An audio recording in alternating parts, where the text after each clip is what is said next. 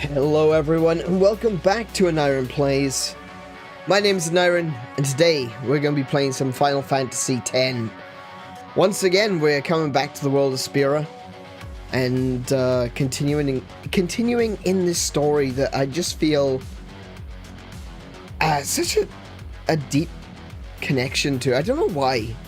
Like, Final Fantasy X wasn't my first Final Fantasy, and I don't even necessarily consider it to be my favorite Final Fantasy. It's definitely one of my favorite stories. But I have such a connection to this one, and I don't really know why. A lot of the times when you feel like you have a connection to a game, it's because you can identify with the protagonist, or because there's like something with the story that feels so much similar to your own life, you know, and you get that connection. You feel like this is your story. None of that applies to Final Fantasy X for me. The protagonist is Tidus. He's a sports star, fish out of water. Isekai protagonist, essentially. When you think about it, it's an isekai protagonist. Let's be real here. Oh, sorry, excuse me. My button doesn't work on Stream Deck. Of course it doesn't, because there was a Windows update. My apologies for sniffing in your ear like that. Let me fix this.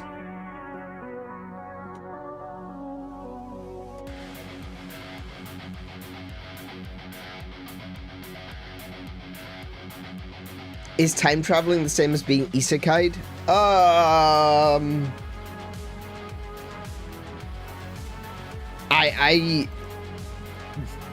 For grounds of spoilers, I refuse to answer that question.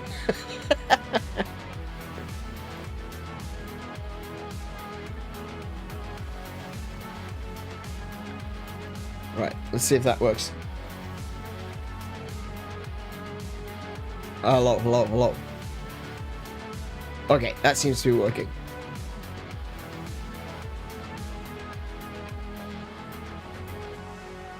But, yeah, I guess, like, to a certain extent, time travel could be considered isekai, because you do leave your world behind. It's still a very similar prospect at the end of the day. Everything has changed. Everything is different. So I guess traveling through time is technically isekai, especially when you take in consideration characters like Trunks from Dragon Ball Z.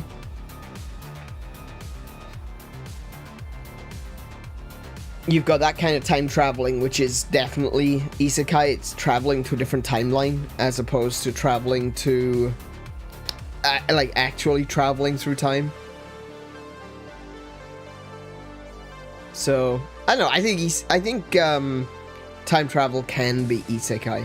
Whether it is or not, it depends on the setting. But I would definitely say stuff like, when you think of classic, time travel stories, you've got things like Jules Verne, The Time Machine. That was Jules Verne, wasn't it? Was that Jules Verne?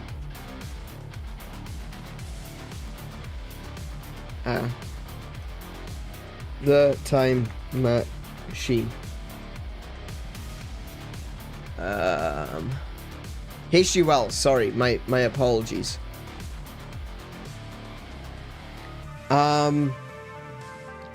Like, he goes so far through time that, oops, he goes so far through time that it is essentially a whole different world.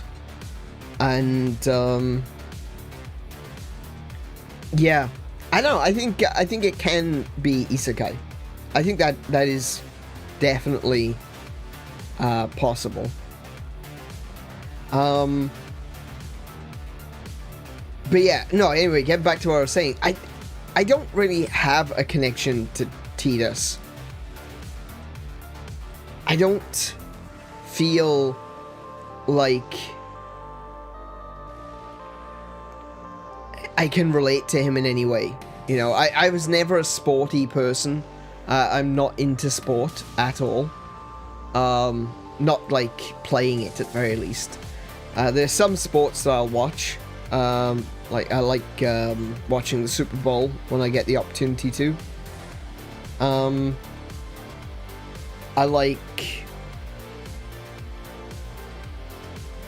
I mean, I went to see a baseball game when I was out in Texas. Does that count? I think that counts.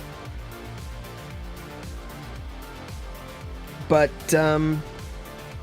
yeah, I've got no personal connection to Tidus as a protagonist. And I don't feel like I've got really much of a connection to Yuna either.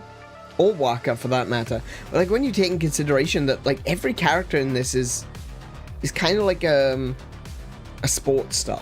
Like, Yuna, obviously, not so much. But when you think of, like, you've got Tidus, you've got Wakka, you've got the Besaid-Aurochs, all the people that you encounter through the game, you've got, like, the Lucagoas, the Kalika Beasts, and you've got all of these different groups as you're progressing through the story. Everyone's a sports star, you know, everyone has something connected to Blitzball, which is a sport that I absolutely would have watched if it existed in real life. And no, water polo doesn't count. Yeah, I have Blitzball. If Blitzball was real, I absolutely would be watching Blitzball. But, I don't know, there's just something about this game which pulls me in every single time. There's something about this story which gets me emotionally invested every single time.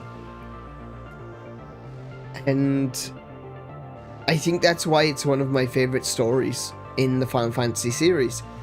Because for some reason, despite the fact that there's a bunch of characters here that I've got no connection to whatsoever, I feel a connection.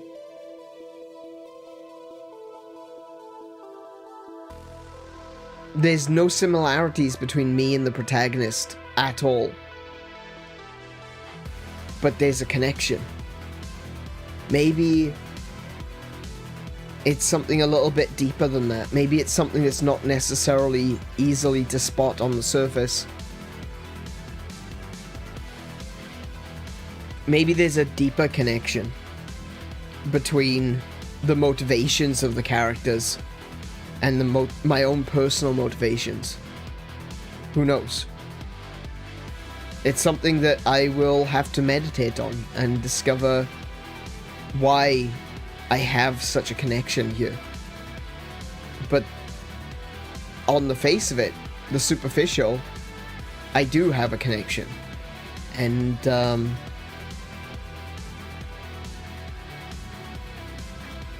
as we discussed last time, it's like not everyone does. Like, a lot of people find this game to be extremely emotional. I recently watched a video which was like a compilation of people playing this game and getting through to the ending. And it was just like 9 people just in absolute tears at the ending. Just inconsolable because of the ending of Final Fantasy X. Which I'm not going to get into. You know, we'll talk about it when we get there. But there's some people out there that are just utterly broken by this game. And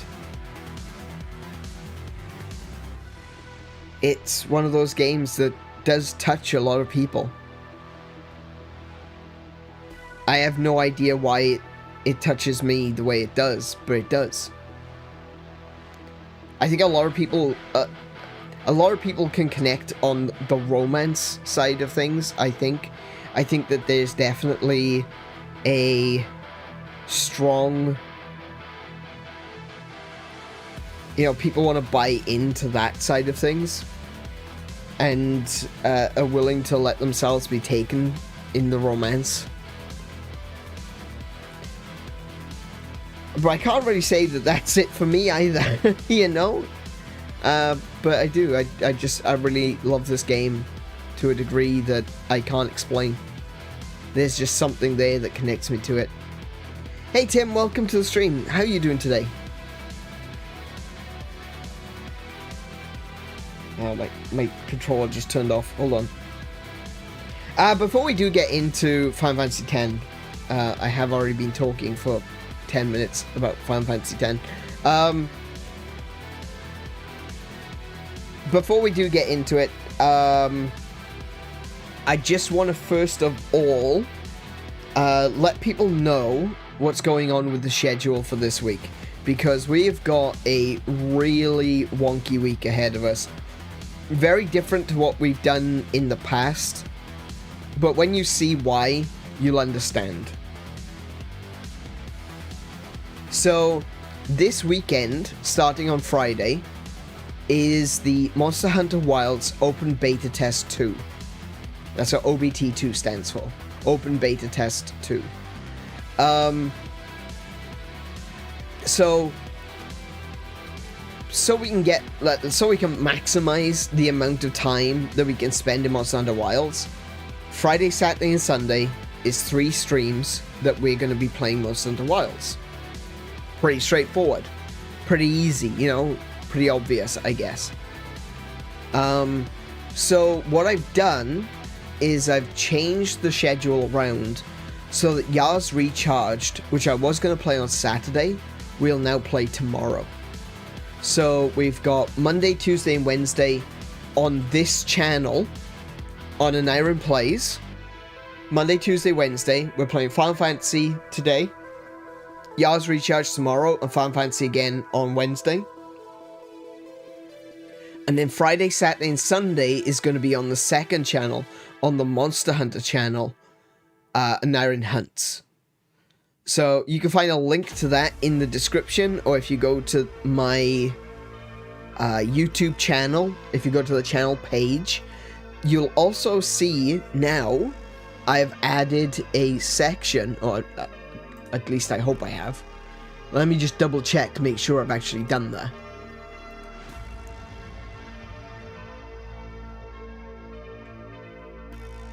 Yes, I have. Okay.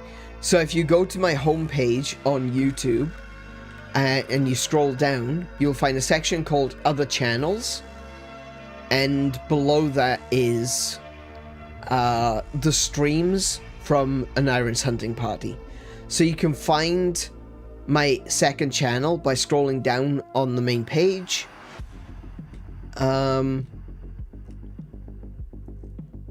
Currently, I feel like my homepage is a bit of a mess.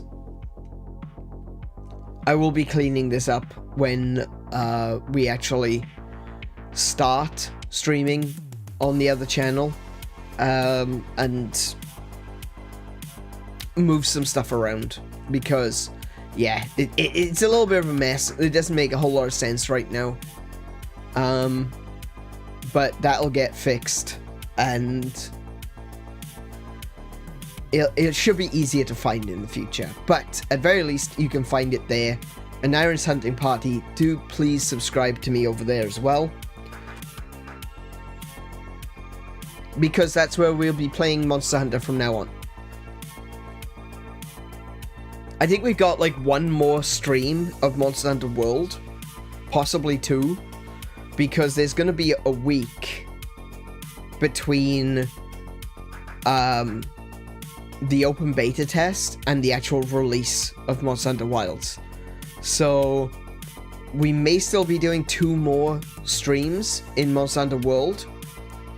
I'm hoping that we'll get to fight 𝗦𝘄𝗶𝘁𝗰𝗵 before we go over there. But we'll see. We'll see how it goes.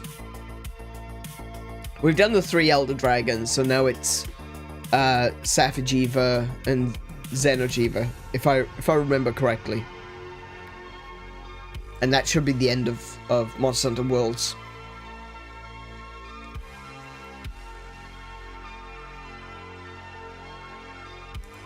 How's that? There we go. I'm doing well except for the beginning of my semester. Oh yeah, you're starting now, aren't you? Yeah, it's February. Everyone's back to school.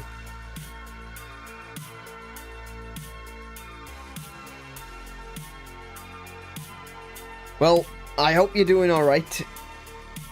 I know you've got some hard work ahead of you, but I believe you can do it. I think you've got the brains occasionally to do it. But no, I think you probably, I reckon you're gonna do all right, Tim. It might be a bit of a struggle now, but it'll be worth it in the end. You've at least taken subjects in which, when you actually, you know, get through to the end, that you could actually get a job in. Unlike me. So I think you're gonna be alright.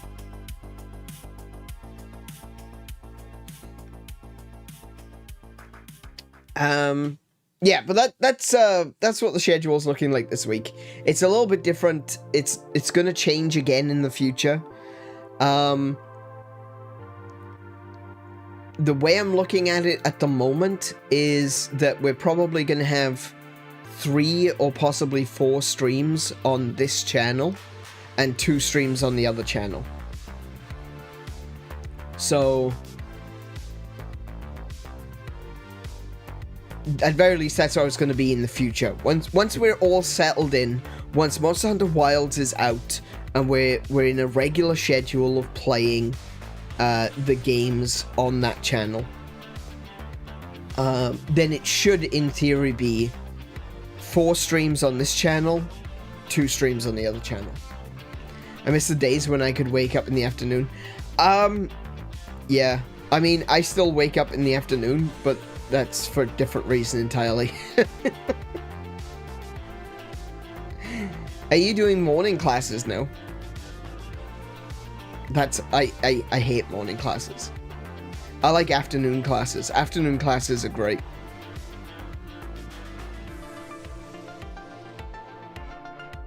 No, you're good, man. I think you can do it. I believe in you. I do.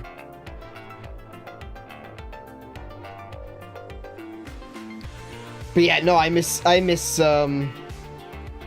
morning classes. Sorry, I miss afternoon classes. I actually wouldn't mind going back to college. This is one of those things, you know. It's not just a case of feeling like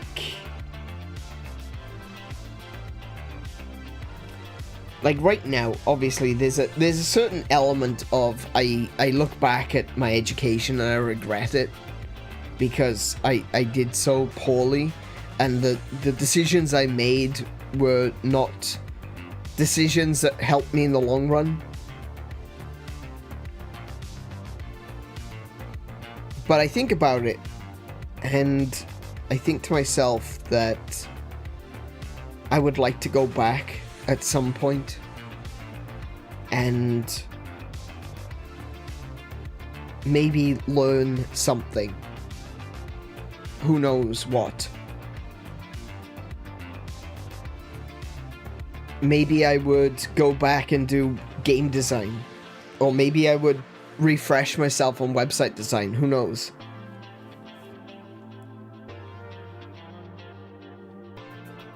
I wouldn't mind going back to college, though. You know, learn something. I think that's one of those things that comes with time and hindsight and age.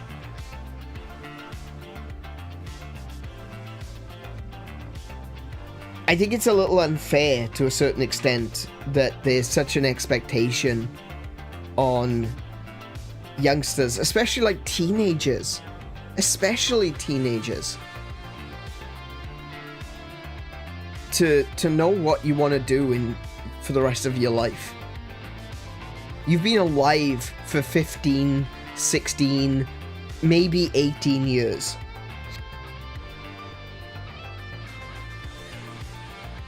you've been conscious for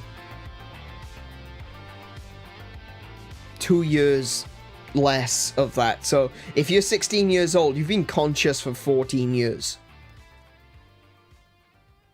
And you've got to make decisions that is going to affect the rest of your life. The decisions you make at the age of 15 and 16 are going to carry you through until you're 70 or 80. Sure, you'll be able to make changes along the way. You'll be able to go back to college and pick a different direction. But that's still going to be an impact on your life. That means going back and redoing the things that you did. That's 3 or 4 years potentially out of your life that you're going back into education because you're trying to correct a mistake. The idea that kids have even the slightest idea of what the real world is like to be able to make decisions like that is... it's cruel. Like, I can't think of another way of putting it. It's absolutely cruel. And I feel like, you know, maybe I personally have got a bit of an axe to grind in regards to that, because I do feel like I made some poor decisions, but I made decisions based on what I knew at the time. And what I thought was right, and what I thought was true, and what I thought I was going to end up doing. And then I ended up in Australia, and all the education that I got was absolutely worthless. Not a single course that I took means anything out here from a strictly educational perspective. You're pressured to make decisions when you're practically still a child. Yeah, I was. And some of those decisions were taken from me. You know? I was convinced. I wanted... you know what? I wanted to do game design. I wanted to take programming. But I was convinced not to.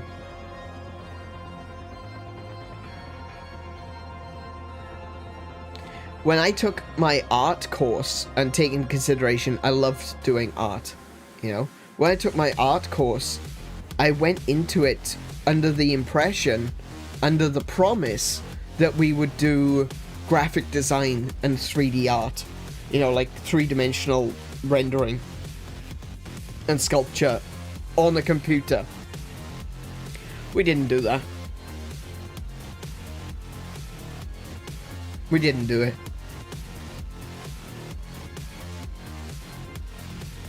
It was like all my decisions that I made were taken from me, and I ended up making decisions that I probably wouldn't have in hindsight. You know, looking back on it, thinking about the stuff that I did, I'm looking at myself going, why did I do that? Why did I bother? Why did I listen to these people that think that they knew what I had? You know, they thought they knew me when I didn't even know myself. But I wish I had taken programming. I wish I had done more website design courses. I only did one. I didn't do the full thing. I didn't take it through to a degree or anything like that, which I wish I had. And like I said, I should have done programming because I wanted to go into game design. That is something that I wanted to do even back then. And I allowed myself to be convinced that I would hate it.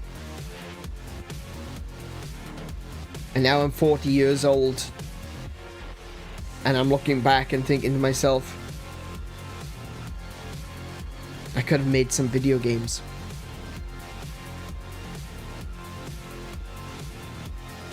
And I could have had my own studio by now. You know? And that sucks. That feeling grates at me deeply.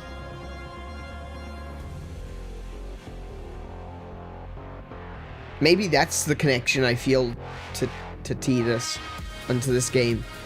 This idea that your life isn't your own.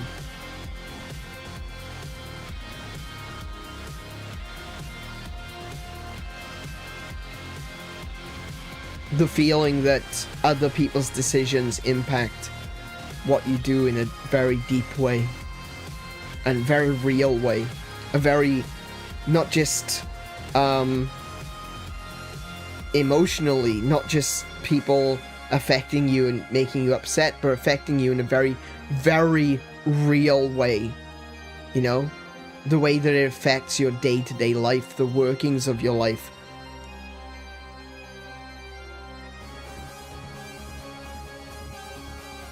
The idea that you've been taken out of that world that you thought you knew and placed into a real world.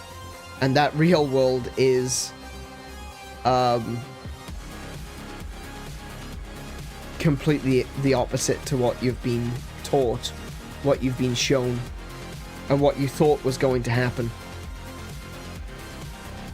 I think it's good relating to Tidus, but also to Yuna as well.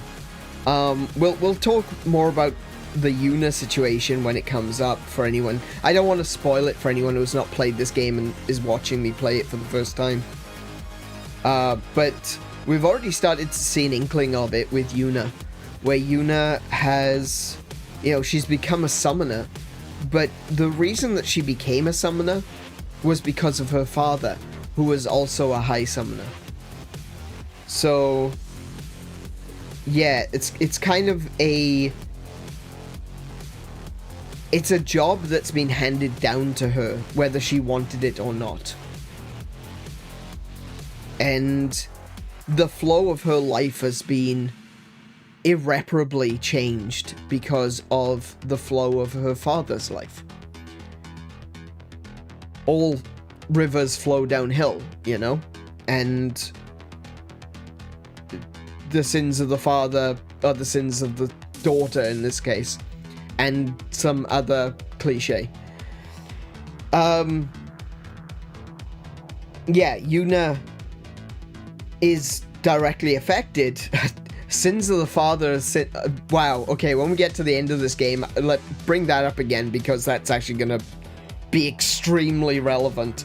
Yeah, the sins of the father become the sins of the daughter. Yeah, that's very real. That's a very a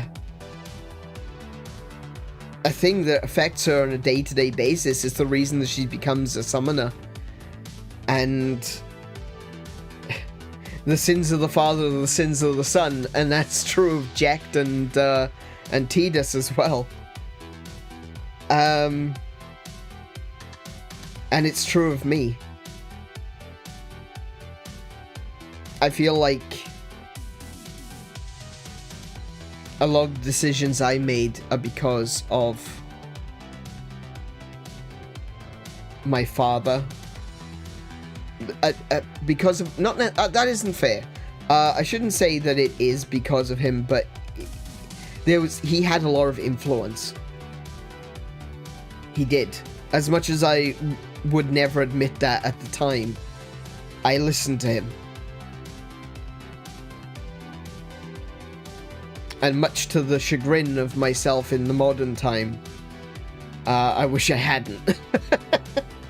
I think I would have enjoyed, even if I didn't enjoy learning to program, even if I found programming to be really tedious, which he told me it would be, I feel like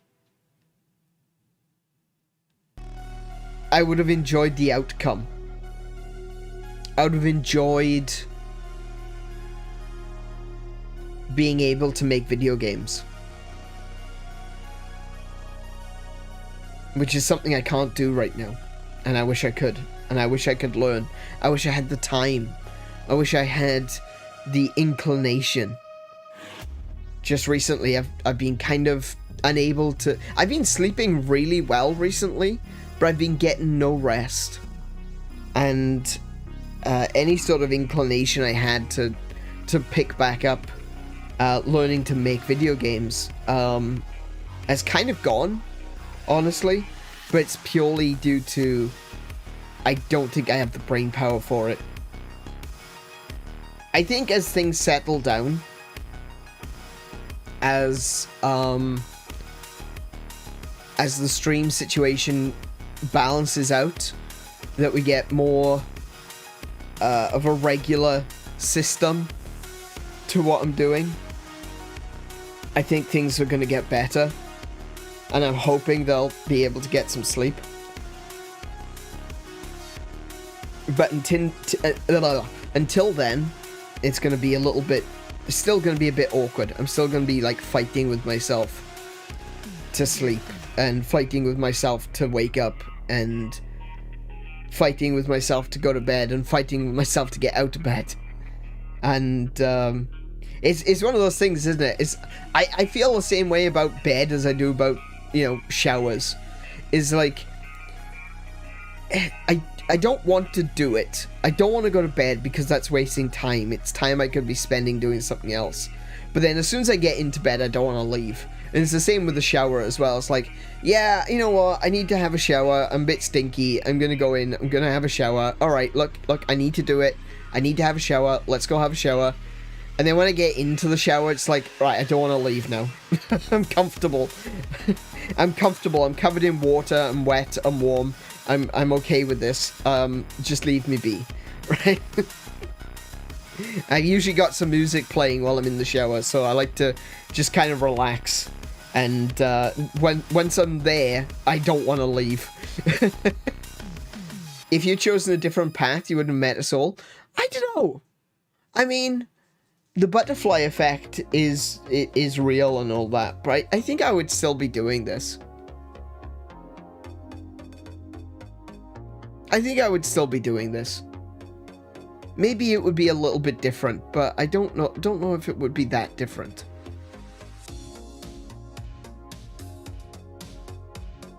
There have been a lot of bad decisions that have led to this point. Like, I can't even begin. That sounds like a joke, but it's really not. There have been a lot of bad decisions that have made it to this point. And I still believe that I would have made all of those piss poor decisions along the way, even if I was a programmer. So I would still be here, where I am right now.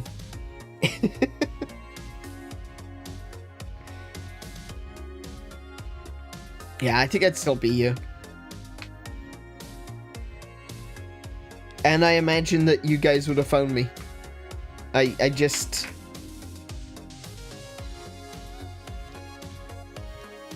have that feeling that regardless of where I am right now,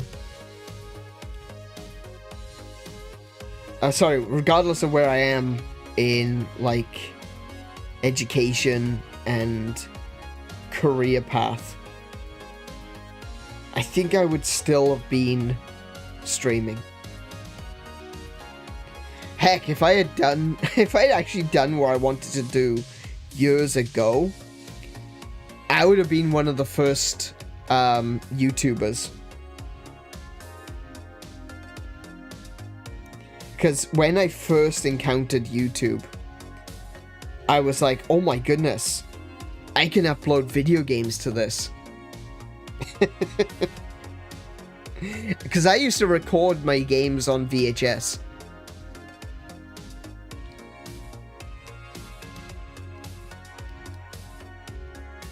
I used to do that. I used to keep a well, I tried. I did it a few times. I had a record of some of the games that I played on VHS. And I wanted to upload them to YouTube, but I couldn't figure out how to get them off VHS. So that could have been a thing. Hey, Munta and Odin, welcome both of you. How are you doing today? Job market is cooked. I wish I did streaming instead. it's not, it's never too late to start, apparently.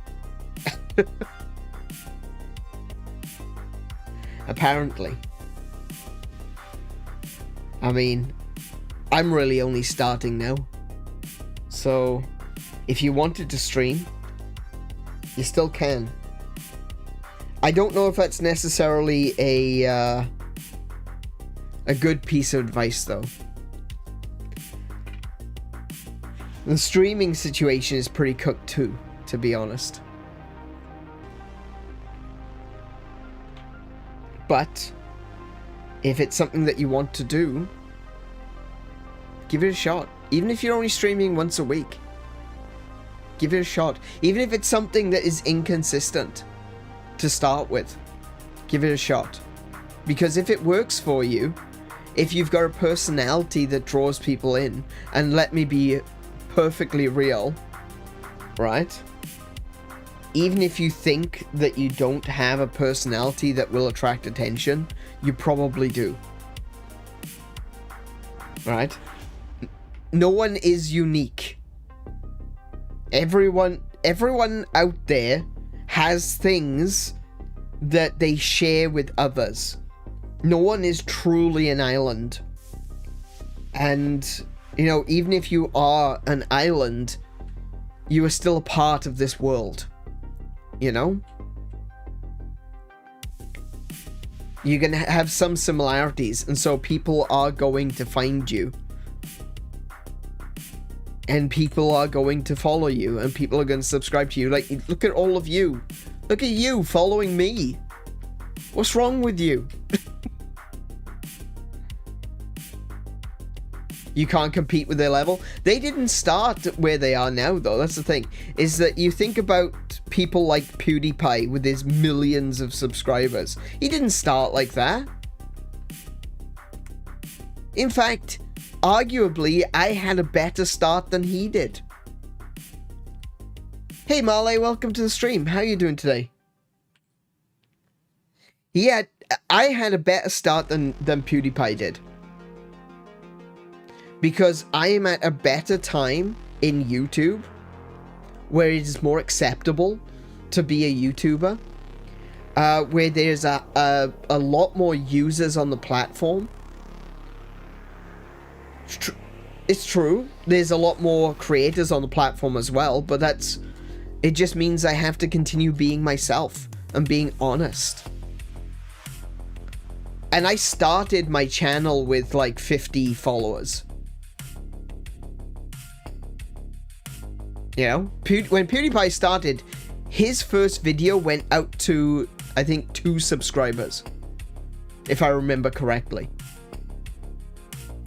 I watched a video about PewDiePie's rise, and the fact that he started with nothing, literally nothing. Markiplier started with nothing. Smosh, when they first started YouTube, before they were Smosh, they started with nothing. There's so many YouTubers out there today that are huge, but they started with nothing. And I can almost guarantee that if you start today, you will start with something. You'll have a better idea of how to, you know, make a stream or make a video. There's more information out there on how to do it and do it properly. There's more people out there looking for more stuff to watch. So if you can bring something unique to the table, you've got it. And like I said, no one is truly unique. So even if you do something that is the same as someone else, you are doing it in your way. You know, you personally aren't unique. So the things, the tastes, the experiences that you've had are going to be shared with other people, and it's that which will draw people to you.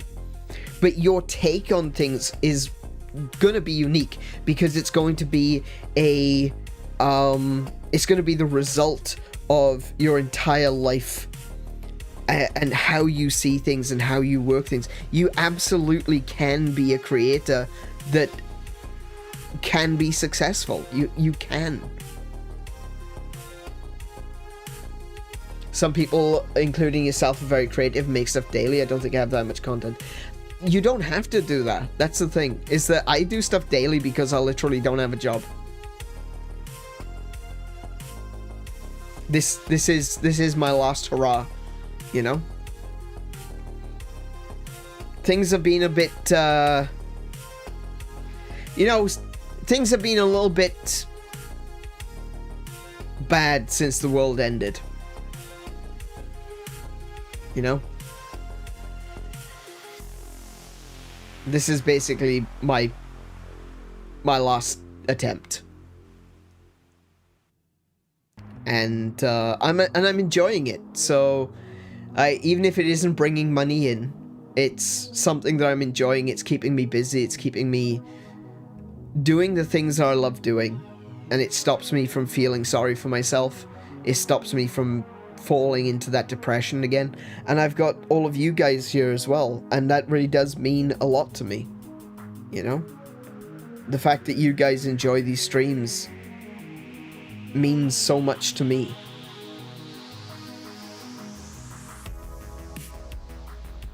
I remember watching Mark when he just started. Yeah, I found Markiplier through another YouTuber called 𝗬𝗎.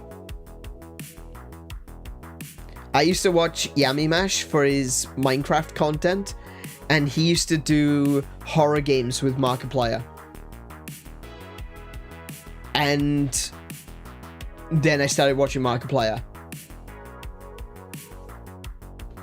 I'm glad you found something. I love gaming myself. I just never got into streaming.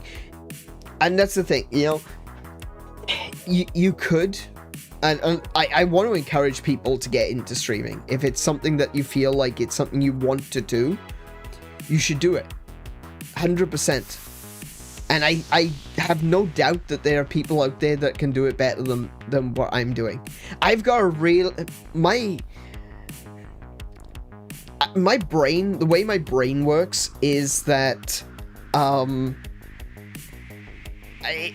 it gets very toxic very quickly. I do this thing where I don't play video games because I think to myself, oh man, I could play that on stream. And so I keep everything aside until I'm able to stream it, which means that if there's a game that I want to play, that I want to enjoy, I can't, you know? If I'm playing it and I'm thinking to myself, man, I could be streaming this instead, you know, I'll just put it away. And that's a really toxic mindset, because it means that when I'm not streaming, I'm not doing things that I enjoy. And, but I think for other people are going to be more selective. They're going to be able to say, oh, well, I'll play this on stream, but I'm going to play this for myself. I can't do that. As soon as I start enjoying a game, I think to myself, oh, I need to stream this. And it is kind of rough, honestly. I just started playing Final Fantasy, the original, but I'm playing the Pixel Remaster version. And the only reason that I'm playing that is because I know if I want to play Final Fantasy 1 on stream, I'm going to play Final Fantasy Renaissance. So I'm okay with playing the original Final Fantasy off stream.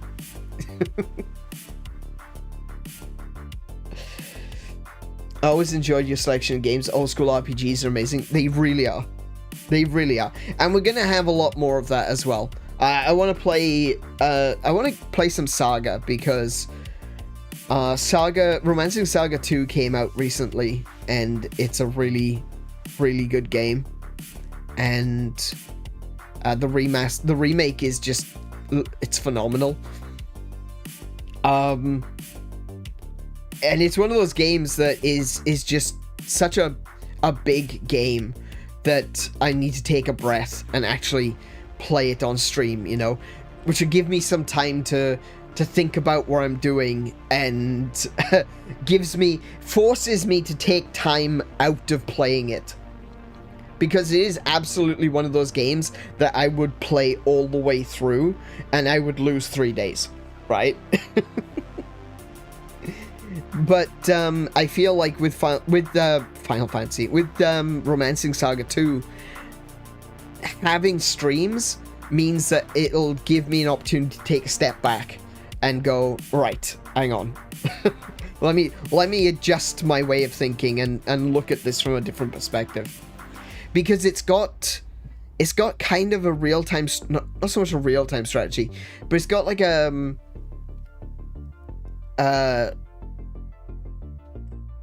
yeah, it's kind of got a strategy game element to it as well, where you're trying to take over the nations, you know, as well as being a turn-based RPG.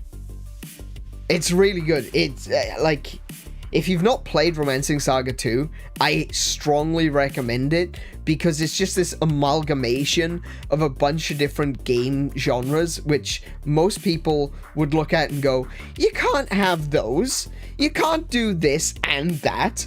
And Romancing Saga says, yes, I bloody well can, and does it anyway. I love your stream so much, even like you when you stream twice. I won't be doing that again. That was hell. But thank you, Tim. I find it more engaging than normal videos, and what's cool about streaming is the engagement. Oh yeah, absolutely true. I completely agree. One of the things, like, I've been working on doing some video content, but there's a certain element of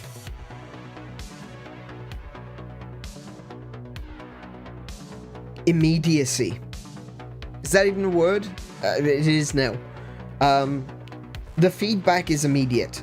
If you go off on a tangent and no one gives a crap, chat will disappear, right? And when they do, you're like, oh, right, okay, fair enough. But like with a video, if I was to put up an hour-long video and people stop watching it halfway through, I would never know. I would never know. I'm waiting for Wilds, or for Monster Hunter. Yeah, I'd be looking forward to that, because I mean, I have created a whole new channel for it. Hint, hint, hint, hint. If you haven't followed me over on AneurynHunts, please do so, because that's going to be fun, I think. Immediacy, the word of the day. Yeah, absolutely. let me put a link up for... I'll put a link in the chat.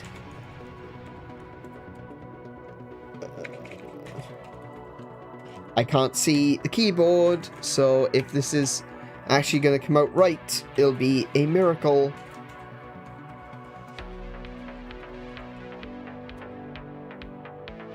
Rockin'. So... Oh, actually, I just realized I could do this as well. Hang on a minute. This is cool. Because I made myself a moderator on my other account. Hang on.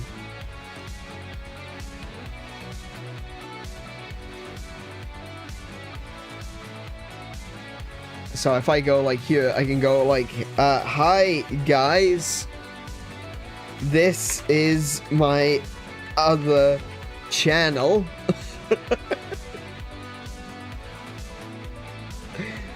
If you would follow me on AneurynHunts as well, if you haven't already, I would be grateful, because that's where we're going to be playing Monster Hunter and Monster Hunter-like games. So I want to be very, very clear on that. It is going to be primarily a Monster Hunter channel, but there will be other Monster Hunter-like games on there as well. So games like God Eater,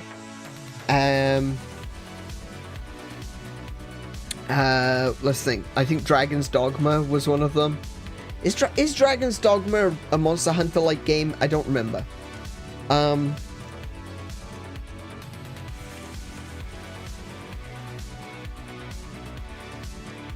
No, I think I'm wrong. It's not Dragon's Dogma.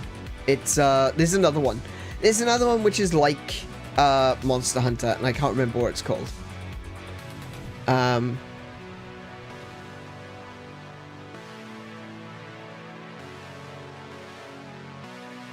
We'll be playing, what else is there? Like I said, God Eaters are going to be one of them. I'll probably play...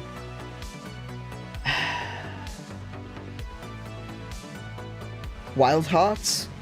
Yeah, Wild Hearts. Hey, Joseph, welcome to the stream. I haven't seen you in a while, mate. How are you doing?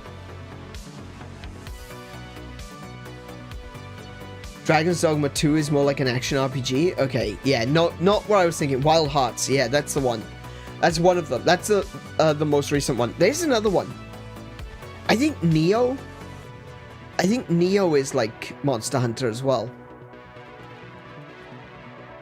But it's more of a single player experience. I might be wrong. I believe Neo is like Monster Hunter, but it's a single player experience. It's made by Team Ninja, so it definitely is hack and slash.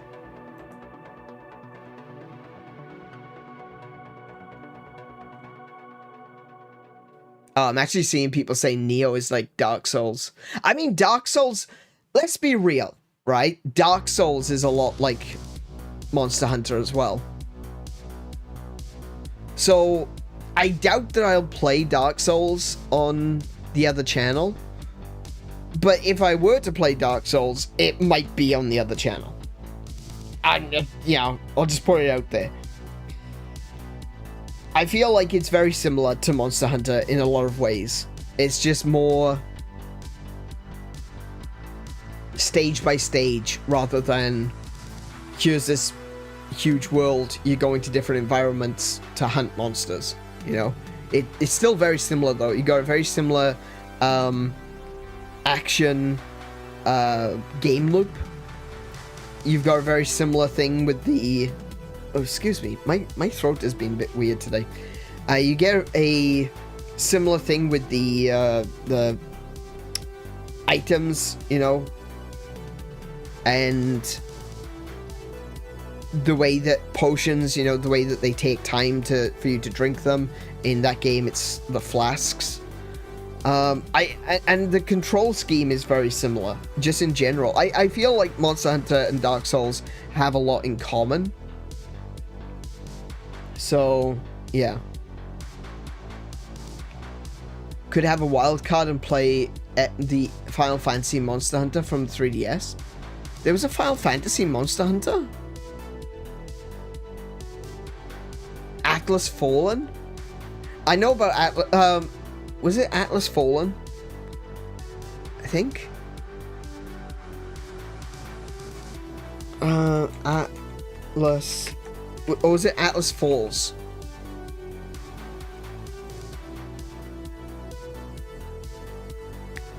Oh no, Atlas Falls is a song. Atlas Fallen. Atlas Fallen, The Rain of Sand. Okay, yeah.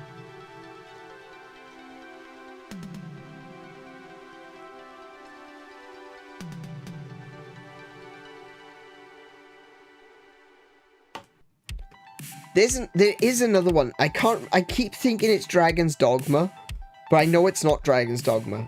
I can't remember what it is, but there's another one. There's another game, and it's basically Monster Hunter, but it's more horror themed. And I can't remember what it is.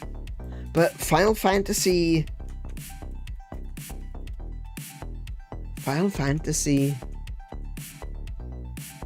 Actually, I'll just search Final Fantasy games.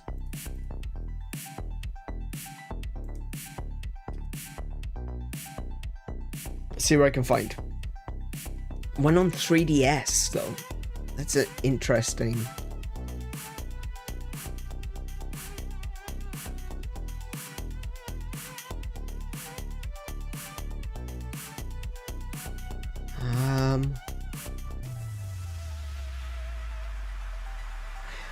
Oh, do you mean Final Fantasy Explorers?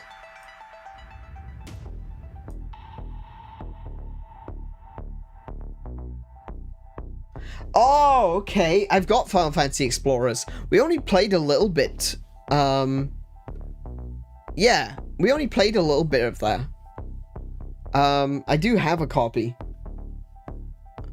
I tried it out, and I really enjoyed the magic system.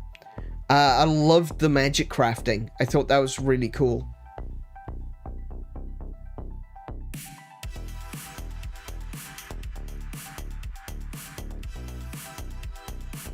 Yeah. I really needed to, I think I really need to pick that up and actually play through it. You know, if it does turn out to be more like Monster Hunter. I guess it is, yeah, you're right. Because you go out specifically hunting a particular monster. Yeah, I hadn't even made the connection that you're right. It's kind of Monster Hunter inspired. You're right, yeah.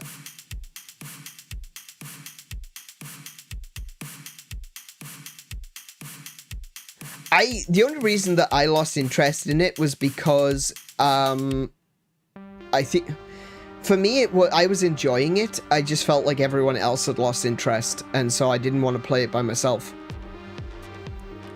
But,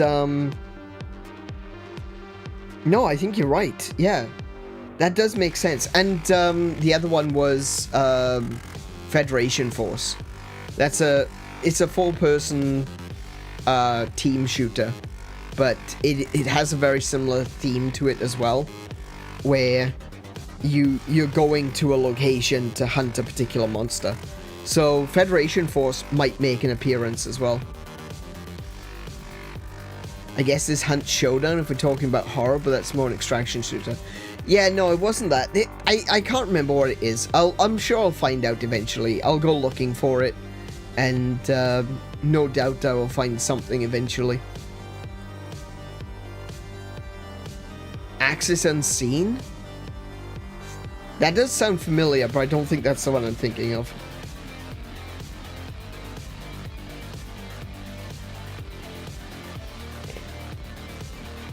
It was a few years ago. I remember someone telling me, oh, you would like this game, it's kind of like Monster Hunter. And I was like, oh, I thought it was an RPG. And they said, no, it's like Monster Hunter. And I can't remember what it was. And it's more horrific. Like, the monsters are monstrous, you know? But I can't remember what it was. It's fine. Look, it doesn't matter. We're going to be playing those kinds of games. We're going to be playing some Monster Hunter games. We're going to be playing God Eater. We're going to be playing... Who knows? Maybe we will play some Souls games over on the other channel. So do consider following me over on Aneurin Hunts, and we're going to start streaming on that channel this Friday. Let me bring the schedule back up just so everyone can see what we're doing. This is the plan. This week is going to be 6 streams, and that could actually kill me, but we're going to give it a shot all the same, and we'll see if it works.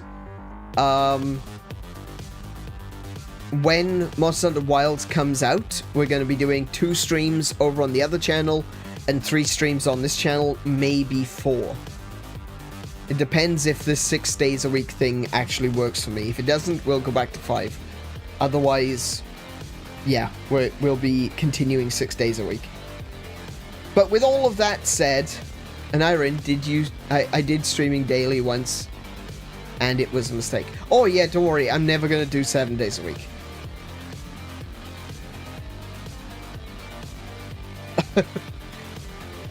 Hang on, wait. Hang on. When did I do 7 days a week? Have I ever done a full week? Full 7 days?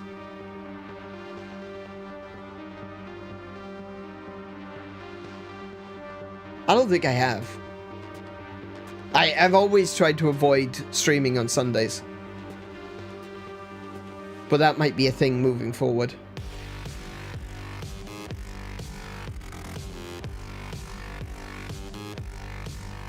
I haven't been here for very long, but I don't remember you doing 7 days. No, I don't think I've done 7 days. I think I did, like, I I think it was the week before Tears of the Kingdom released.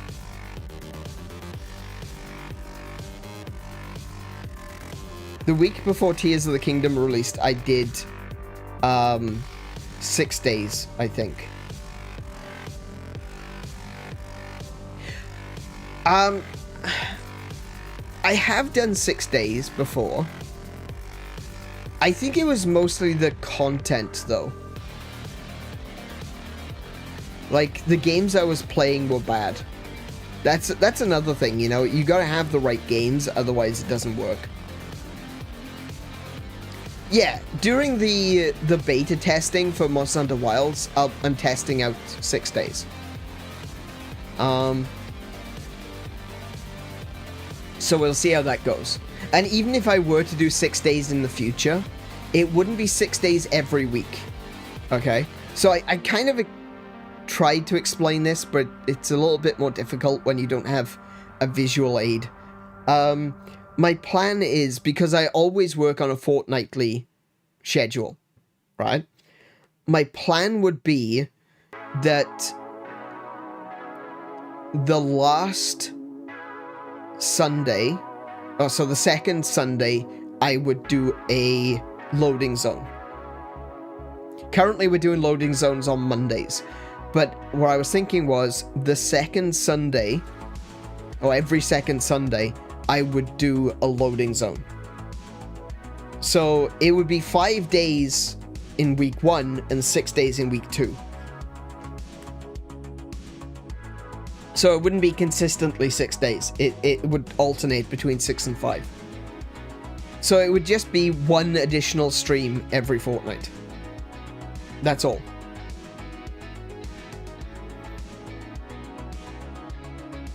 So, really, you don't need to worry.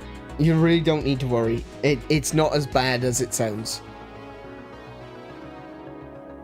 I did... The thing that I did, which I didn't enjoy, was doing 2 streams a day. I feel like... Okay, so when I was over on Twitch, I used to do 2 streams a day, and it was a lot easier to do. Because on Twitch, I've talked about this before, is that with YouTube, you set up a particular stream. You know, you set up your schedule, you create the waiting room, and then you stream, right? With Twitch, your channel on Twitch is basically just a continuous stream, right? And it's just connecting to that stream or disconnecting from it.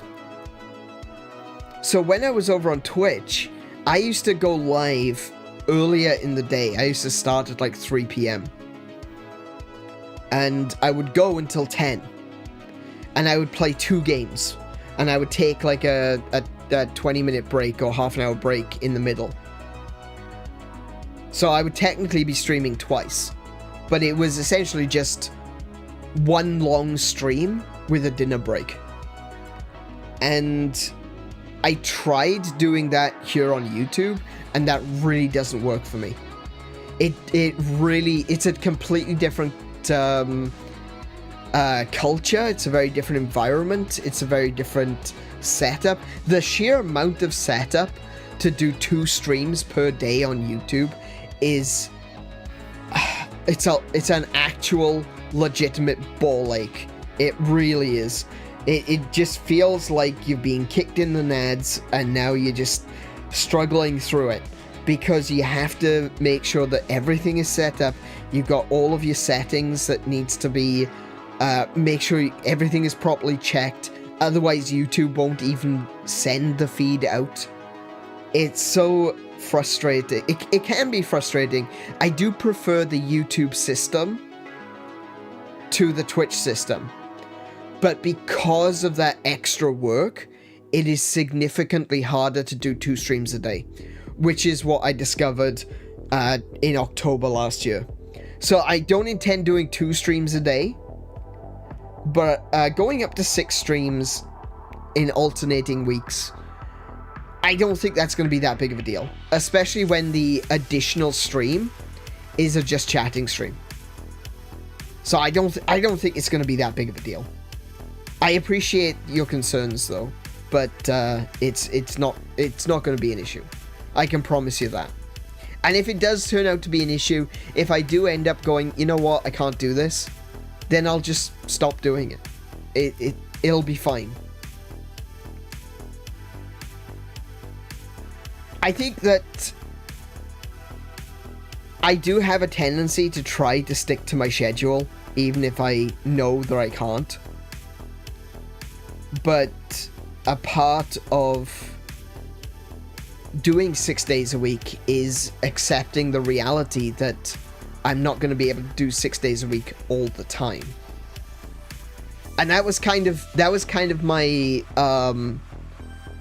my promise to myself in that regard. That was the contract I signed with myself, is that because I know that I'm going to need to take more time off, that I would try to squeeze in extra days. But that's not always possible. So instead, if I have a 6-day schedule and then 1 week I say, okay, I have to take a day off, I don't feel like I'm missing a day because I've already done a couple of weeks of 6 days, you know? It feels like I'm paying my dues rather than taking time off, you know? I'm paying ahead for days that I might need to take off. Because a lot of people would say that streamer, and I do hate this argument, I don't want to get into the argument. A lot of people say that streamers are lazy and that streaming isn't hard work. It is. Well, it can be. If you're trying to be creative, if you're trying to be yourself in a very real way. I just realized something. There we go. If you're trying to be yourself and you're trying to be real, but you're also trying to be entertaining, like it's no different than being an actor or a performer or, you know, a comedian, or, you know, you're being an entertainer. It is hard work. Absolutely hard work. It is. But it comes easier to some people than it does for others. And this doesn't really come that easy to me. It just doesn't. I'm not a particularly organized person. You know? I'm not a particularly organized person. So when it comes to following my schedule, like, I want to be organized. I am,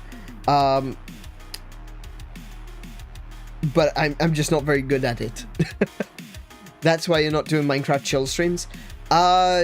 We do Minecraft chill streams. We did one 2 days ago.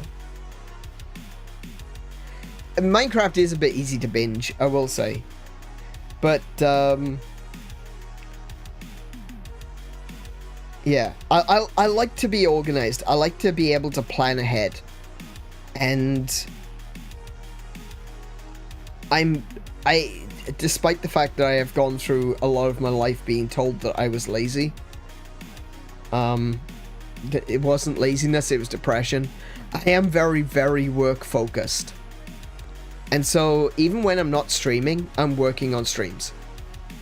I'm working on doing new overlays. Like I said, like recently I redid this, you know? I've also got my, oh, that was a bit laggy. I've also got my scoreboard, you know, which I've recently remade. I'm constantly tweaking things and working on things and making things better. And I've been working on my new overlays for the Monster Hunter streams, which you'll get to see this Friday. And I've put a lot of work into them. Like, I've been doing things that I've never done before. and I'm learning new techniques. So I've put a lot of work into it, and I am very work focused, very work orientated. I'm by no means lazy.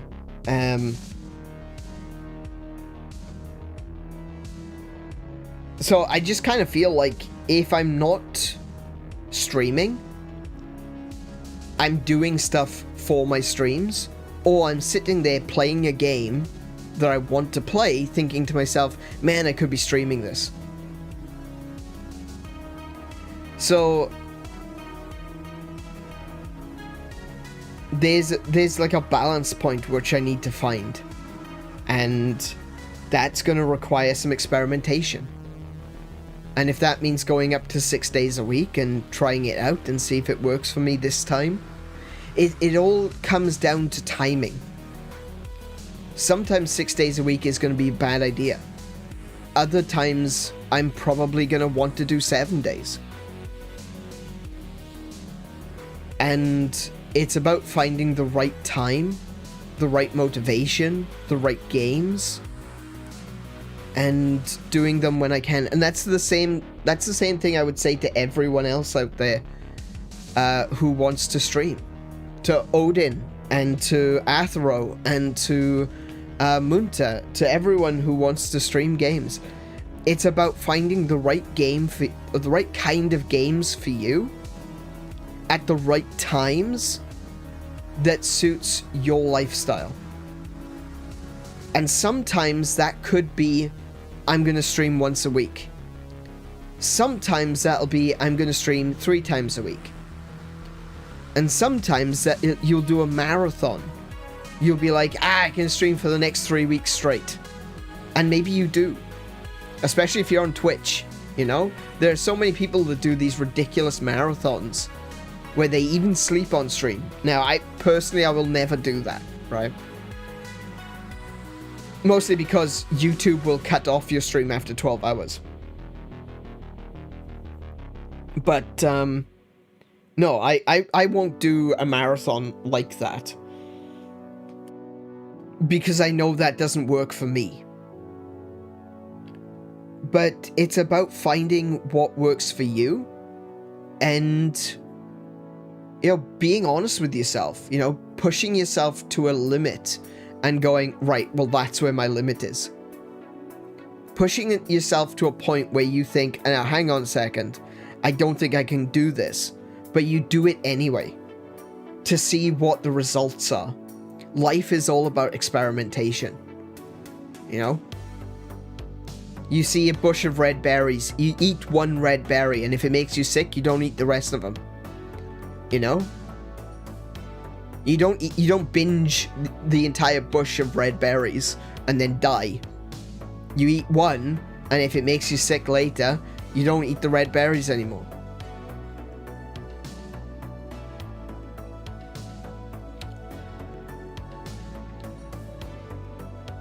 I mean, that's as old as human existence itself. No, with that attitude. Hey Max, welcome to the stream. How you doing, man?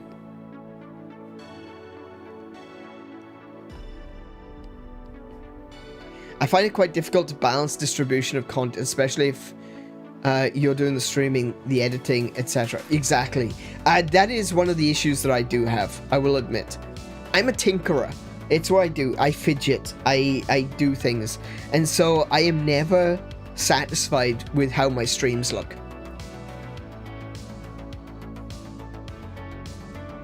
I'm never satisfied. I will always be nitpicking at little things that I see on the screen and be like, man, that needs to change. And I will sit on it and I will look at it and I will stare at it for like 3 or 4 streams and go, I need to change that.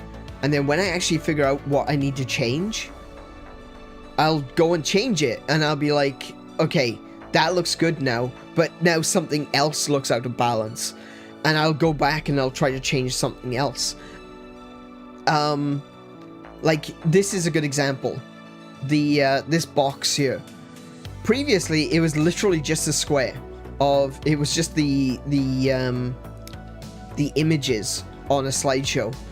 and it bothered me for weeks.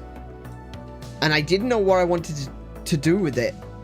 And all I did was put like a border around it, and I'm happy with that now. But it made everything else feel a little bit out of place, and so you may not notice it yourselves, but this got smaller. Because of this got smaller. Because I've always worked with pixels. You may have seen, if you're on our Discord, you may have already seen it. I do a lot of spriting stuff, right? So I am very, very aware when something is even 1 pixel out. I notice it. So all of my work in doing the overlays, it's very meticulous, because I do everything per pixel. Even this overlay, this overlay, all the border and everything is done pixel by pixel, right? The gap between the purple, sorry, not the purple, the blue and the pink is exactly 10 pixels. This gap here is exactly 10 pixels. I had to make sure the font was correct to fit here and up here. I measure out the time using a monospaced font style and balance it out. At first I balance it visually, but then sometimes I balance it per pixel, you know? The gaps here are a set gap, and it's the same gap here and here as it is up here, you know? I meticulously go through every little thing. For example, like this, you've got the top here. There's a 4 pixel gap between the top and the chat. And there's a 4 pixel gap between the bottom and the bottom,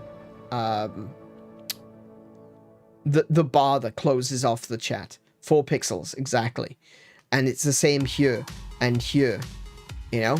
I do that because I'm a perfectionist, and it is nothing but heartache, honestly. It's nothing but heartache, I can assure you, right? So when I feel like I haven't perfected my overlays yet, I can't even think about editing, because there's other things that needs to be done. It's even worse when the backlog of content starts to hit you. If I was to offer any advice for people starting, it's definitely take your time, test your limits, don't pressure. Exactly. Yeah, and that's the same as what I said. It's the same lesson, you know? Don't eat all the red berries, just eat one and see how it works. But you still want to test your limits. You still want to be like, oh, okay, one red berry was okay. I didn't feel sick, I'm gonna have 2, you know? And push yourself to a point where you go, you know what, actually, no, this isn't gonna work. And then you can back up a bit, you know? It's alright to be experimental. It's okay to test your limits. And it's okay to go beyond your limits and go, oh, you know what, I made a mistake there. Let's not do that anymore. And I think that's what I did, you know? When I was on Twitch, like I said, I could do 2 streams a day, technically, because it was one long stream. And I can't do that on YouTube. It just doesn't work. It's not the same. So I suppose if I were... Let's think. I suppose if I had a better sleep schedule, then I probably could do 2 streams a day. I know that some people do.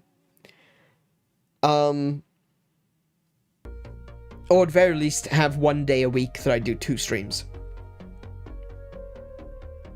But I don't think that would be a benefit to me. Like, even if I could do it, even if I pushed myself and I were to do 2 streams a day, I don't see how that would benefit my streams and the way that I go about streaming. So instead, I'm just going to stick to 1 stream a day. And if I can go up to 6 days a week, well, we're going to trial that. We're going to find out if it works. And if it doesn't work this time, then I may try again in a year's time or in 6 months' time. Who knows? I did have issues the last time I did 6 days a week. But again, I think it was because of the games that I was playing at the time. So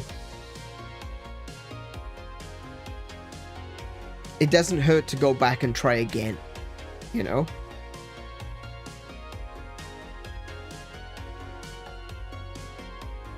That's probably the only advice I can give, is don't be as perfectionist as I am. Definitely don't be as perfectionist as I am. Do you know what? Let me tell you when you want to be a perfectionist. Oh, sorry, or I should say, when you want a perfectionist, right? Is when you are streaming and you want someone to make overlays for you, right? That's when you want a perfectionist. Because you want someone who will absolutely refuse to hand over the work until it's done. Right? But then once it's handed over, even if they find mistakes later, they can't go back to it. You can torture them with it for the rest of eternity. Right? And if you're anything like me, right? If you were to hire me to do your overlays, then I would do the overlays, send them to you, and in a couple of weeks' time, I will send you another one. For free. Ask Swill. Shout out to _Plays, because he does some really good content as well. Swill, I did his overlays, right? And then, like, a couple of weeks later, I sent him a new set of overlays. For free. Because I was getting frustrated with some of the things I noticed were wrong. Okay.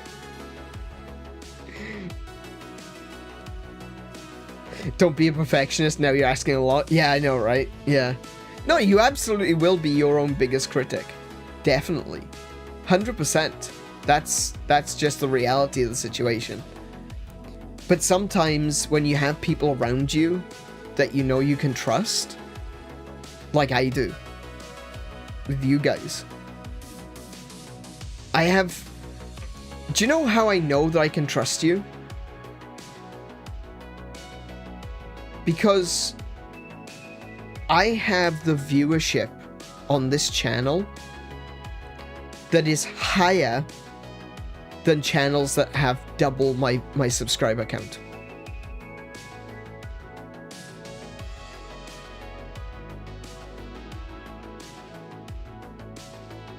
That's how I know that I have a loyal audience that I can trust. Because even when I was only at 500 subscribers, I had over 3,000 view hours.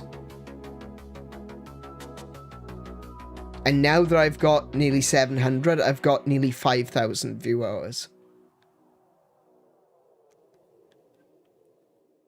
I've got enough view hours to get the full YouTube partner program set up, but I don't have enough subscribers.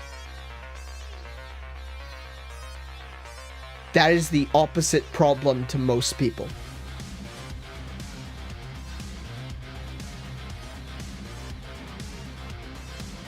I've got the views, I don't have the subscribers. Most people have the subscribers, but they don't have the views. So that's how I know that I can trust you guys. That's how I know that this isn't just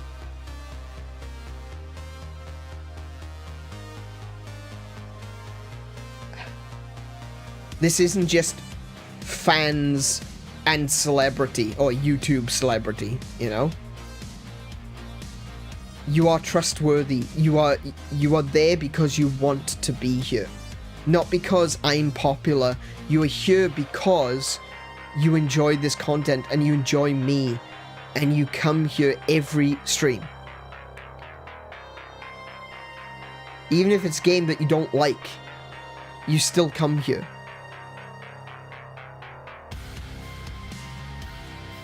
And that says a lot. I just wish I could get the numbers. I'm only here to annoy. I know, Max, I know, right? I know, okay? I figured that out years ago, mate.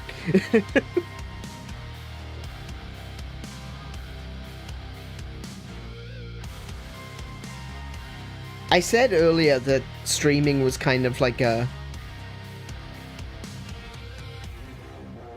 last-ditch effort, a last-ditch effort for me, you know? Because I haven't done well getting a job since the world ended. Since the coof. Right?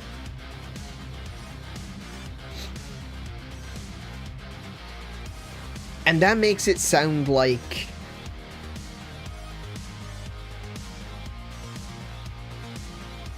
I'm doing this because it's a last resort. And in some respect it is. But having you guys around proves to me that it's more than that. This isn't just a last resort. It's a last resort because I was too stupid to realize that this is where I've always supposed to be.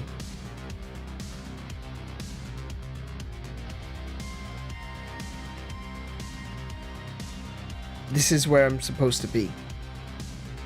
This is where I'm always supposed to have been. And I've always tried other things. I've always wanted to be something else and try something else and do something else. But this is where I get to be myself. And where I found people who actually give a shit about that. This has changed my life for the better. Genuinely. This isn't some hyperbolic, oh my goodness, you guys are so awesome. Oh my goodness, yeah, it's so good, yeah. Oh, streaming, woo. You know? On a heart-to-heart level, on a... For real, though. This has changed my life.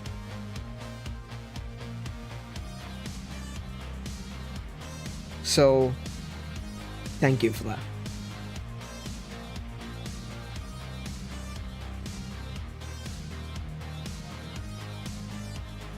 You show me that this is where I'm supposed to be.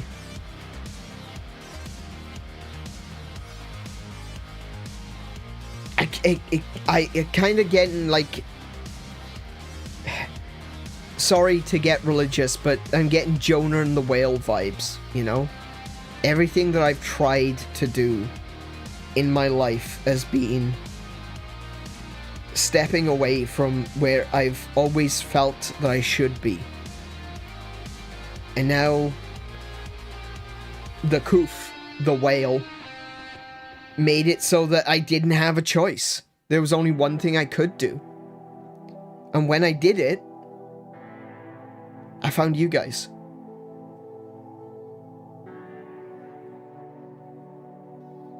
And I realized that this is where I was supposed to be.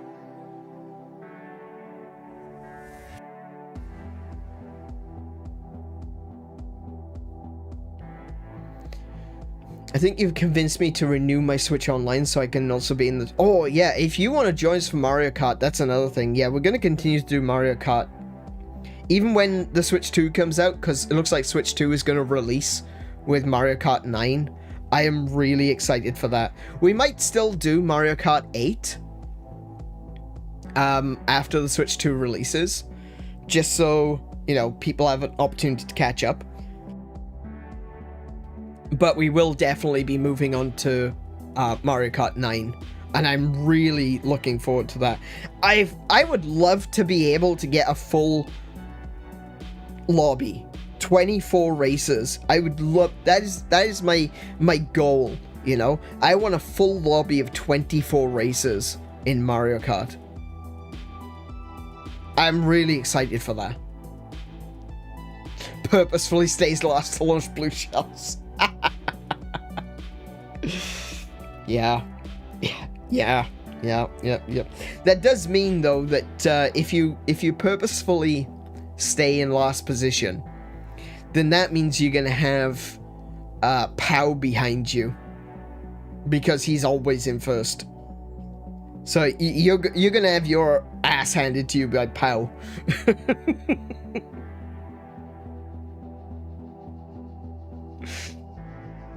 That's the thing about tracks. There's really no beginning or end.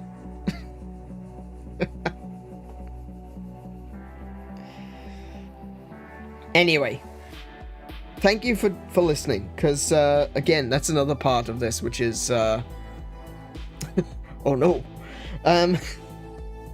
that's another part of this which is obviously important to me. The fact that you do listen to me and you engage and you keep me honest in a very real way. So thank you for listening. I hope you've been enjoying this stream so far. If you have, do consider leaving a thumbs up to let YouTube know that you liked it.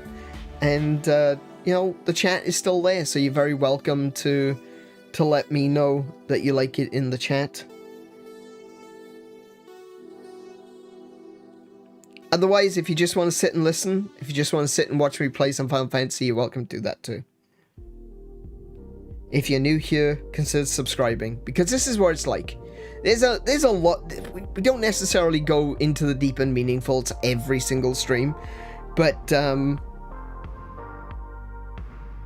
it's not rare. It's uncommon, but it's not quite rare.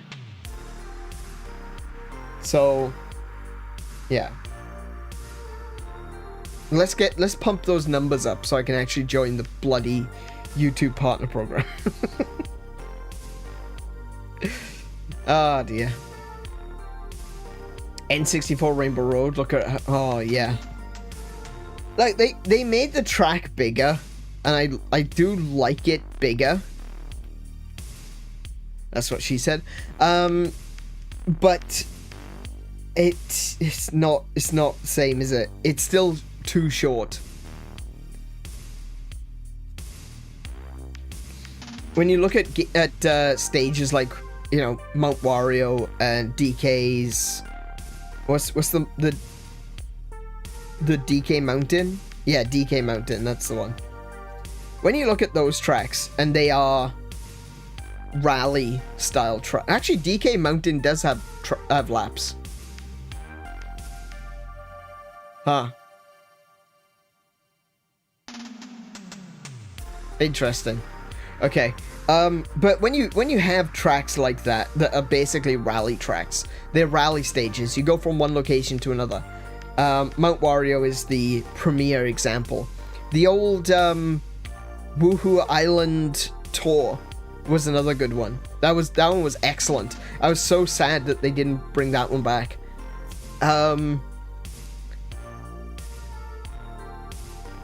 They are still so much longer than Rainbow Road.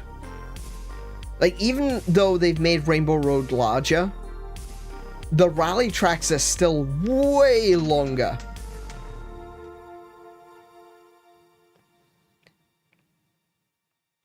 It's not N64 Rainbow Road without jumping off the track for shortcuts. That's true. Yeah, you can't even do that anymore. If you jump off the side during the big drop, you'll get put back onto the track by 𝗦𝘄𝗶𝘁𝗰𝗵. You can't do the shortcut.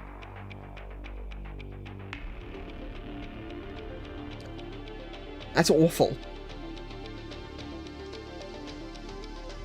Yeah, they've ruined that one. Honestly, they really did.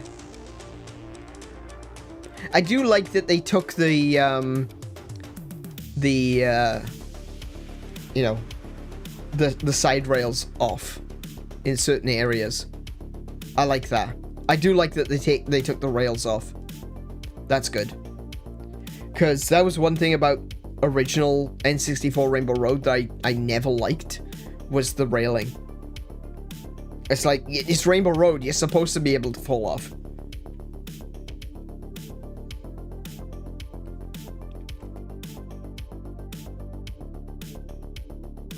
With that one though, I'm just gonna take a quick moment because I need to turn the aircon on or turn my fan on or something, because it's already getting quite warm in here. So I'm just gonna take a quick little moment. I'll be back in about like 2-3 minutes. I won't be very long. But please don't go away, because I certainly won't be. I will see you in just a moment. Be right back. Alrighty, I am back. Welcome back to me, I guess. Right. And welcome back to all you guys too. Right, let's play Full House. Let's play some Final Fantasy, shall we? It does say Final Fantasy on the thumbnail, so I probably should play it at some point tonight, eh? It's nearly been 2 hours. Actually, technically, the stream has been going for 1 hour and 52 minutes. So, yeah, technically it's been about 2 hours already. So, let's start playing, shall we? Let's just hope any of this works. Hey, look at that. It worked. It worked first time. Shocking. I knew there was a Windows update, so I spent time before the stream actually making sure that everything was fixed. Except for my cough button, apparently. Apparently I forgot about the cough button.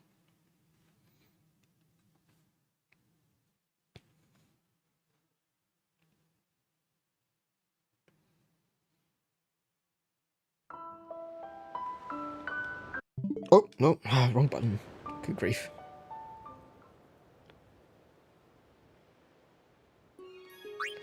Right, load. Let's see if I've got the right one. I do! Brilliant! Okay. So, in the last stream, we foiled the plot by the Albed Sykes to kidnap Yuna. Apparently, Yuna made them feel a lot of pain, which made Lulu proud. And now that we've defeated the Albed, we have to go into a Blitzball match with the 𝗬𝗄𝗶𝘁𝗰𝗵. So, wish me luck. It's been a very, very long time since I've actually played a game of Blitzball. I think I remember how to play, but I don't know. I could end up being horribly defeated.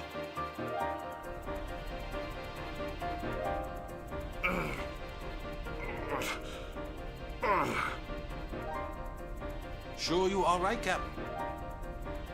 The game starts in a few minutes. You sure you okay? We're playing the Gores, too.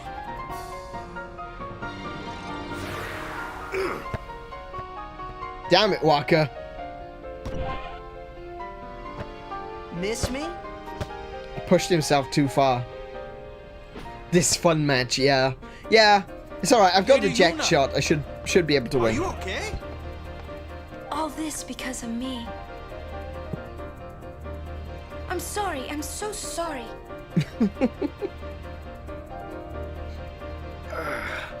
How can you let some Albed kidnap you?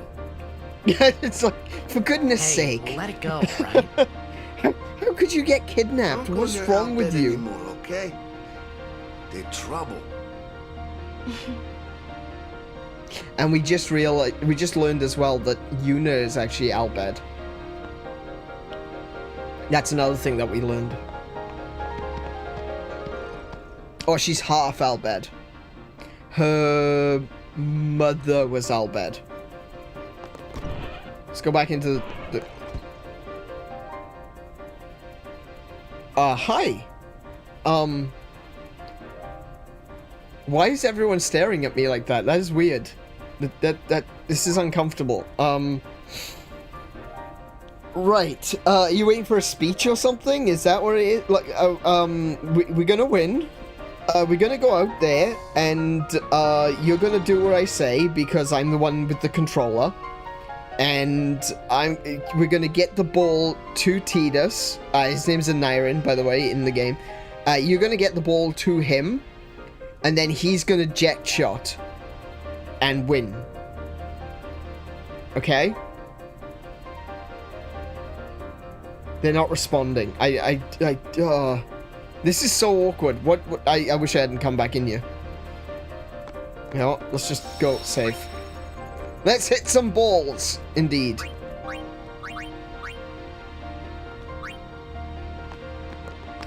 I'm all for smacking balls. I mean, what? Waka.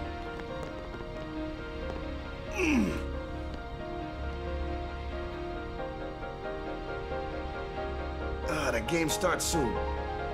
No time for warm-ups. Ready? Let me at him. All right.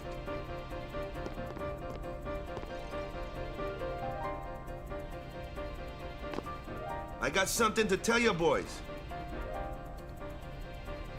Hopefully he's After got this a better game, speech than I did. I'm retiring. That's a worse speech than mine. I promised myself this would be my last tournament. Win or lose, I'm quitting Blitzball. No, he's not, No. because I'm gonna rehire him. Since we're here, we might as well win. Commander bench.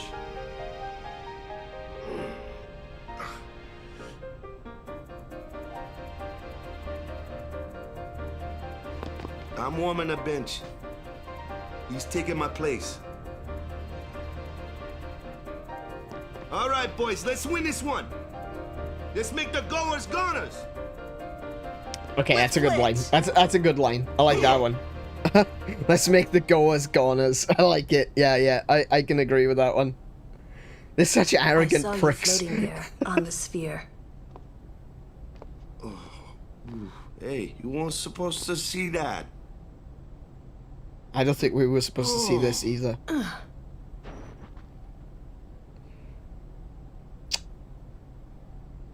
Oh. You really gave it your all, didn't you?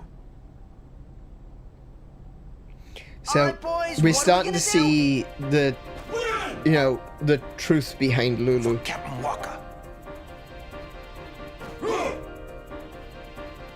She's always so cold outwardly, but the truth is that she is This is it, folks.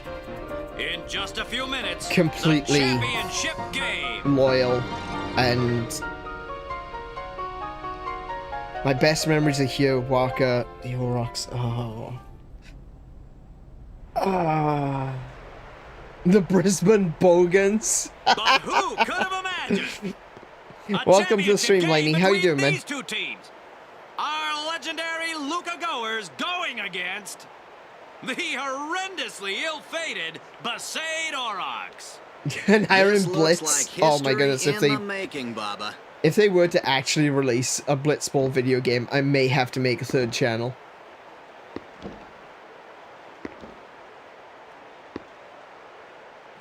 Hey, that's the guy we were looking for.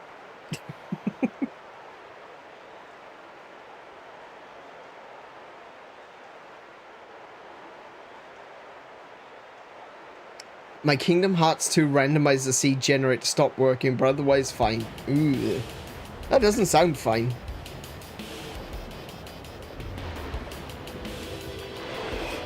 Okay.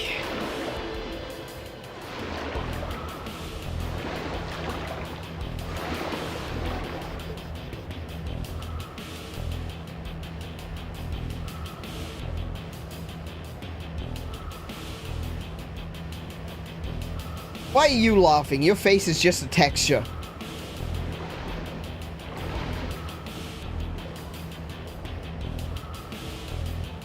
They're already going at it, folks. Oh, yeah. No, I don't like him. The goers are I don't taunting like the him. Aurochs. I don't like him. I might want to kick his ass just for the sake of kicking his ass.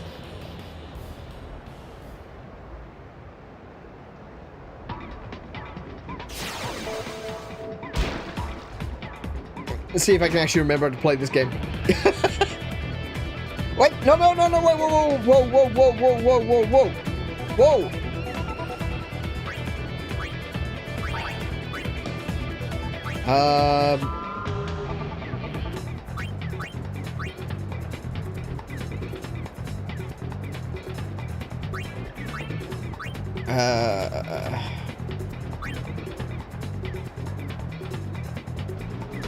I need a break to the left.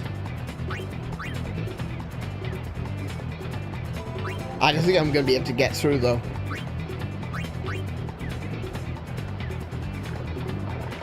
Yeah, that's what I was concerned of.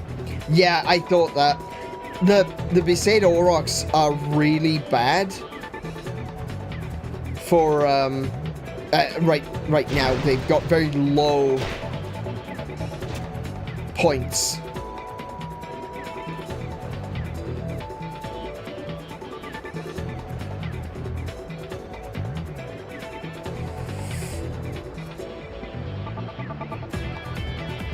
Damn, I was hoping to pass then.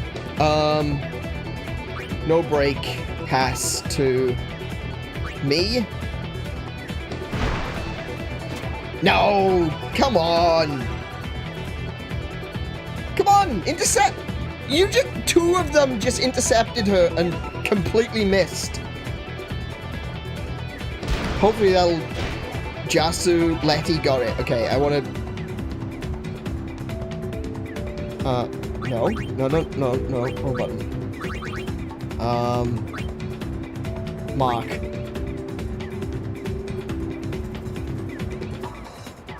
No break. Pass to me. Excellent.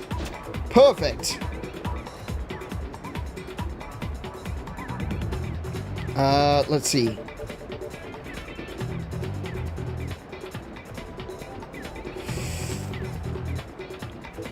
Ooh. I should survive that. And then shoot. Oh, what? I misunderstood the stats there. I could have sworn I had an extra point on her.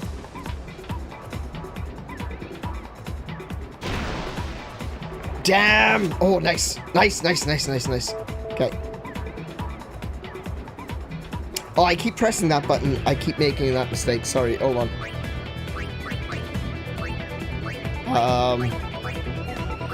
Left side.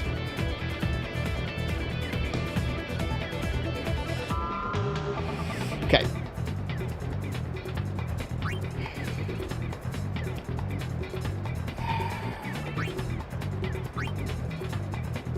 Nice. Nope.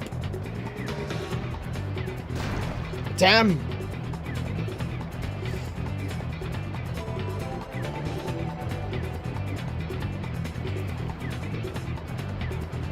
Ah, he's not gonna get it. He's not gonna get through both of those. No chance. What? Oh, you keeper, you better. Okay.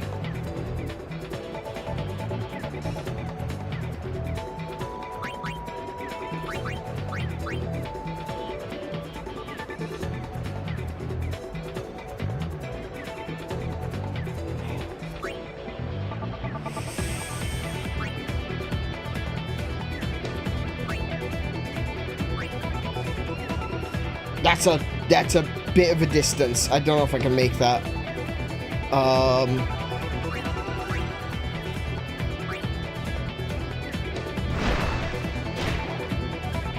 Nice. Cool. Keep going.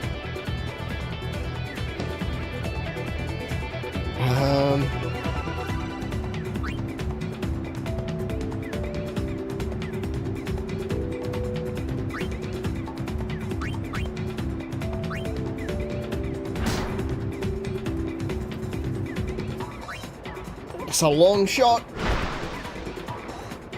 Nice.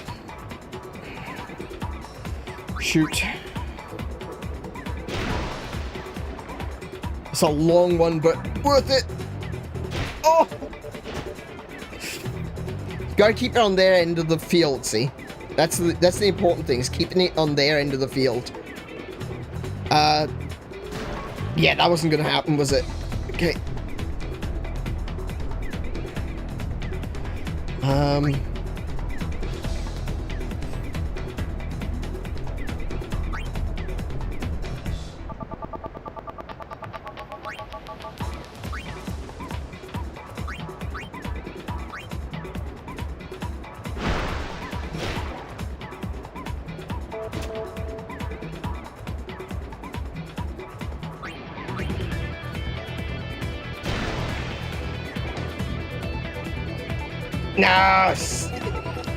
I need to get closer. I need to get closer.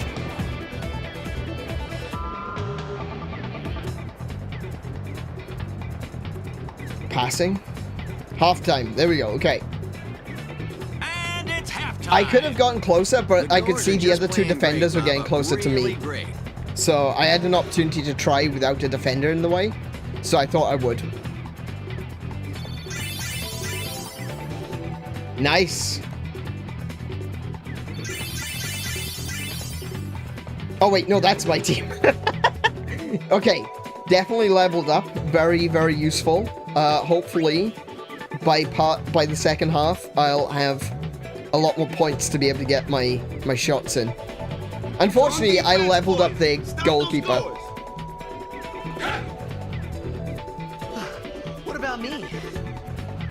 Get the ball and just shoot like crazy. That's what I've been doing. Don't worry. Don't worry, Waka. Don't worry, Waka. Shoot like crazy. All right, hustle.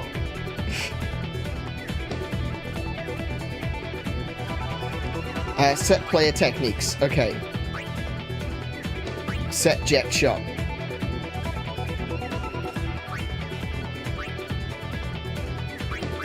Oh, hang on. Letty's got a Venom pass. Yes. Yes. Venom pass, please.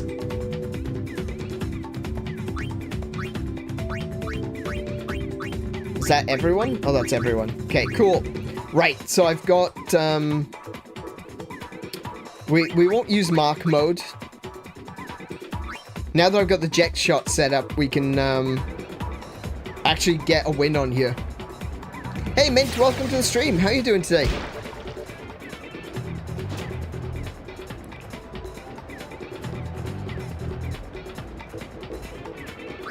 Pass that straight to... normal pass to me.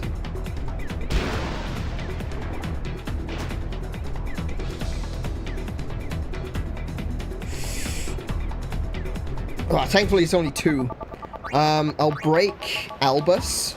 Oh, I can't break to Abes because that's going to be two of them. Okay.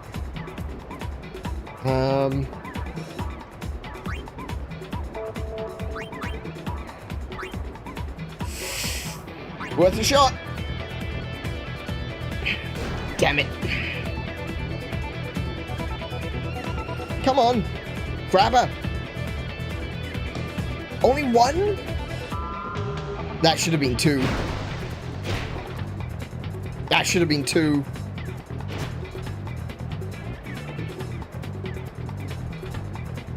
Oh my goodness, where's he going? You can't go out that way.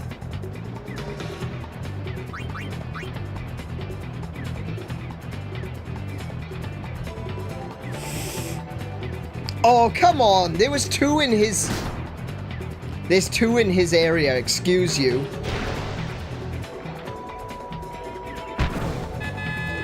Rigged. Absolutely rigged.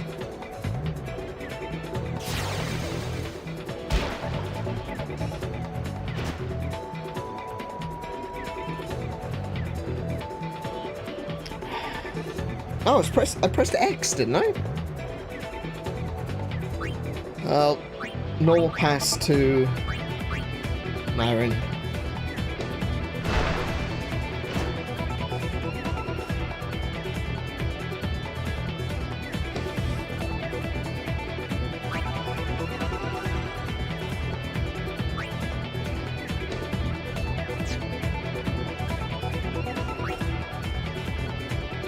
Oh, Venom Tackle? Damn it!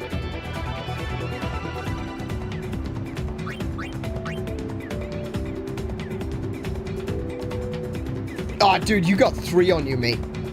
You're not getting past that one.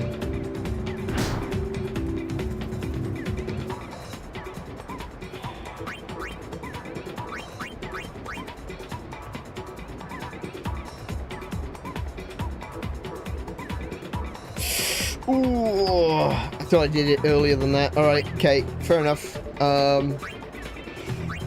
No break. I'm probably just gonna hand it off at this point.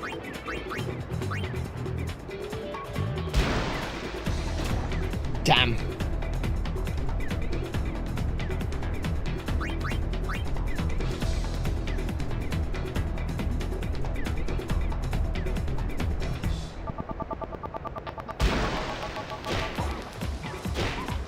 Come on, guys. Someone bear bloody grab.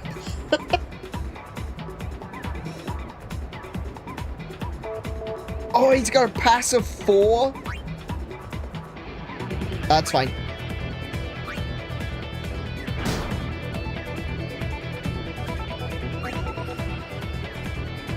That should be good. This one should be good.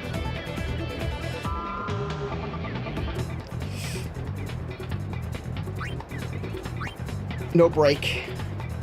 No, no, no, wait. Oh, wait. No, no, no, no, no. Oh, I cocked up. I cocked up. I didn't need to do that.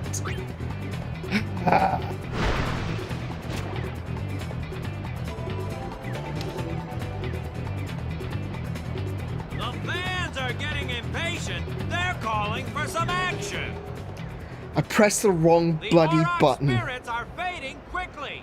Are they going down without a fight? You can't go back. Once you selected that you want to shoot or pass, you can't go back to select something else. I would have gotten that one. I would have absolutely gotten that one. There was only one defender and keeper that was in front of me, and the jet shot can take out 3 defenders.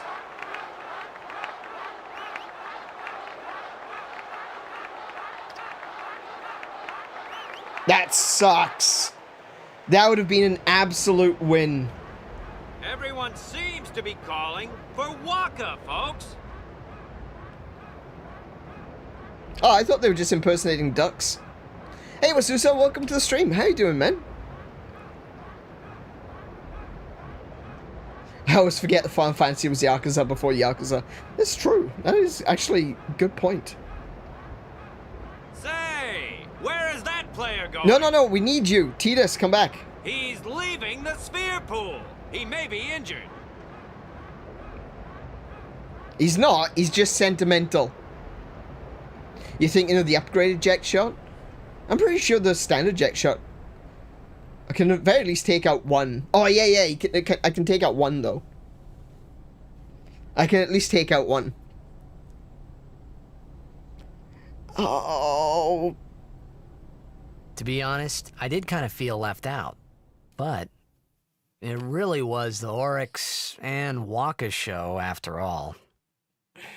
I didn't score. I didn't score. I wonder what's happening. The crowd is going wild. I'm done. The Jecht shot takes out 2? Yeah. So I would take out the defender, I would take out the keeper, and then I would have scored the goal. But I pressed the wrong... I pressed pass instead. Man. That sucks. I can't believe I did that. Perfect opportunity and I beansed it up.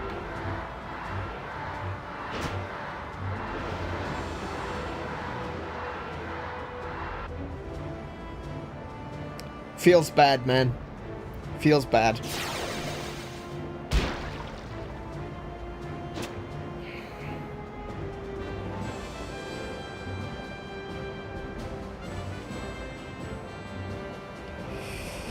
What we got? Yeah, I can break. Pass. To normal pass. To Waka.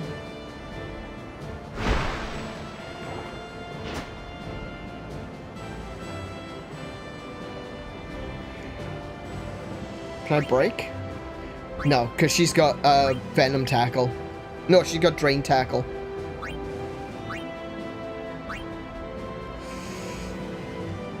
Oh, I can't make it.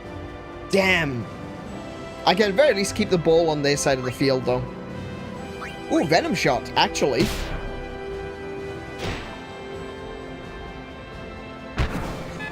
Yes! There we go.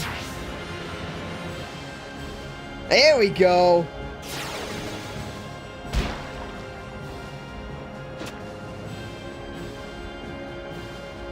This is the part where they start cheating. I've scored one. This is where they start cheating.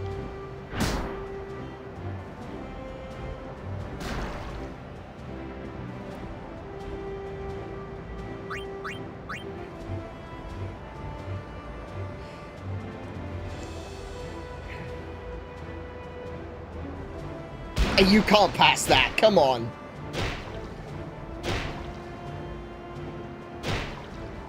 That's more like it. Fumble. Fumble. Oh my goodness, I got 3 of them on me now. I can break through Dorum, but I won't be able to get through all of them. My pass sucks. So I'll just shoot. May as well. Go on, Dato!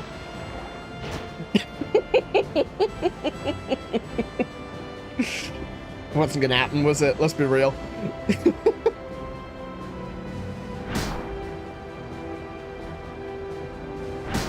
Mine. Make a break! Make a break! Oh my goodness, I got so many on me! I love that the third one managed to catch up. That's completely fair.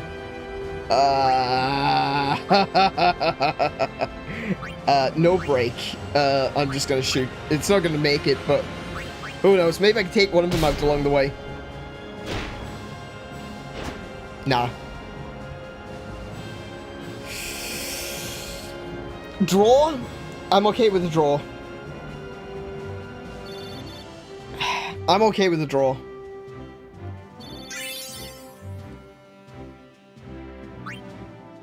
Oh, we get overtime. Here we go. I forgot about that. There's actually,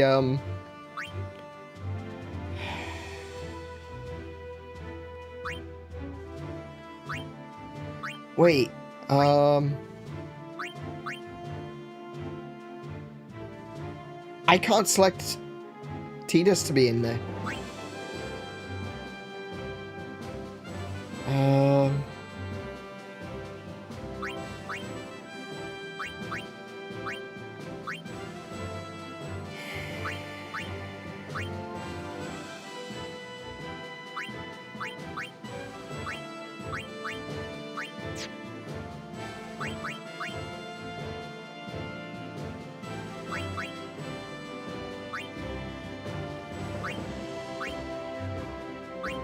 Okay.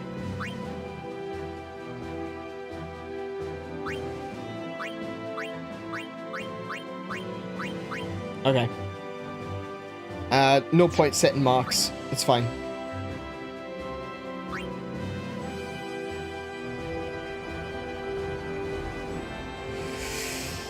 Ooh. I just need to get one more goal. If I get a goal, we win.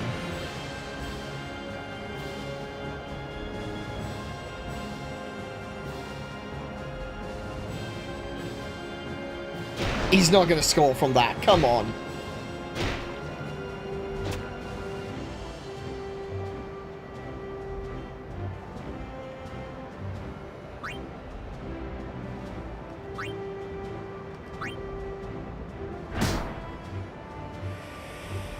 Pass to Waka.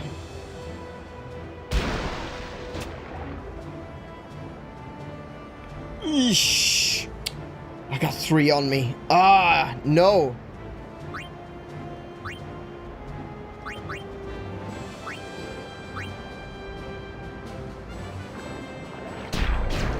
Damn. That sucks. That's gonna cause problems.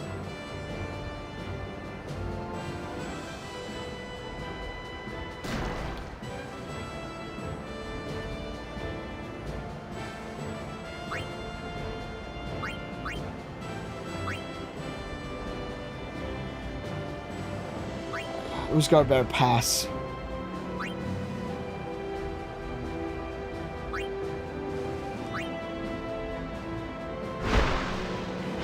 Damn. No, don't split. What? My team just split up. Are you kidding?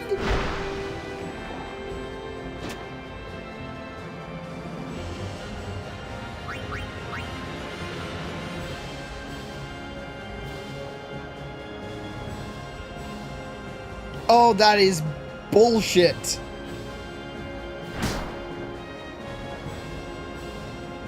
You are joking.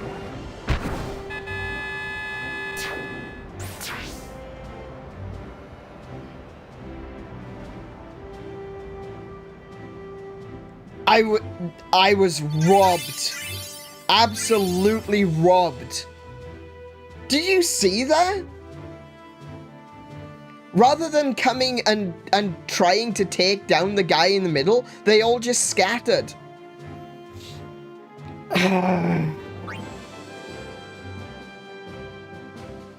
Absolutely robbed. That is disgusting. The game, but what a way to go!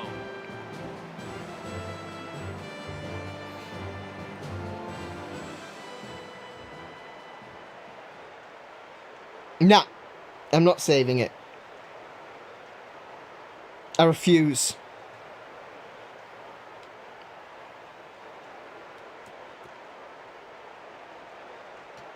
I kind of want to do that again, but at the same time, I just want to move on. I'm so annoyed with that. That is so frustrating. Fine, I'll save.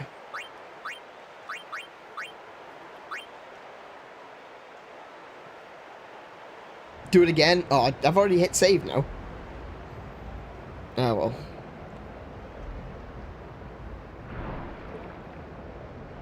Oh, Walker died. The min-max. Do you actually need to win that for anything in particular? Hang on a minute.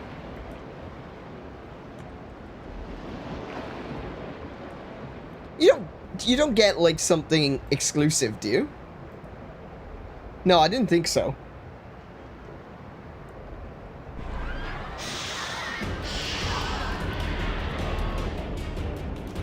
Magic speed. Oh. Oh, okay.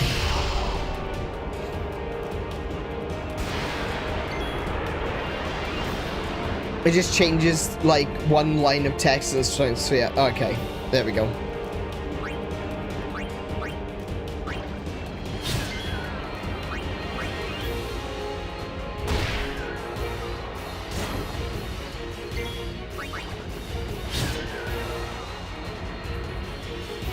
Yeah, no, I'll be playing loads of Blitzball later, and I'll probably even play quite a fair bit of Blitzball off stream as well.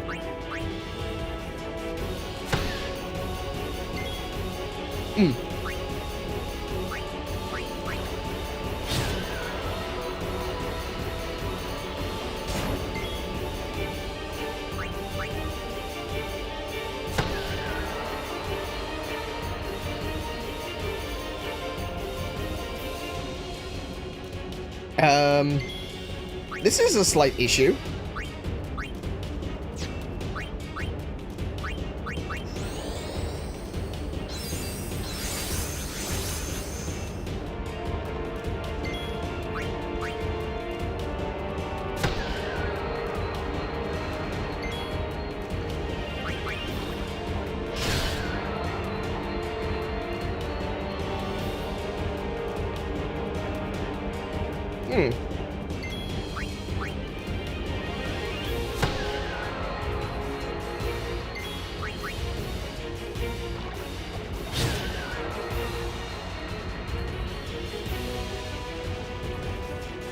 This is worse than the game.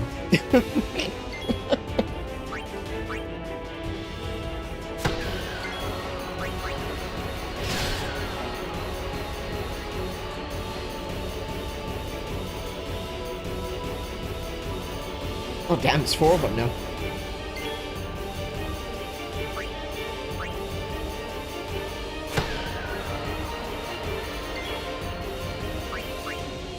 Oh, wait, no, wait, special. Cheer.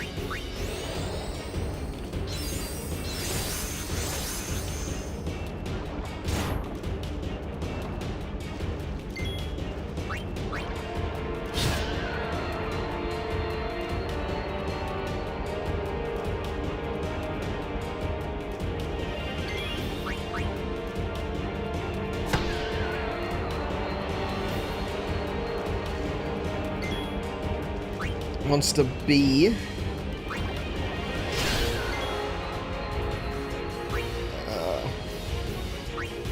either one will be fine. There we go.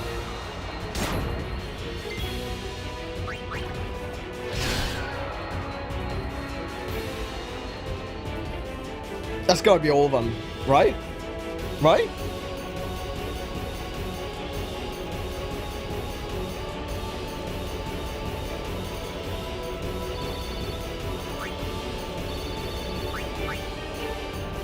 Tw 21 power spheres.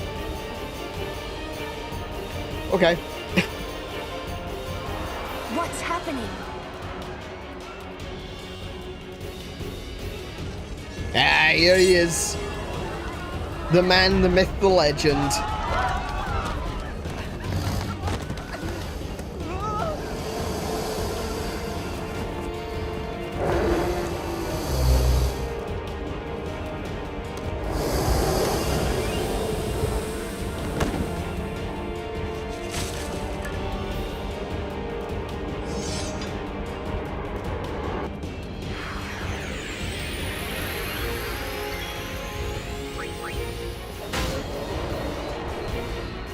Well, that was easy. that was an awful lot of build-up for one hit. Sir Auron! So, you do know him. Yeah, best guardian there ever was.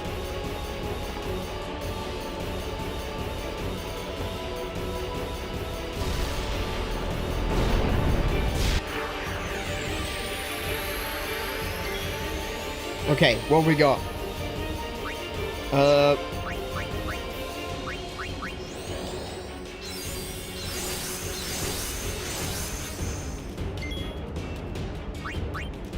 Dark attack.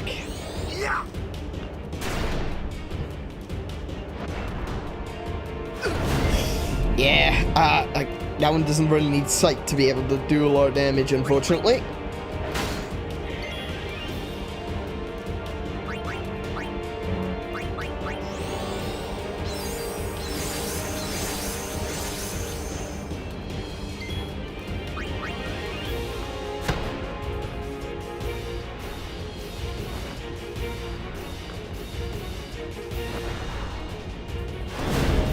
Nice.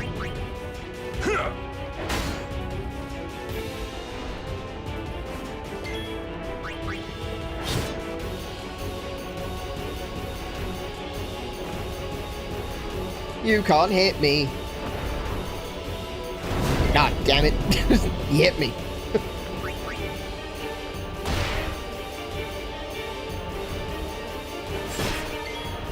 Oh, his darkness has worn off. Damn. Hey pal, welcome to the stream. How you doing today? What have I got? What skills have I got? Power break.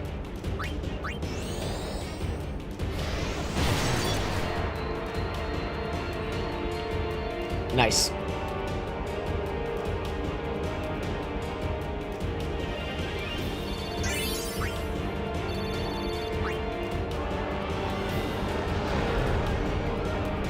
That's one of them things again. Oh. Hey, give me a break. Oh, I didn't need that view of the bloody wolf thing.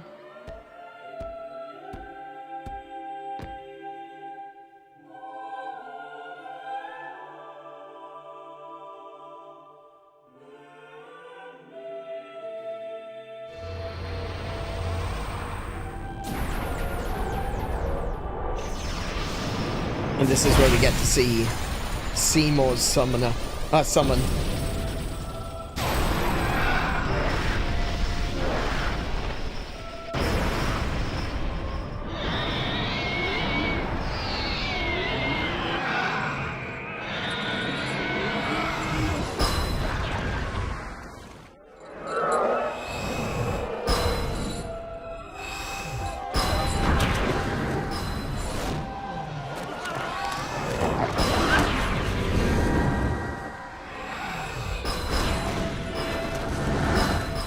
It's as horrific as it is powerful.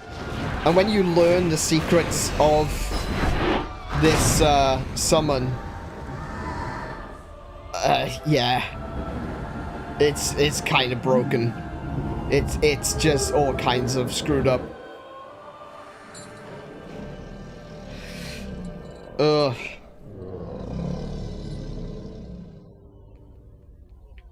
Seymour butts. Someone made the wolf texture and thought this detail is very important. They did, and they shouldn't have.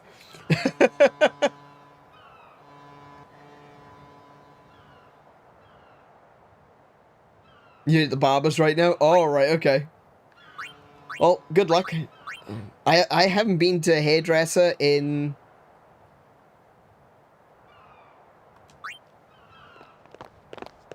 Yeah. You really leaving, I can't think of Captain? the last time I went. Shouldn't you heal up first? Yuna needs me with her now. I can't be lying around in some bed. Yeah, but... Come on, look sharp. The Blitz season just started. Don't make those faces, yeah? Yeah, but they're 2 players down. Don't give that to him. That's your weapon. Well, see ya, boys. You be good. Captain. I can't hear you. Captain! A Blitz team is 6 players. How the hell are they gonna do anything now? Are you sure? Never liked long goodbyes anyway. Sorry for making you wait, Yuna. I had some promises to keep, yeah? From now on, I'm your full-time guardian. Then welcome back. We'll get Waka a Sir bowling ball. Waka. That would be great. Good to have you with us. Sir Waka. Hey. It's good to be back, yeah?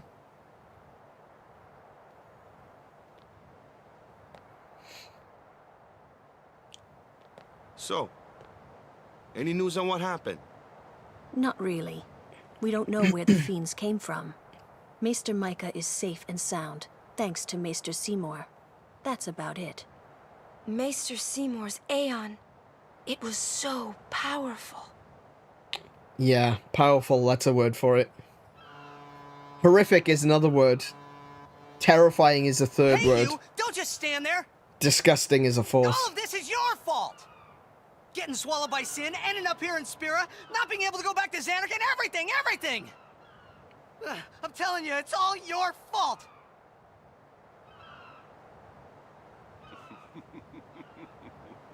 Just laughs at him.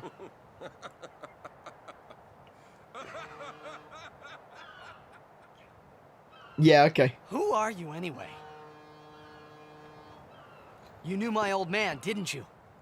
Yeah, And you also knew Yuna's father? that's correct. Hey man, there's no way. That's just impossible. Nothing impossible about it. Yeah, I mean, he Jecht, literally did. Vraska and I. Together we defeated Sin 10 years ago. Then I went to Zanarkand, where I watched over you. So that one day, I could bring you to Spira. Why did it have to be me? Jecht asked me to. Such a whiny way of putting it. Why'd you have to be Is he me? alive? In a manner of speaking. It depends on what you mean by alive. He is no longer human. But then, I felt something of Jecht there in that shell, couldn't you? You must have felt him when you came in contact with Sin.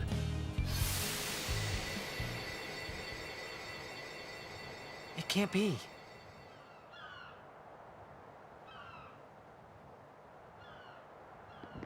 It is.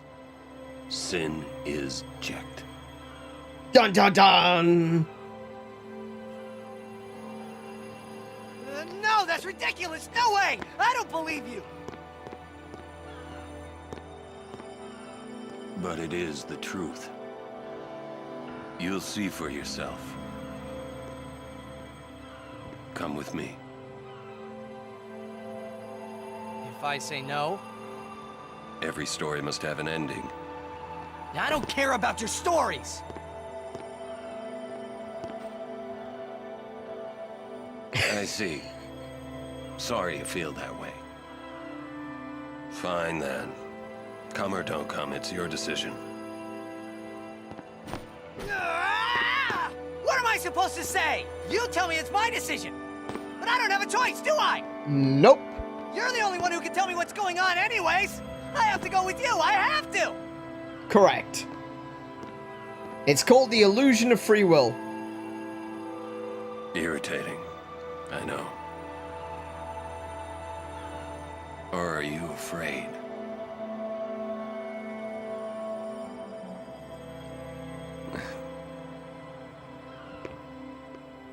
No, I can't imagine that it is.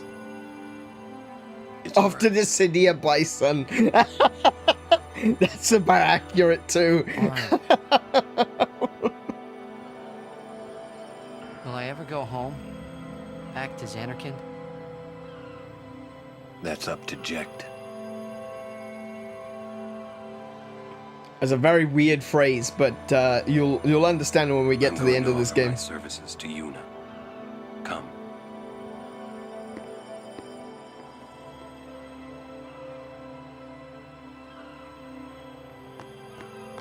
Oh, wait, hang on. Looking for some unsecured luggage? Do we have any more unsecured luggage around? Doesn't appear so. I think I've already gotten the one from back here, didn't I? I did. I already got these two. Okay. Wait, is that a book? No. Okay. I thought that was an Albed primer.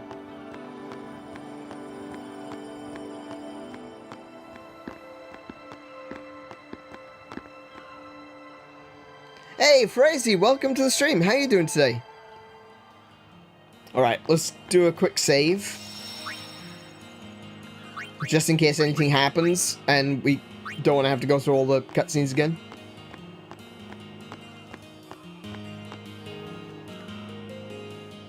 We're only talking tonight about teens who are being forced to choose their path. Exactly. Yeah, that's exactly. I think that's, you know, we've been talking about this, and I always end up talking about things that are relevant to the game, whether I realize it or not, you know?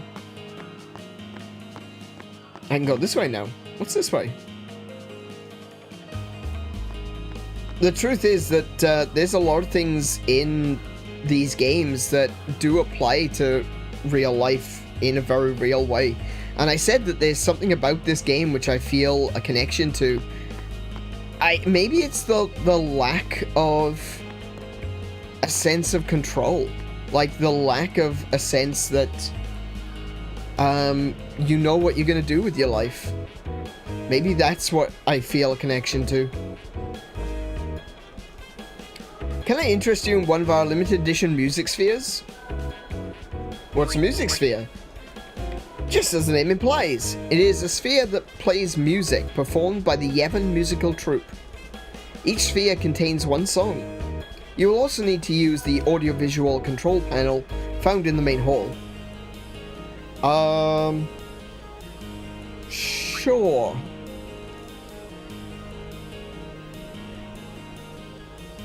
Music Sphere 27, 2000 gil.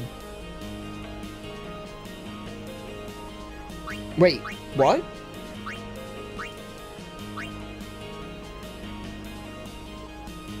No, wait, hold on.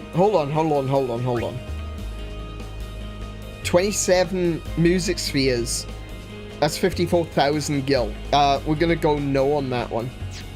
I'll come back when I've got money to spend. Okay. Never mind. I wasn't sure if there was like chests or something this way.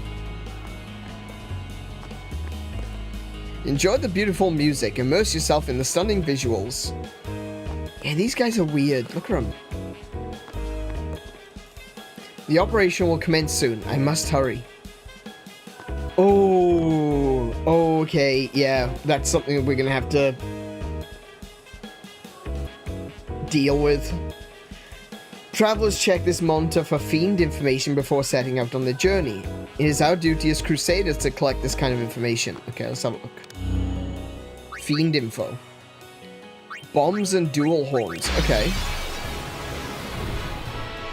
Swelling up each time they hit. Bombs self-destruct after being attacked 3 times, dealing great damage to the attacker. If you're unable to defeat a bomb in under 3 attacks, use Null Blaze to prevent damage. Okay. Bombs are weak against Blizzard, so that's going to be pretty straightforward. We're going to go... Lulu?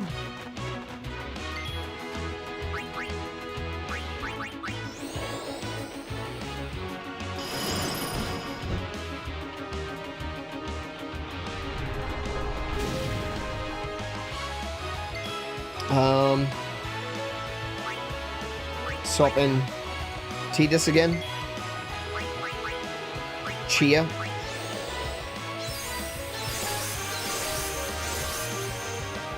And in theory, I should actually kill it with this hit. Oh, okay. Waka's a little bit weak. That's alright. We'll still be able to kill it in 1 more hit.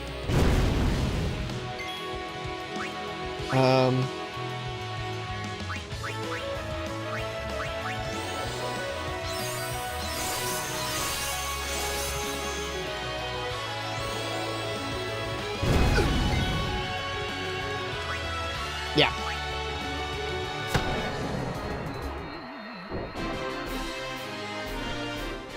Easy. Too poor for a sound test. Yeah. Yep. Okay. So there's going to be bombs and there's going to be dual horns along the way. I think we've already encountered dual horns. Danger is a part of a sailor's life. That's why I have no respect for the gutless wretches who quit. Oh wow, that's a bit harsh. I came to buy a sphere, but I don't have enough money. Yeah, me neither, kid. I give up the seafaring life. I've had enough of storms and shipwrecks. Oh, so this guy is literally just talking about this guy. That's nice. That's nice.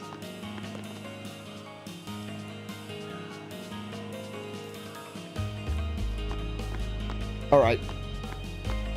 Oh, it's the news crew. Sorry, we're broadcasting the news about a fiend attack. Okay. Do you know anything about the fiends inside the stadium? We have so few facts, we can't write up a feature on it yet. Interesting, isn't it? How fiends were able to get into the stadium. Very interesting.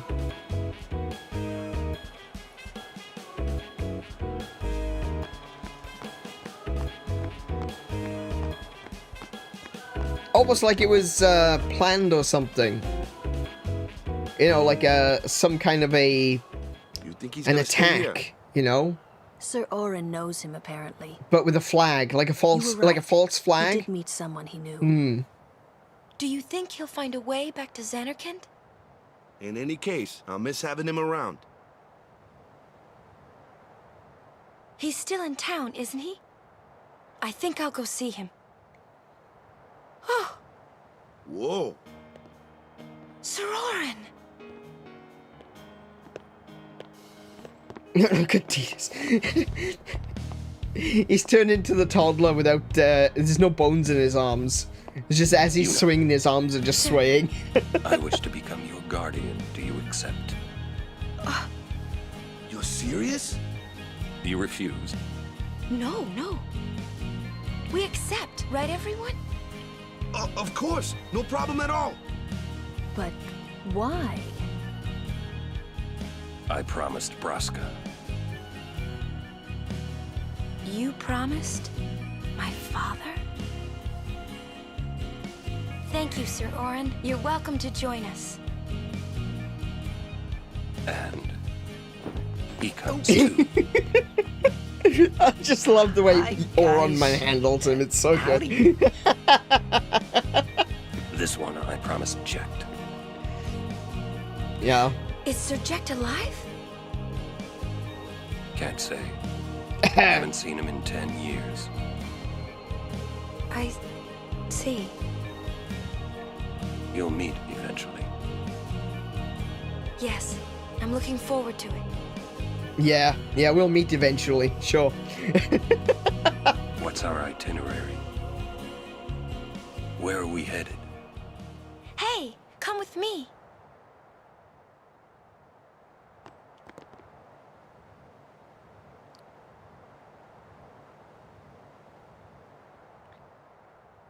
Yeah. Hey, watch. That's right. He promised to both of them.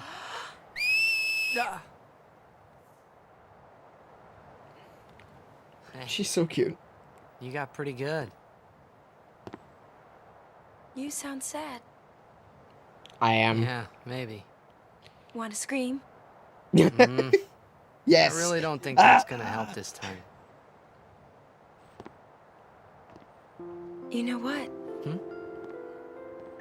It's embarrassing to say this myself, but summoners and their guardians are kind of like Spira's ray of light. A lot of people in Spira depend on us. I learned to practice smiling when I'm feeling sad, you know. I know it's hard. Yeah. Yeah. I understand. I think. Right. Now let's see what you can do. Huh? Come on.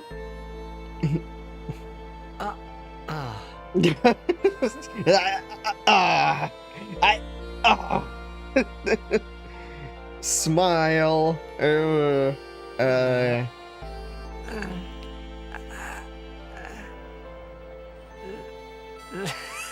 This is weird.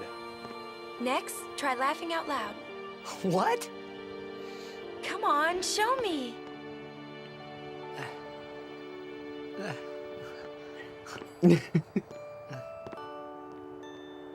Let's hear them sexy crow sounds. Caw, caw.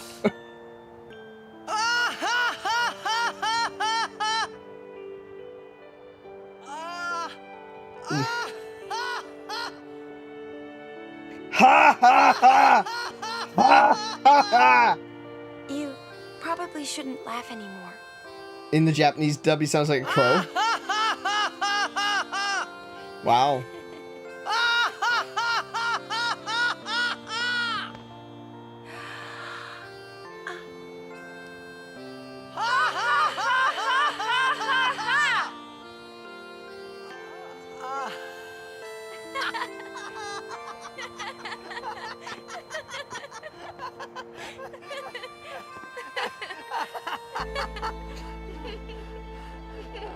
Too funny. It was your idea.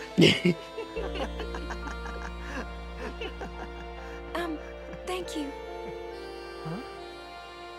I want my journey to be full of laughter. Okay. If we should get separated, just whistle. I'll come running. I promise. A little bit of a backbeat there to Final Fantasy VIII. Well, let's go.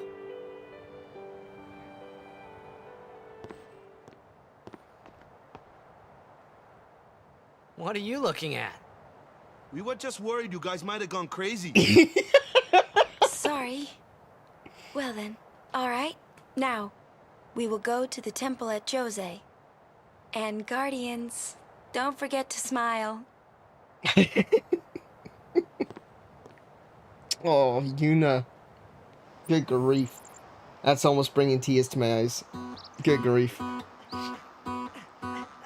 It hits different when you know. When you know, you know. But, like I said, no spoilers for anyone who's watching this for the first time. Yeah. Yikes. So this is the Mihen High Road, I believe. Thanks to the Besaid Aurochs achievements, Save Spheres are now able to teleport you to a Blitzball stadium. The Blitzball Scout system. Many dozens of Spira are avid Blitzball Spira? Many... Oh, denizens. Oh, good grief. I can read. Talk to them with Y to scout them. Sign the best players in Spira to lead the Besaid Aurochs to victory. I'm just gonna save for now. We'll do Blitzball. We might even do like an entire stream of just playing Blitzball one day. But right now,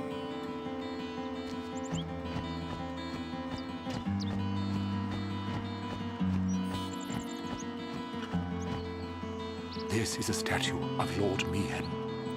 8 centuries ago, he founded a legion known today as the Crusaders. In just a few short years after their founding, their ranks grew throughout Spira. The Maesters of Yevon feared an uprising and accused them of rebellion.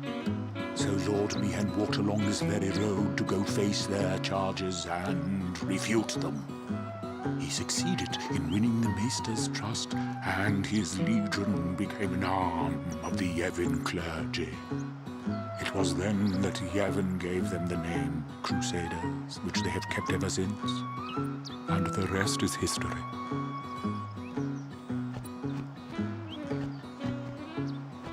well, the rest is history, apparently. I know this guy has a name. It didn't actually say where his name was, but I can't remember where his name is. It's, Although this is a high road, fiends do appear. Be on your guard. Right, right. He sounds like he's trying to do a bit of a, you know, a Tom Baker voice, you know? He's got that kind of a mystical, you know, breathy sound to his voice. He sounds a little bit like he's trying to do Tom Baker. Let me handle this. And he's got a little bit of a weird candor to it as well. Wait, what was that? Oh, piercing weapons are the way to go. Okay. Wait, I can't swap. I don't have a piercing weapon. What the?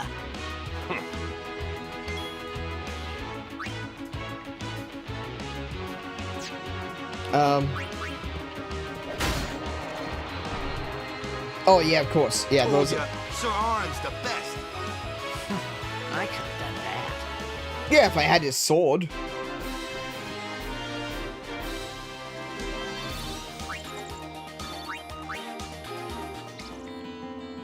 So basically, armored monsters, you need piercing to break through their armor. That's pretty straightforward. And these are the dual horns.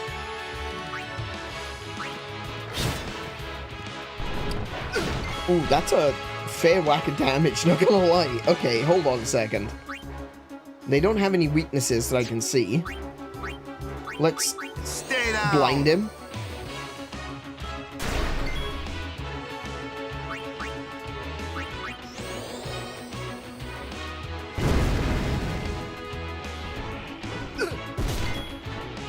Excuse you, sir, you're supposed to be blind.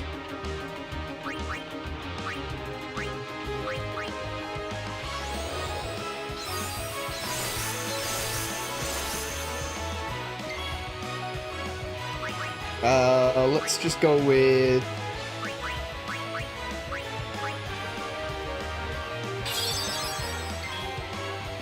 Cool.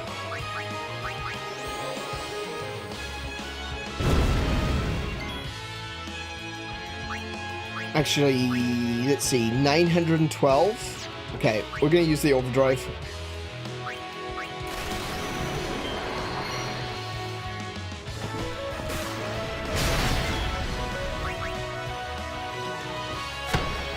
Oh, so close!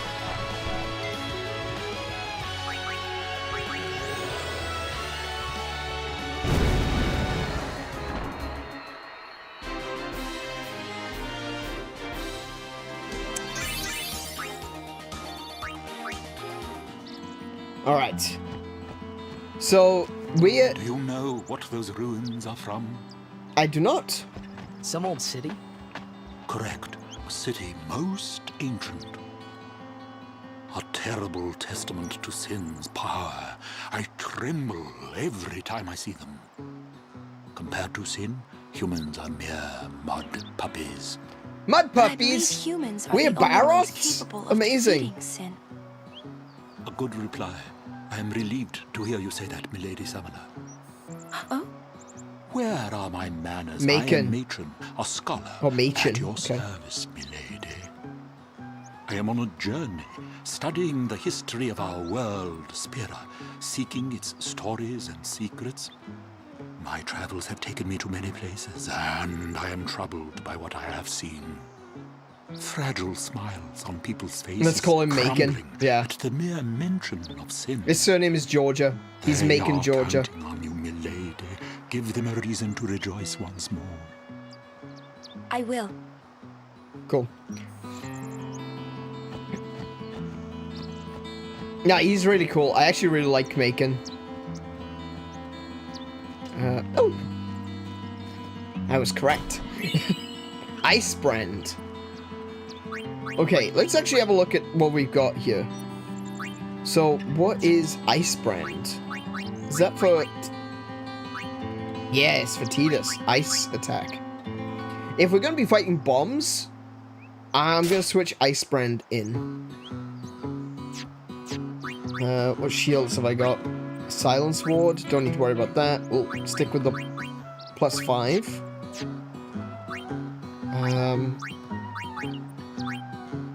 Okay. Do I have any new rods? No. Spears. I've got Tidal spear. Kind of like the Hunter's Spear, though. I like the sensor. We're gonna keep the red armlet because that's ridiculous. Katana, bracer. Okay. We did get a armband. Oh, it was for Waka. Okay.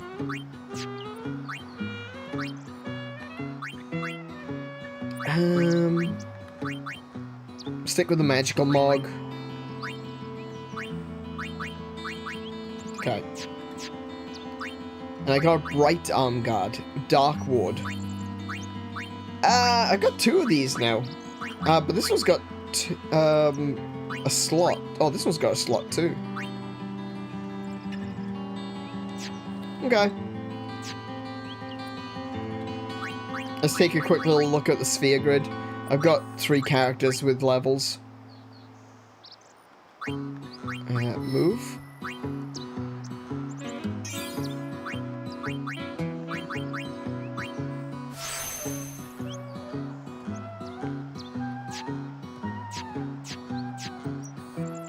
Lou?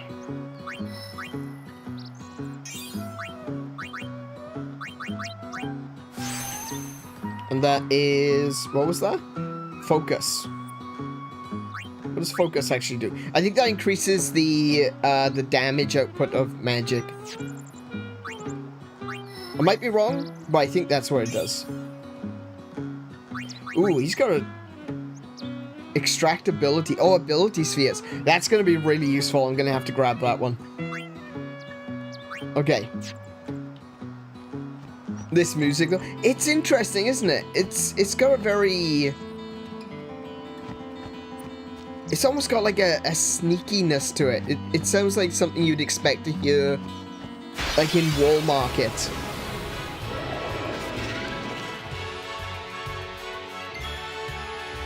Okay, so we've got a wolf, we've got a floating eye, an Ahriman, and we've got a hard shell. So, wolf.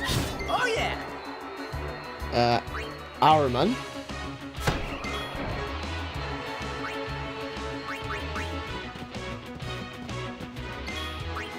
Roldo. Farewell. No time to waste. Let's go.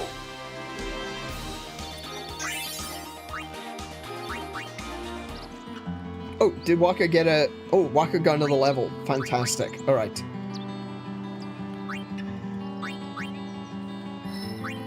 I'm getting closer. Do I have a... No, don't need to use that. Okay.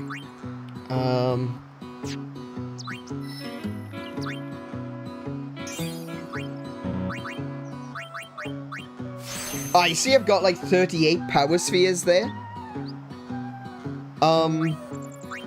Yeah, because I got like 20 of them from that from that Blitzball game. Or from the fight directly after the Blitzball game.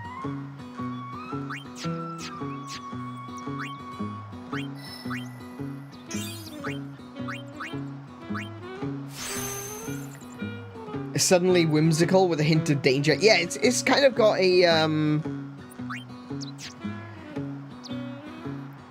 like a Pink Panther sort of vibe to it, you know?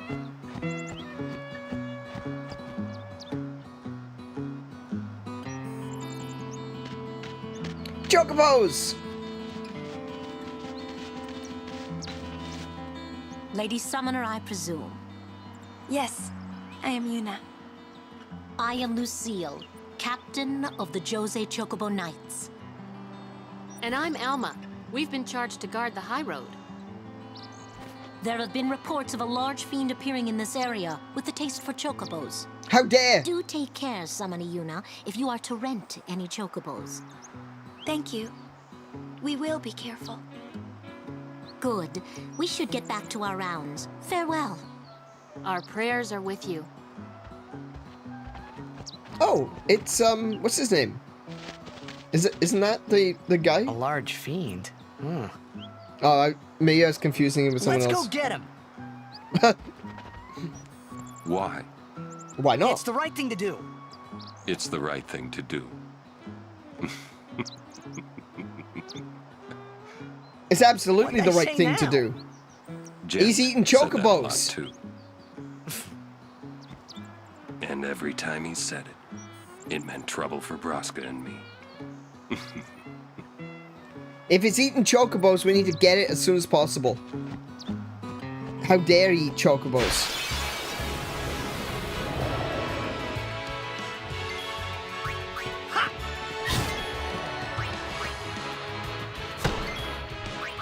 Farewell. That's how it's done.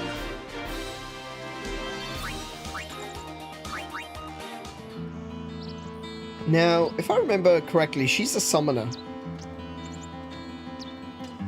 Ah, a summoner party. You too are a summoner? My name is Belgamine. You are? My name is Yuna. Ah, the High Summoner's daughter. I've heard much of you. But you are still fresh on the road, are you not? Yes, I am. I might have a few things to teach you. Let us see which are stronger.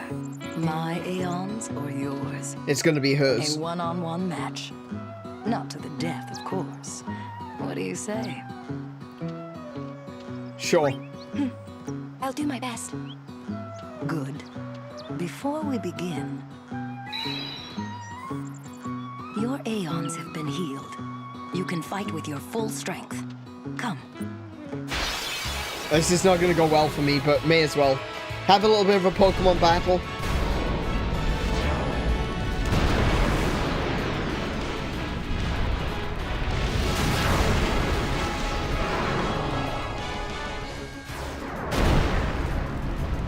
Now this could be an issue. Show me how Because strong of a link you forged with your Aeons. the only Aeon that I've got that isn't Ifrit is Velfor. And Velfor isn't going to be good against Ifrit. Well, JC, come up. Come on. We gotta fight. I need to make you fight Mint.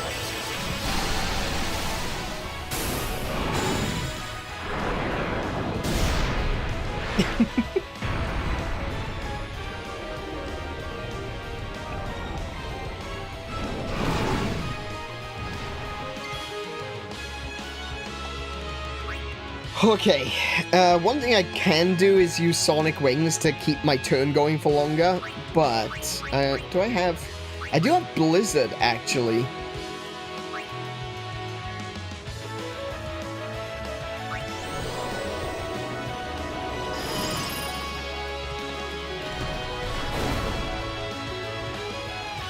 An Aeon's attributes rise with those of its summoner. Thus, the Ifrit one summoner calls may be different from one called by another summoner. Because this Ifrit's strength and HP are both high, it will win in a straight fight. Try fighting using your Aeon's shield and boost commands. Oh yeah, of course. Shield stops your Aeon's overdrive gauge, but reduces the amount of damage it receives. Boost accelerates the overdrive gauge, but increases the amount of damage. I completely forgot about those options. Shield is best when you expect the attacker to hit your Aeon with a powerful attack. This Ifrit alternates between attack, Meteor Strike, and Meteor Strike. A Meteor Strike is coming up, so defend your Aeon with shield. There.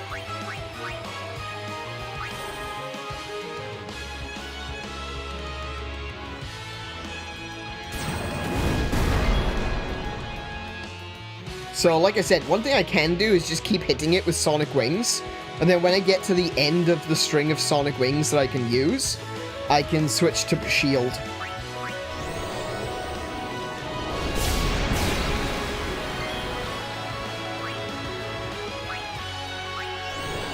It doesn't do a lot of damage, but it's continuous, you know?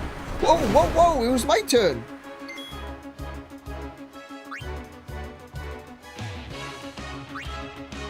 Okay. That's,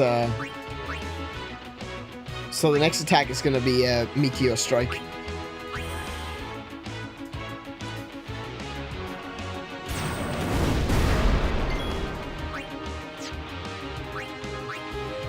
Okay, so it looks like I can only use Sonic Wings twice. And then he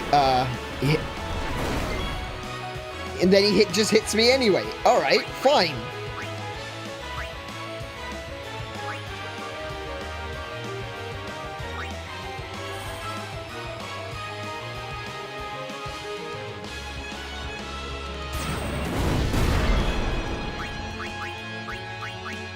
I did notice it was coming up saying immune. Oh, he's immune to the delay. I was wondering what that was.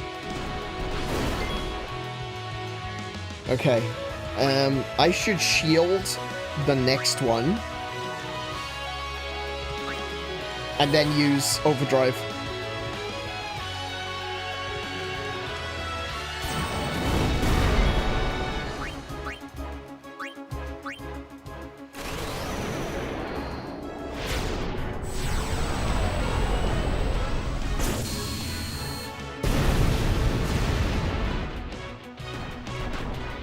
Oh, he missed! Oh no, he's gonna give me the Meteor Strike though. Damn. To think I thought I had a chance. Nah.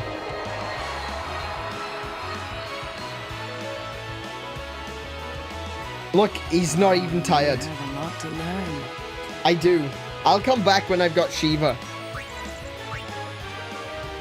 Then I think you won't be so smug. More training, but you did well. Seeker's Ring. You show promise. With more training, you could defeat Sin. Thank you. But I think you might defeat Sin before I am able to. I cannot. Huh? Or should I say, I was not able to. You mean... Oh. Farewell, Yuna. We'll meet again. Interesting. I mostly forgotten about a bunch of the side stories in this. Like, I don't know what her side story is, but it seems like she's already tried to fight Sin. I don't think you can come back? No. No, you can't come back to the same one, I don't think. But you will see her again in the future.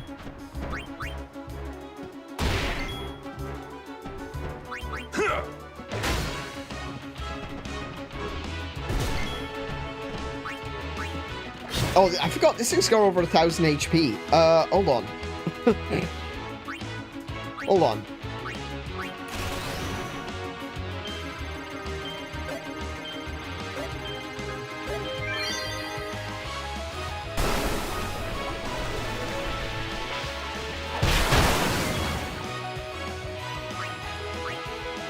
You will hurt no one.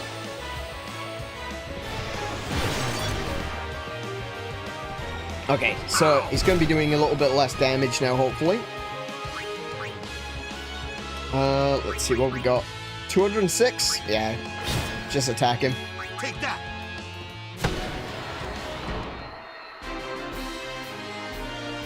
I feel like I should run back to the sphere and get an A ball. Hang on, what's that? Distill ability. Okay. Gets ability spheres. I'm gonna keep with the scout for now. And I'm gonna get that ability sphere skill for... Oh my gosh, go. Thank you. There we go. Now I shouldn't have any issues getting ability spheres.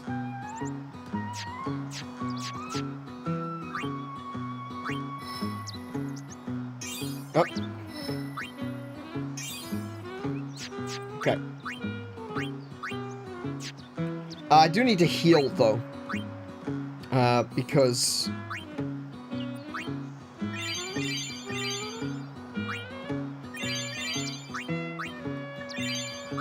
There we go. Cool.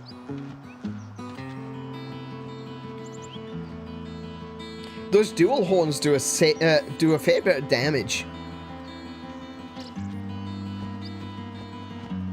Chocobo! Hey, Chocobo! Our prayers are with you. I wasn't talking to you, Elma. I was talking to the Chocobo.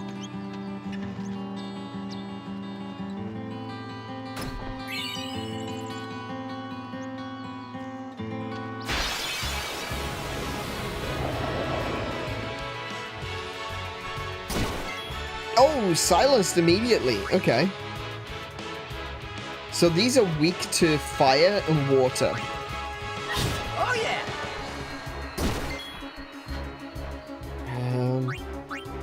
They're also weak to being bludgeoned in the face.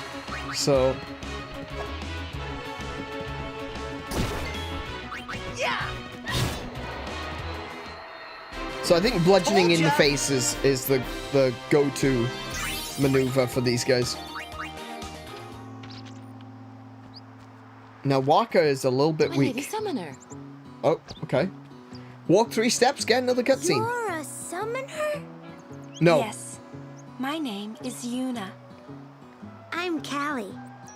Nice to meet you, Callie. Lady Yuna, are you going to bring us the calm? Yes. Very soon. Yay!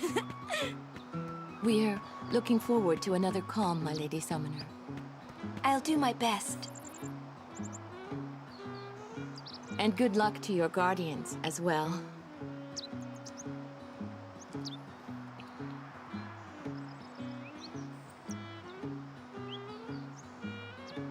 Okay. What's the calm? The calm is a time of peace.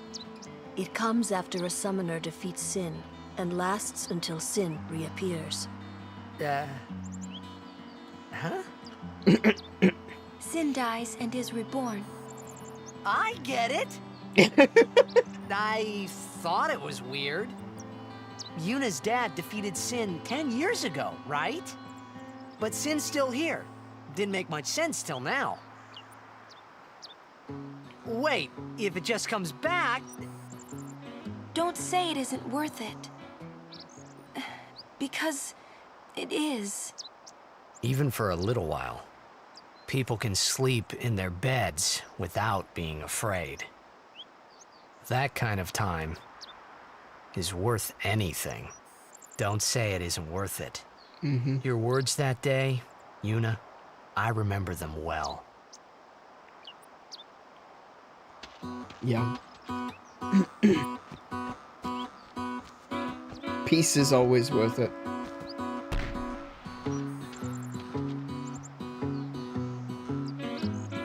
Hey, that was my ball. Yeah, I don't know why I just kicked it. Okay.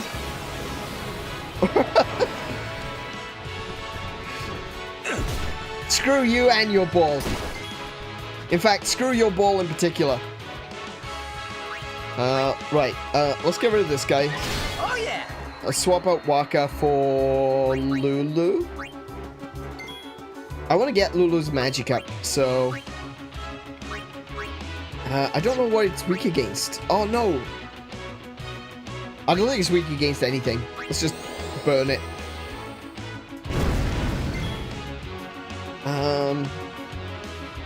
I also want to get Auron leveled up, so we'll keep using Auron for now.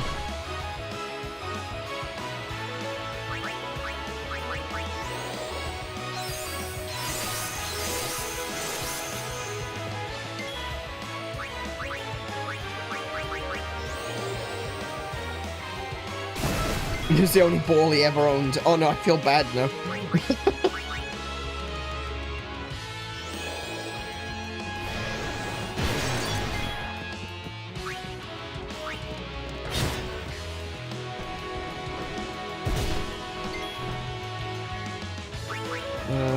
Actually, let's see. What does folks do? Raises party's magic and magic defense. Ah, that is actually really useful.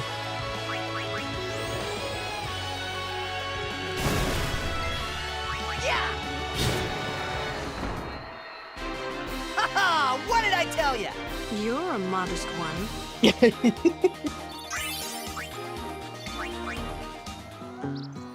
Well, do I get one? I got Auron and Aneurin. Okay. I should just use a high potion. Good grief. There we go.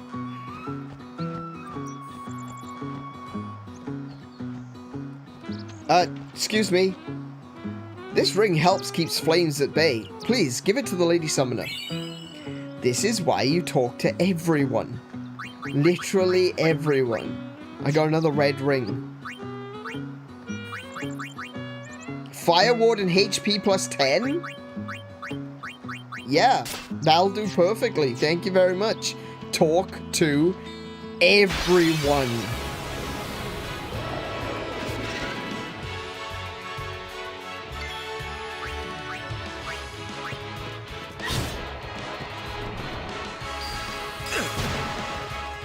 Oh no, he's confused.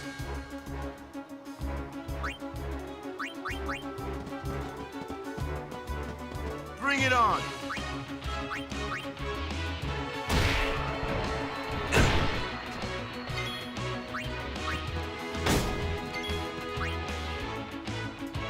Oh, it's weak to ice. Oh. Farewell. That's how it's done. Do you want to ride the shoe puff? We'll definitely be riding the shoe puff later.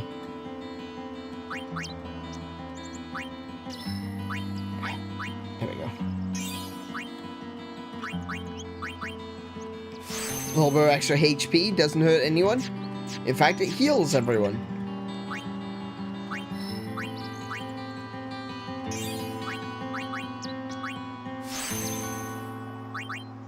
Wait, hold on. I can do another one.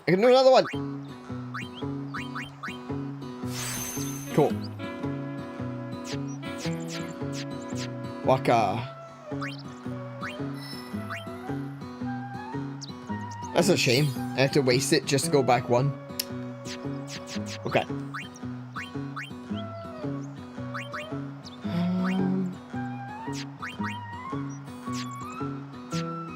I might chuck Yuna into the party. That way at least I can get her to do some healing.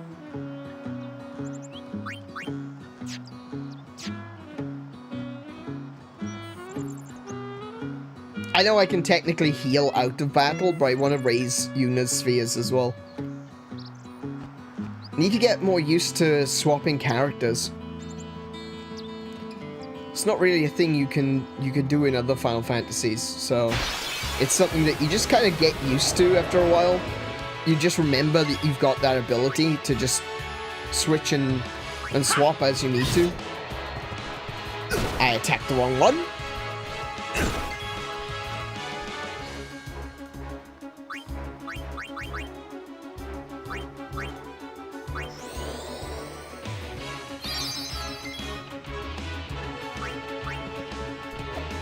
Damn it.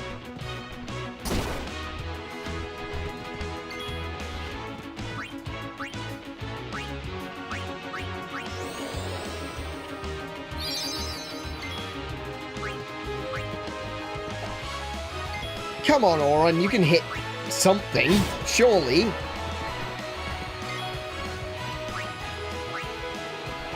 Ah, even Yuna can't hit it. Okay, fair enough. See ya!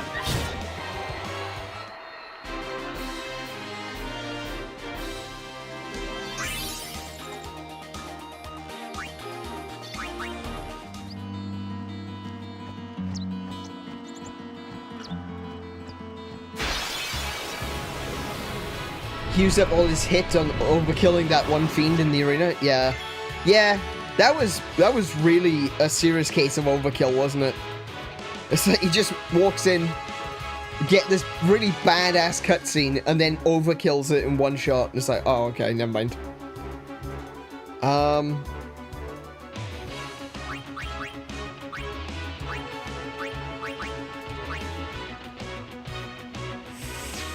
Ooh, okay. This is,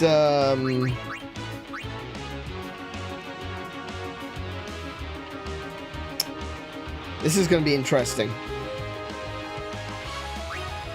So I've got ice attack on my sword. Maybe I'll use Chia, actually.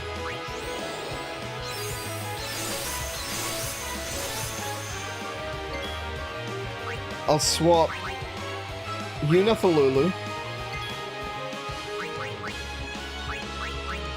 Freeze.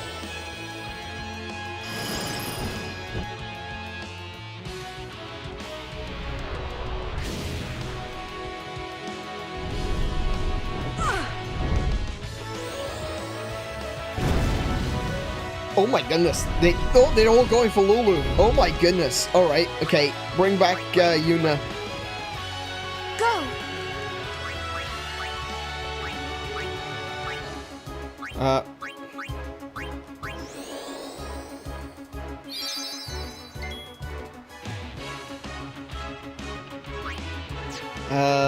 Let's continue cheering for now.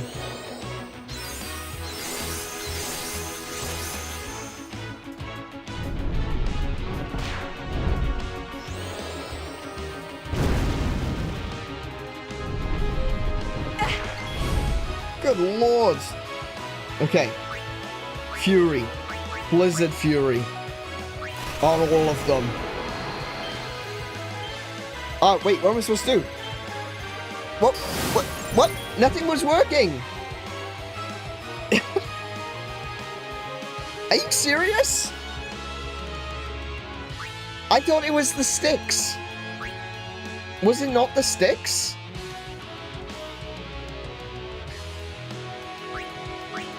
Were you not supposed to rotate the sticks?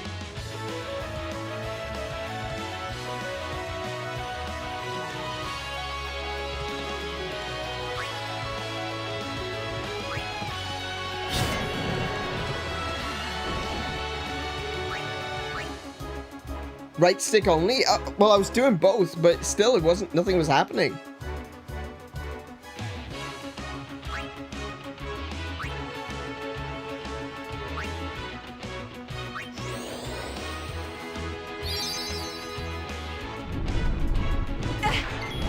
Ow. 850. 8. Okay, so these two I haven't actually hit yet. So.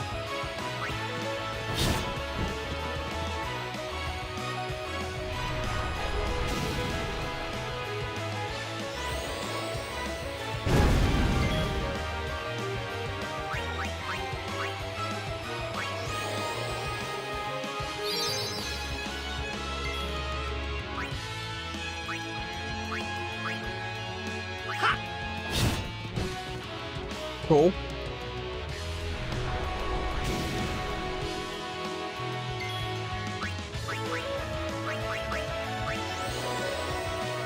Freeze that one.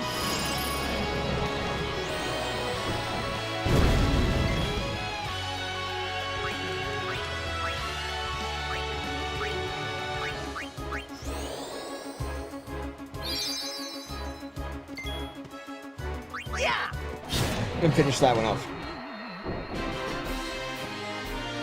Told ya! Lots of spheres. Spheres for everyone.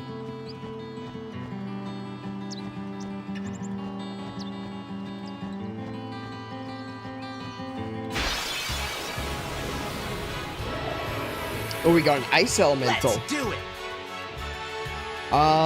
That's gonna be interesting because I'm using an ice weapon. Hold on.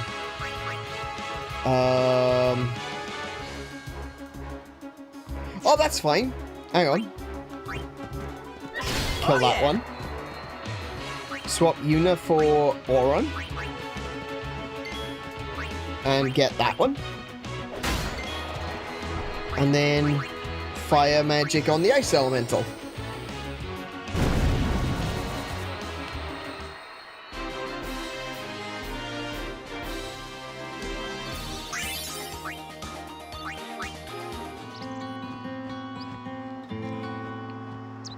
And we have another chest in here. Oh. We have another bloody battle in here.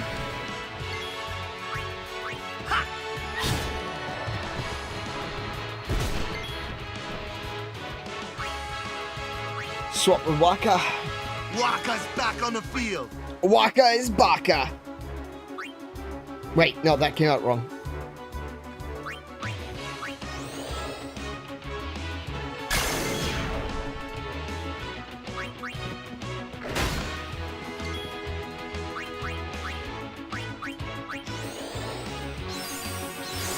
Baka Waka, indeed.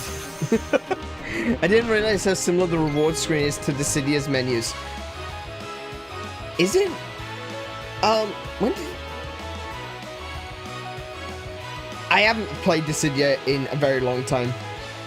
I'll be honest, I didn't really enjoy the first Dissidia game.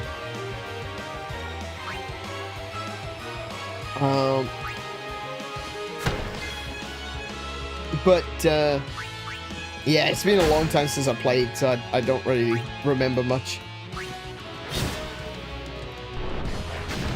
Man, these dual horns, I gotta be honest, they're kind of like mini-bosses, aren't they? Especially at this stage in the game.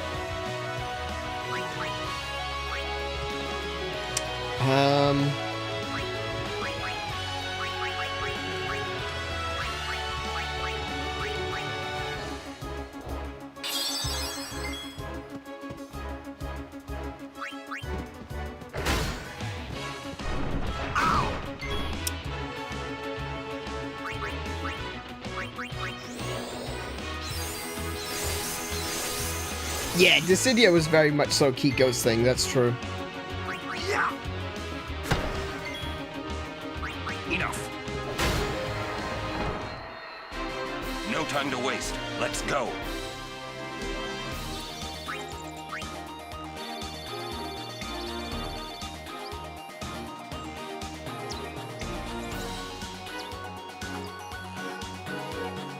You were really addicted to the first Dissidia. Munta liked Dissidia. I must be the odd one out then. I just found it very, I don't know, I guess awkward.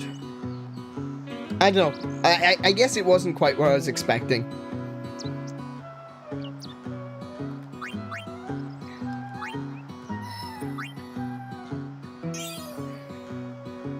Man, look at all the blank spaces that Auron has. Good grief.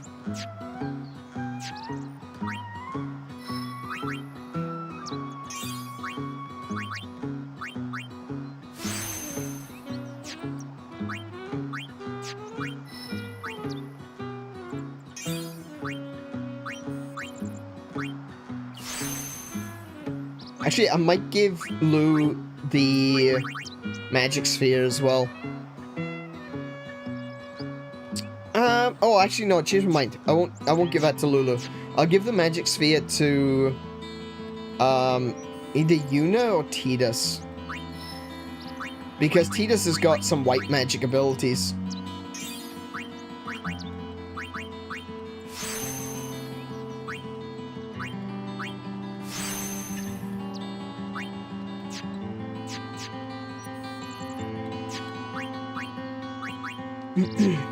Okay.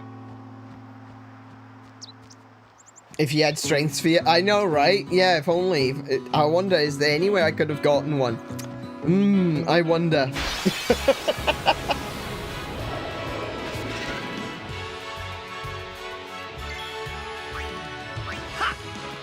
Oh yeah! Farewell.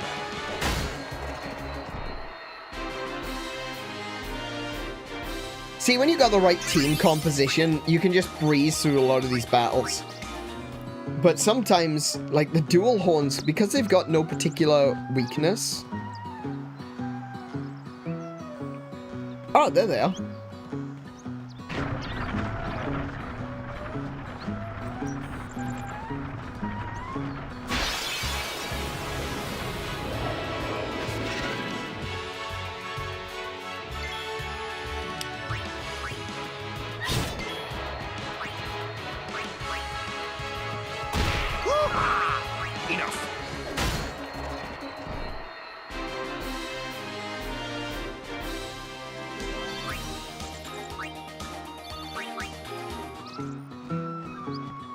So what's happened to you then? Hey, Chocobo! Can I talk to this Chocobo? No, I can't.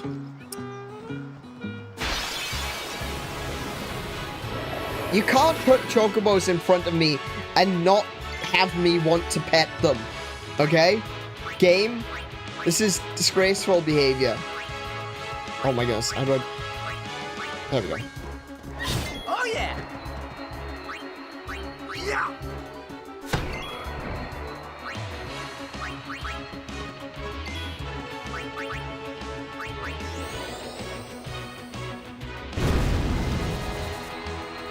This has probably already been mentioned while I was doing bits, but it's supposed to say Minecraft Java Edition on top left. Oh! No, it wasn't.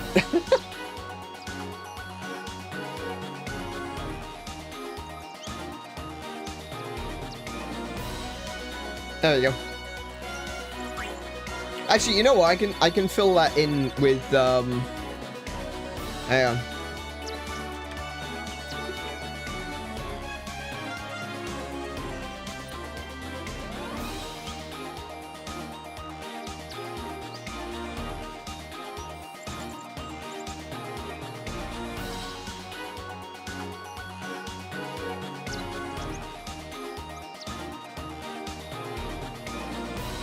There we go.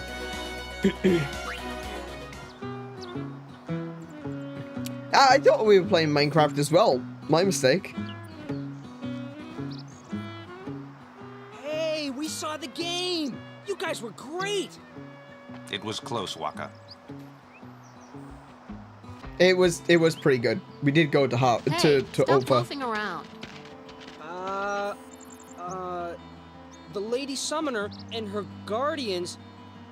This mission requires our full attention. We've no time to waste. Understood? Yes, ma'am. Apologies, ma'am. Carry on. She meant carry on talking, right? We can carry on chatting. Keep your head down, say sir a lot, and you'll do fine. Right, sir. Hey, Yuna. Even though Yevon rejected us, we still believe in you. That won't ever change. Thank you, Sir Luzu, Sir Gada. But, you know, it's not too late for you to go back to Besaid and... We should be going, sir.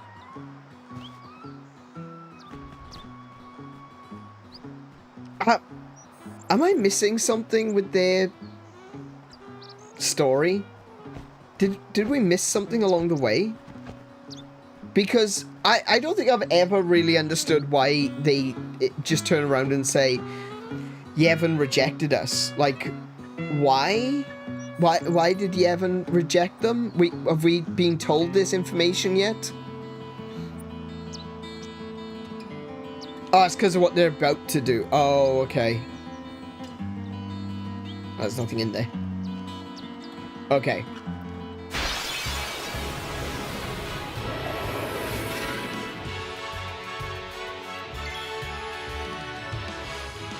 Let's see.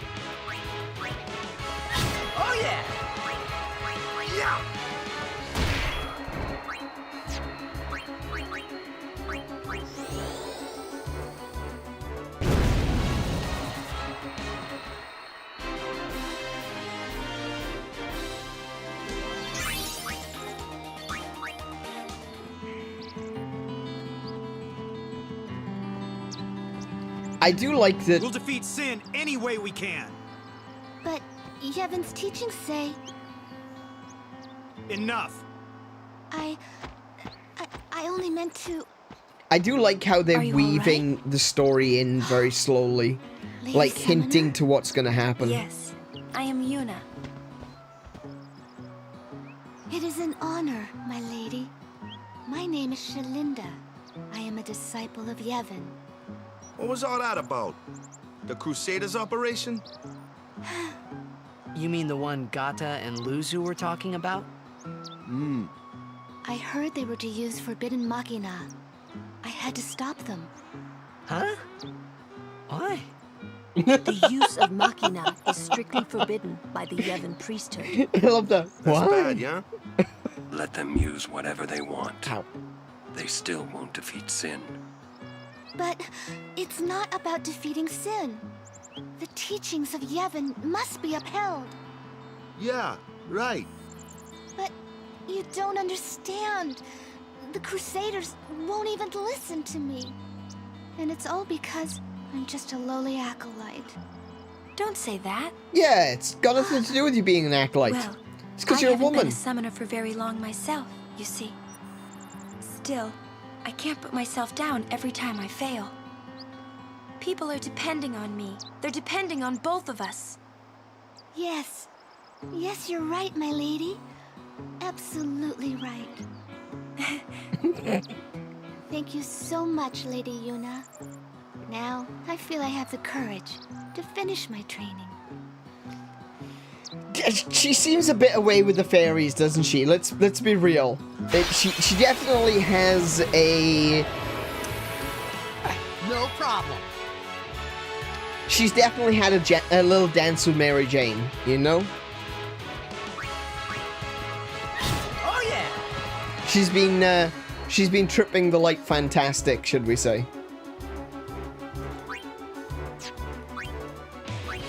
Let's get Kimahri in to smack something. What? Come on, Kimahri, you can do better than that.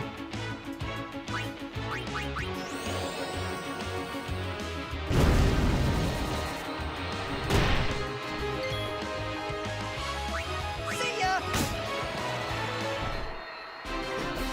Yeah. So I don't know how many of you have actually watched through my Final Fantasy streams. I know some of you weren't here for when I did the Final Fantasy VII streams back when I first started on this channel. But you might recall, if you have seen it or if you were there at the time, that there was an episode where I was running around doing the enemy skills. Yeah, I kind of have a feeling I'm going to be doing that with Kimahri. I just realized I'm going to be doing that with Kimahri. So, yeah, my apologies ahead of time for when we get to that point.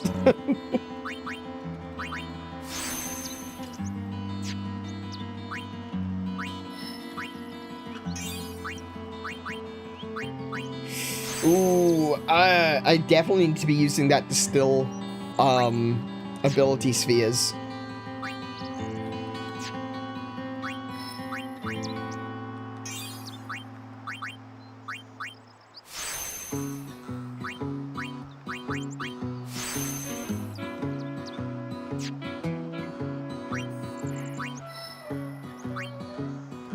Oh, look. Auron! Please!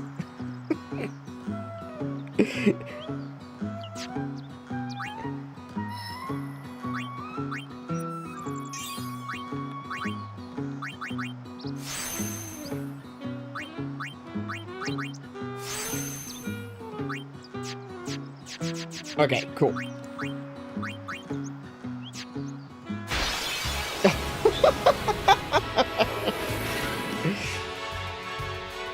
Hey, I'm a guardian now, so watch out.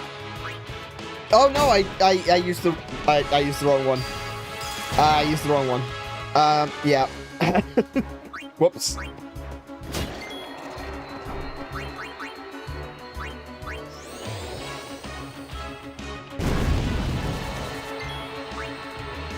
I need Waka.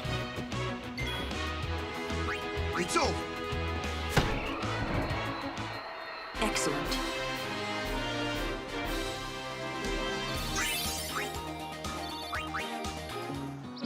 Okay.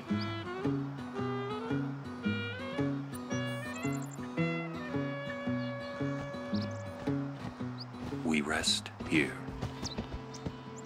But this isn't our bed shop. Yes, that it a is. problem? They don't believe in Yevon. And in Luca, they kidnapped Yuna. Where were her guardians? About that. Sir Auron's just concerned about your health. I'm not tired one bit. Well, I am. I do love Auron. Auron's great.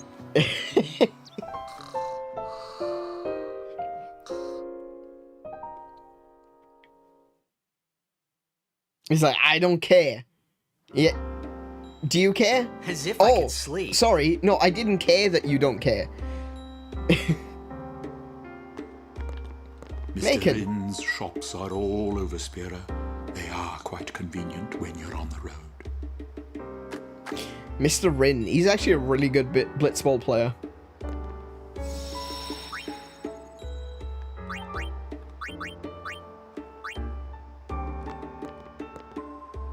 You guys already got a room, right?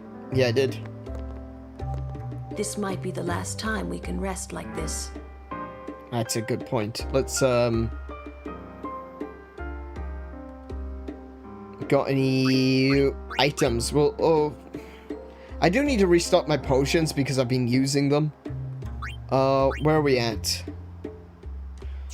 8,000 gil. Okay, let's see if we got any weapons first.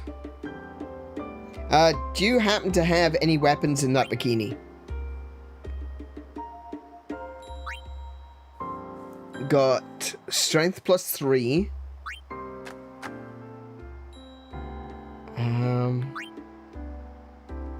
No.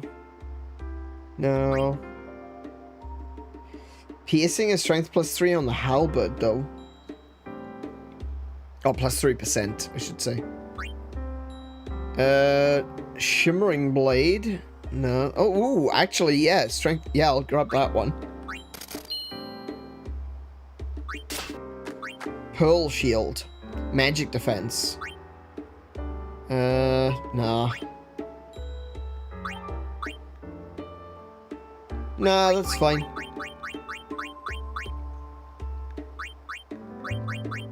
Yeah, I don't think there's any weapons I need. Okay, we'll just get some items in that case.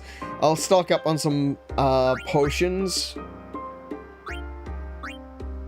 Let's see. I've got 12 Phoenix Downs. Get another antidote. Oh, grenades.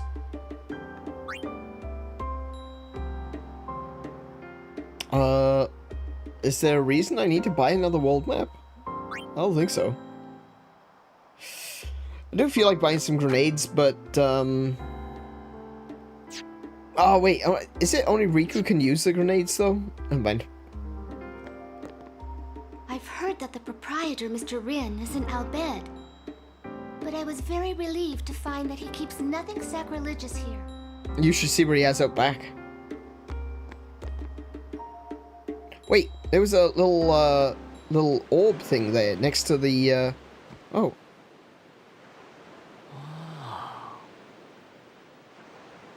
Check it out. Wow. That sunset was different from the one I saw in Kilika. It was quiet, almost gentle. So this is the scene I was talking about in, like, the first episode of this, where you see Tidus in the background of What you up to? Yuna's diary.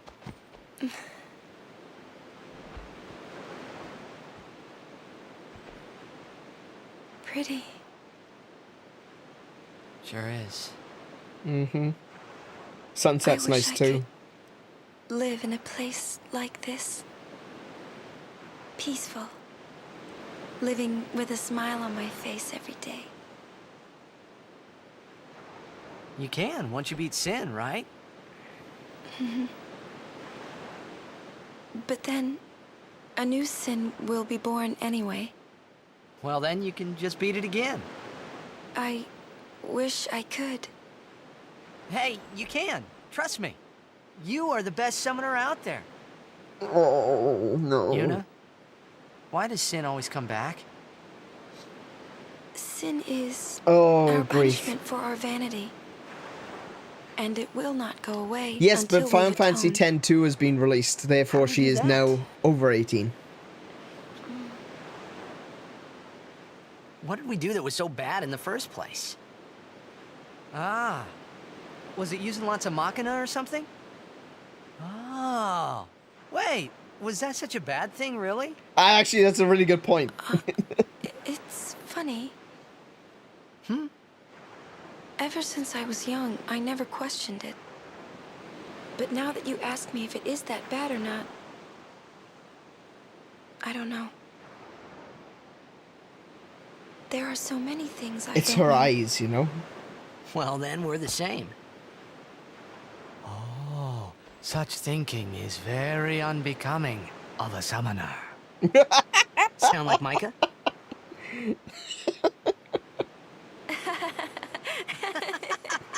Oh my goodness, you're going to hell! That's not very nice, you know.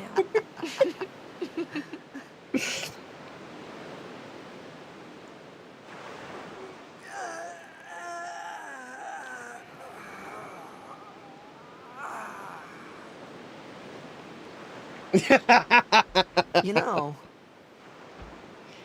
Yep. during Yep. the game, you have to think of Blitz and nothing else, you know? Okay. You can't think, that's a cute girl in the 5th seat from the right. And you can't be thinking about where you're gonna go on that date, because the minute you do, that's when you lose. You see, Yuna, what I mean is, you really shouldn't worry, you know? After we beat Sin, that's when you can worry about the future. I guess. Yep. But Yuna, how are you supposed to beat something big like that? The final summoning. It's the only way to defeat Sin. The only way. With it, we can call the final Aeon. That's the goal of the pilgrimage. The faith of the final summoning lies waiting in the far north to greet summoners that complete their pilgrimage. In the northern crater. I At the mean... world's edge in Zanarkand. Yeah, so I was right then, the northern crater. Yeah, yeah. She means the ruins of a city destroyed 1,000 years ago.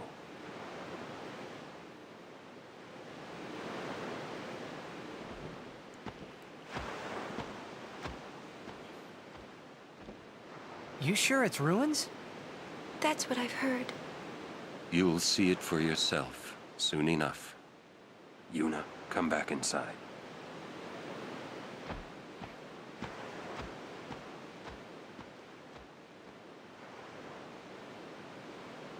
You will go with us to Zanarkand? Obviously.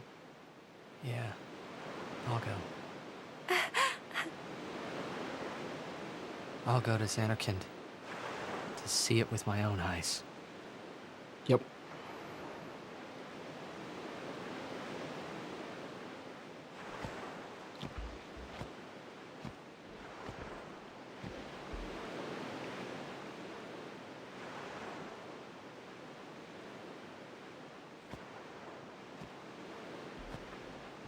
I knew it couldn't be my Zanarkand, but I had to make sure.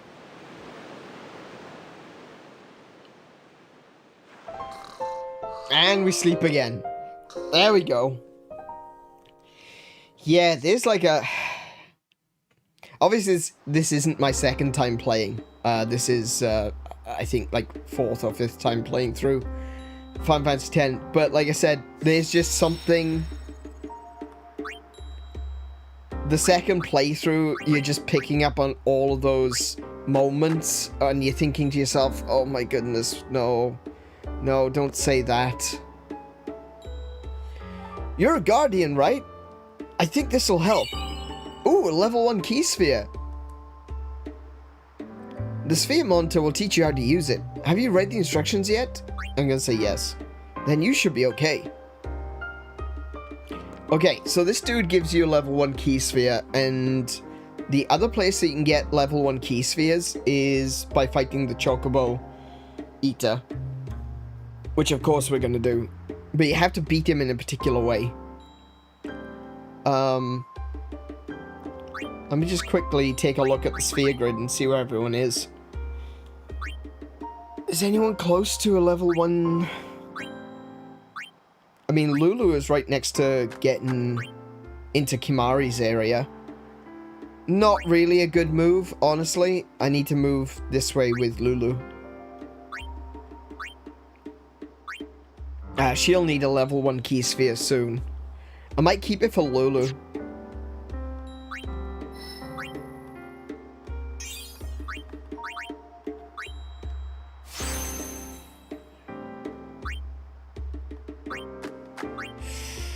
Ooh, Kimahri, using up all my ability spheres. My dude.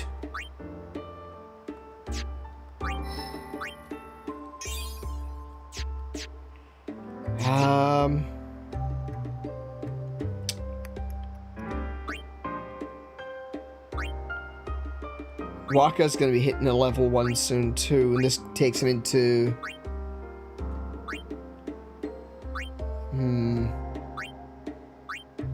Yeah, so this is all his status effect attacks. So like Dark Buster is a stronger version of the Dark attack. Drain's pretty useful. I'm good with Auron for a while, because I've got this entire sphere grid over here to deal with.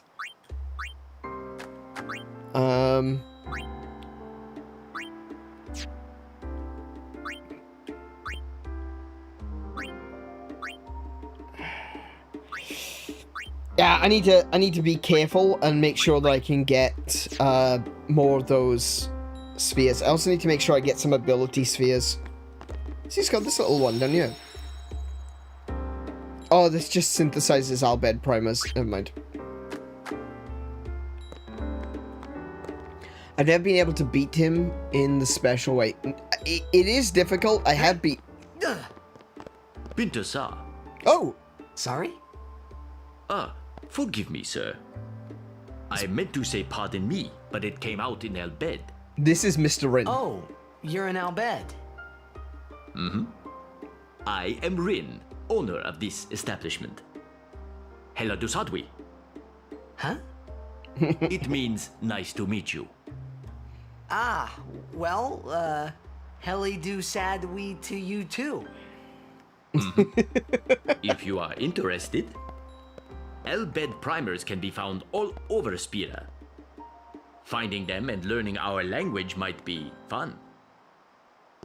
Here, let me give you one in commemoration of our meeting. Oh, thank you. Although you might want to be careful where you speak our language. Yeah. R equals H.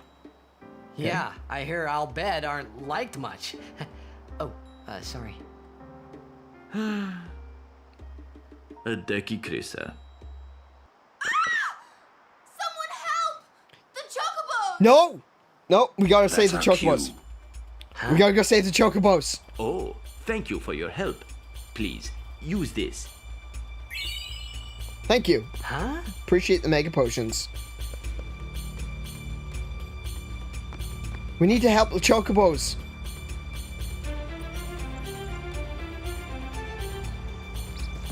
To the Chocobo Corral.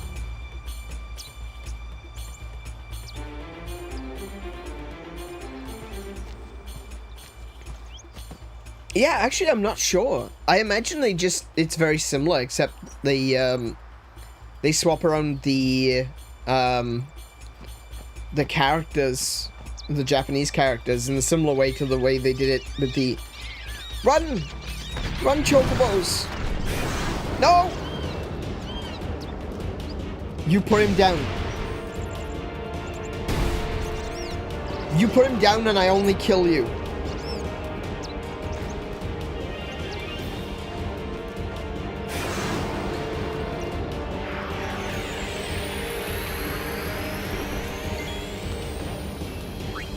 Okay, 10,000 HP.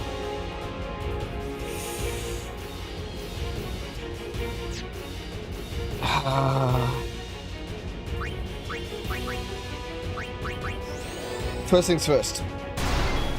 Sleep, not sleep, dark time. Switch out for me, Chia.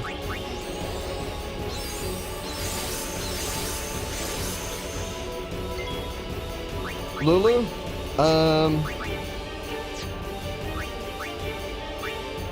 fire. Okay, cool.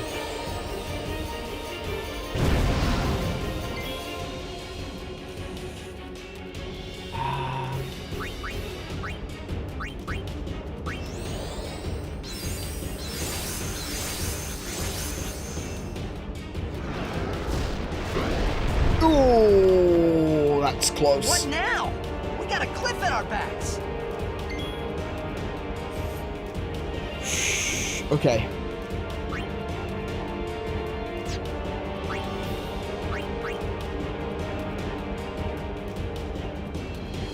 Yeah.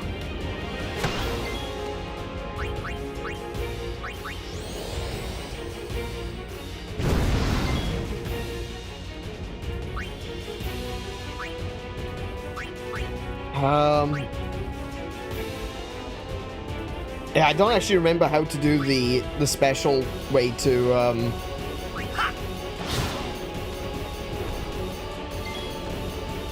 beat it.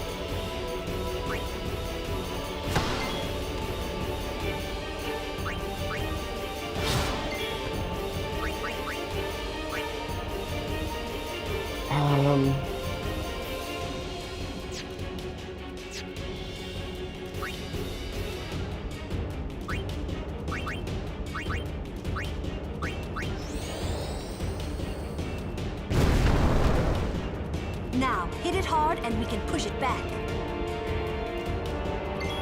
Okay.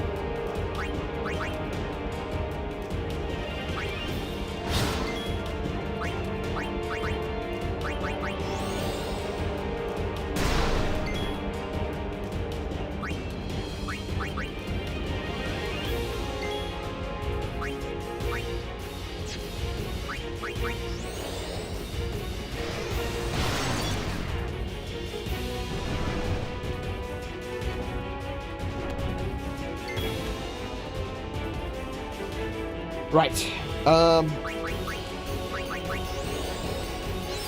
So we basically need to just... I can't remember if we're supposed to push it all the way back, or if we're supposed to outmaneuver it and go around it.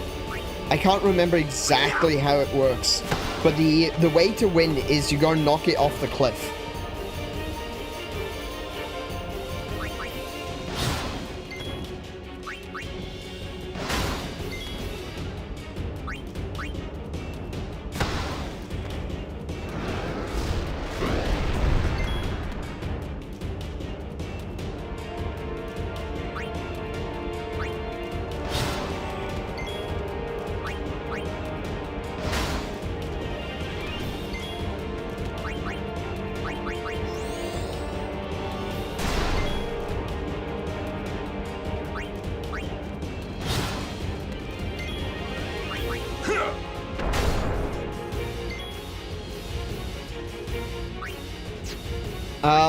Yeah, so there's a way to be able to knock it off the cliff, but, like, I don't remember how to do it.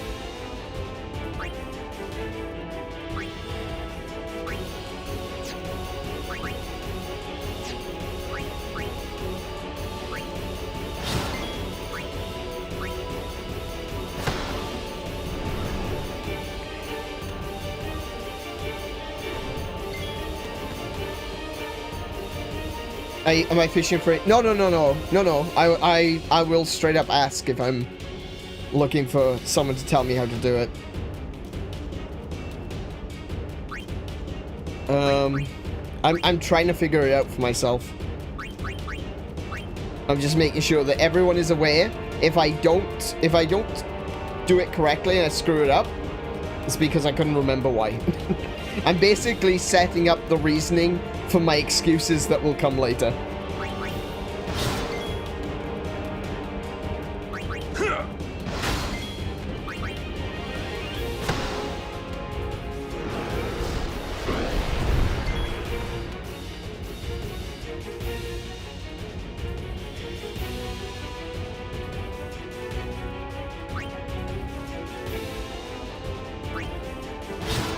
It says he's weak to darkness, so I think it is related to keeping him blinded.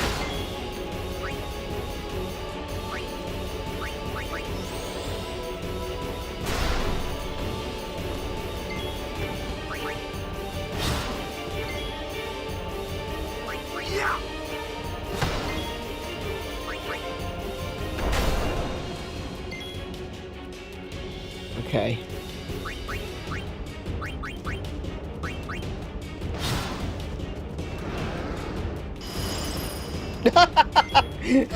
I love that. He's lying on his back and he's just like, ah, yeah, ice. That's kind of funny. I like that one.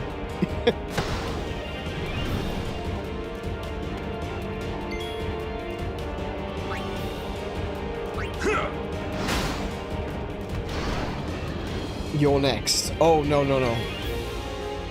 He's gonna try to eat me.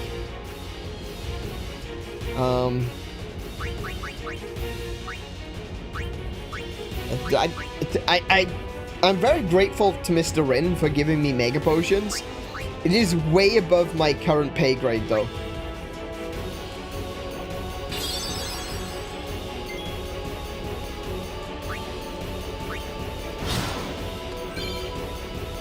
Hey! Okay, Overdrive Mode Warrior learned. Nice.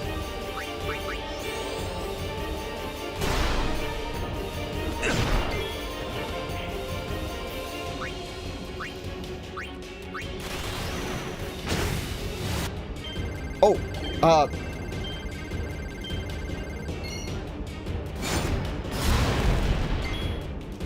well, that wasn't a lot of damage, was it?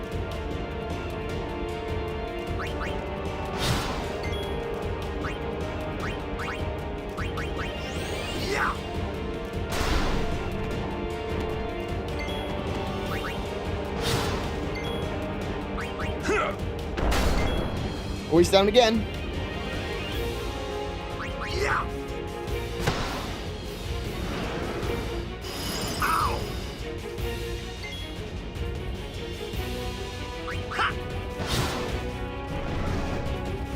Oh, we do have to keep pushing him back. Oh, okay, cool, cool, cool. Yeah, so there's another way we can push him. Cool. I am out of MP. That is bad news, bears.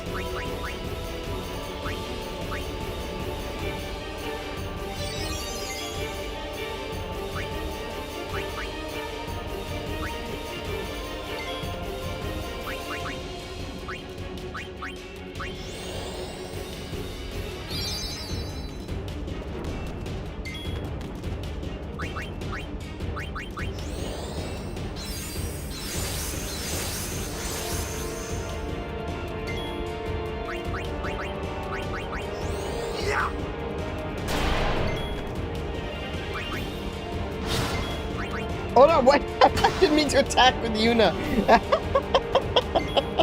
I didn't mean to attack.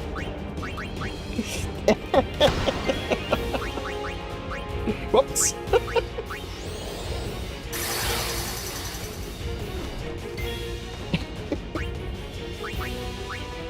Actually, I should have brought in Kamari. Hang on, let me bring in Kamari instead.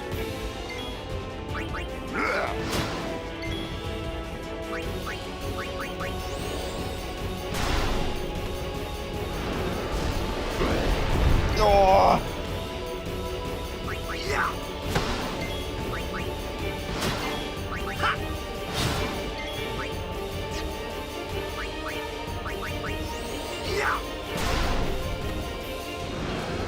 Oh, he did it twice in a row.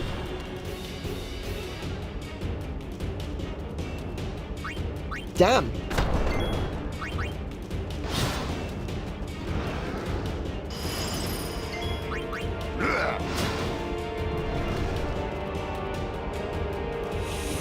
Just gotta keep pounding him, I guess. Oh my goodness!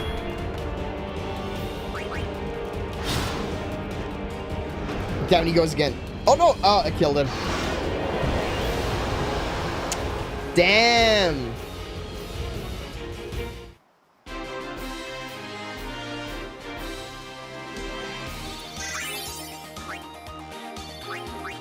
Okay, so I don't know the technique, but basically you needed to push him back. Have you an interest in renting some chocobos? And knock him off the cliff, and you get As a 3 token key of our spheres. gratitude, the first time is free of charge. Please, ask the attendant if you wish to rent. Of course I want to rent chocobos. Thank you so much for saving the chocobos. You're very welcome. I consider it a goal in my life to always try to save the chocobos. Because look at them, they're beautiful.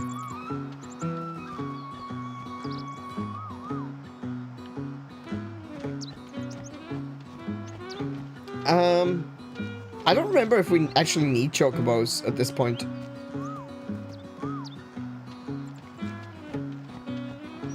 Like, later on, we'll need chocobos. Well, we won't need chocobos, but we can use the chocobos to go through the comm lens.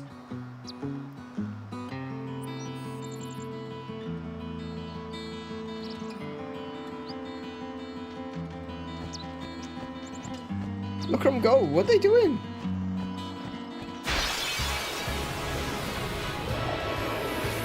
You gotta heal him to... Oh, that's a good point. I didn't even think of that.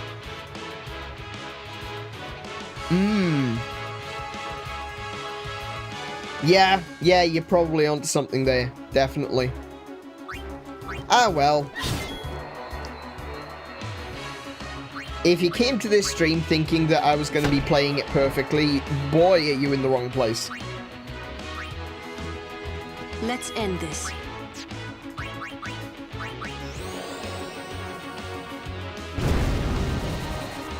Heal? Enemy? But he's not undead?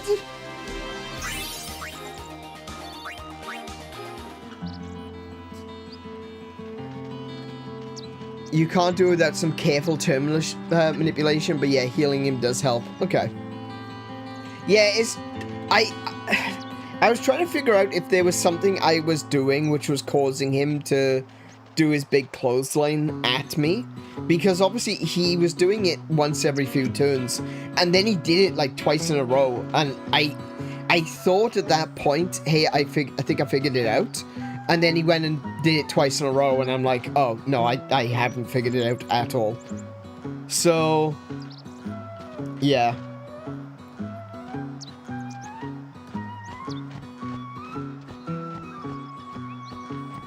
But, you know what? I don't mind. The chocobos are safe. That's all that matters to me.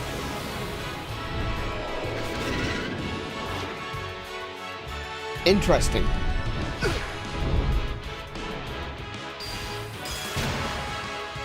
This one's gonna hurt. This one's gonna hurt lots.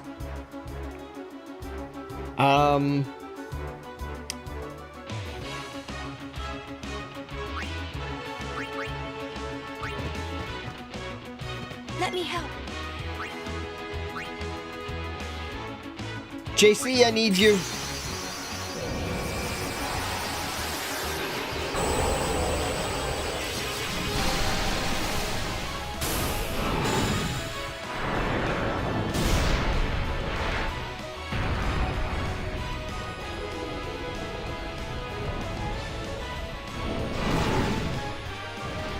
Please, fight with us.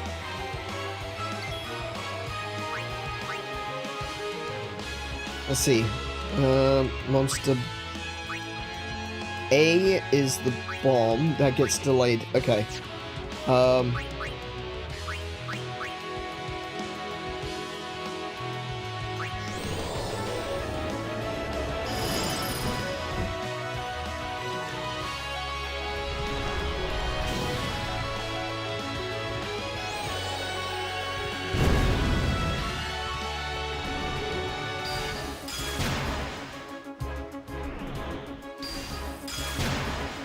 That's fine.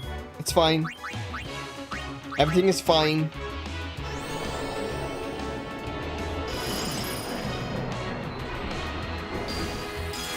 Oh, things are not fine. Things are not fine.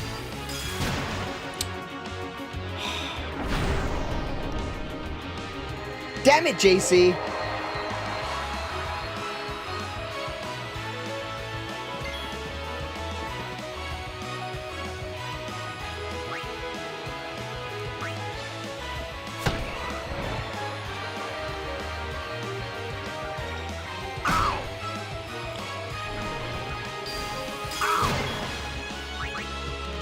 Smack him! Take that!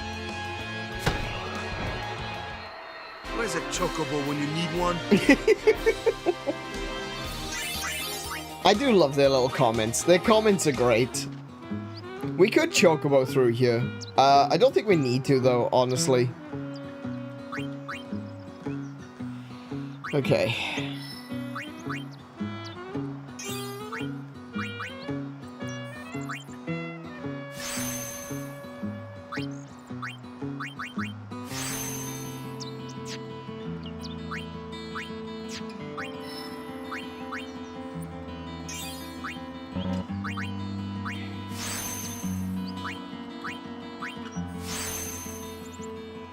Okay.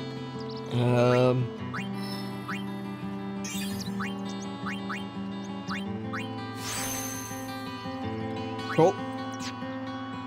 I want to move Kamari this way. This will move him into Lulu's area, won't it? Yeah. I could take Kimari into Lulu's area and make him a black mage. I usually like to take him down to Waka's area, though.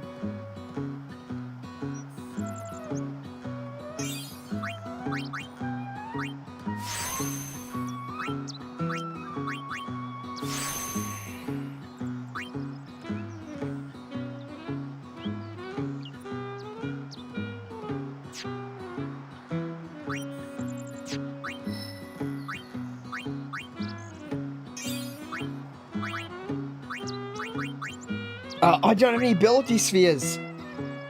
Damn. Ooh, okay. Okay. Oh, I'm gonna need an ability sphere for Tidus as well. Okay. Need to make sure to use extract ability. I think Waka just gained that one, didn't he?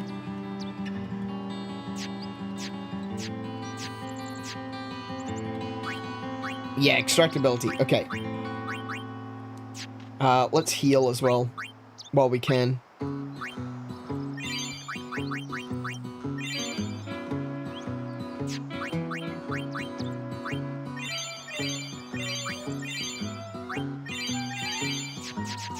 Cool. Oh, there's a chest. How do I get to that? Oh, I think that chest is only accessible if I fall off the cliff. Maybe? I don't know. I don't remember.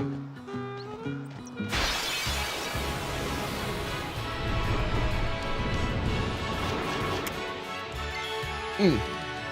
Yes, well,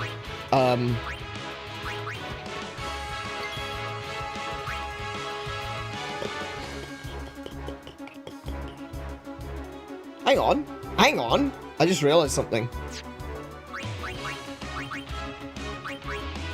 I think I can learn self-destruct. There we go.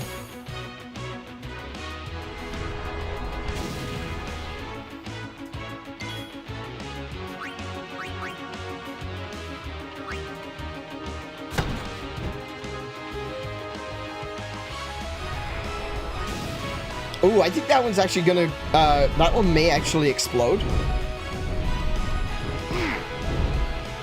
Because I don't think I'm gonna be able to... How much HP does it have left? 477? That's gonna be close. That's gonna be way too close.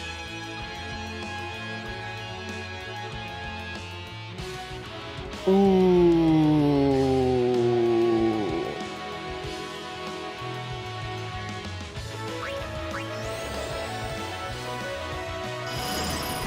Oh, 513? Okay, cool.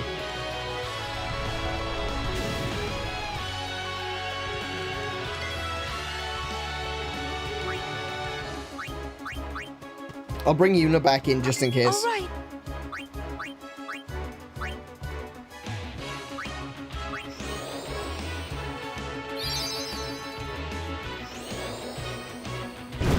Actually, I'll swap out Waka for Tidus as well.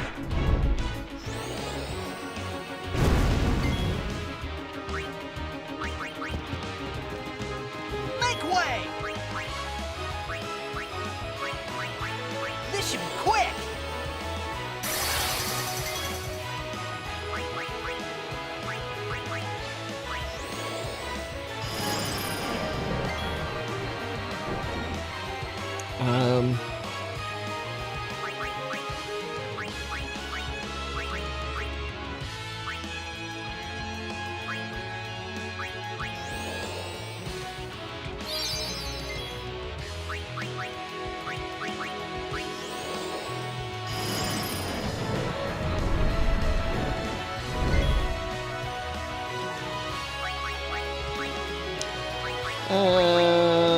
Oh, wait. I need Waka back.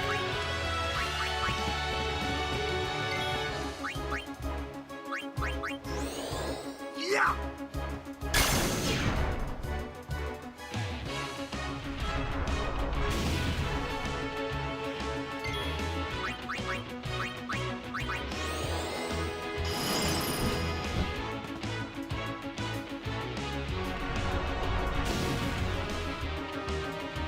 Okay.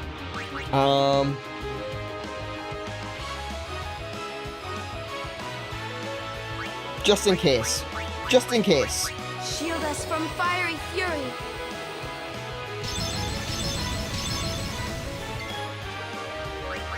I should be able to take it out, though. There you go.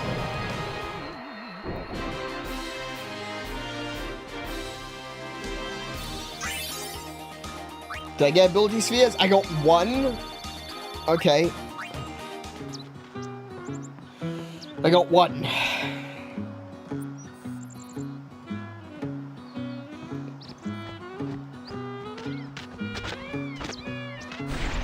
Whoop. Oh my goodness, you are useless at everything.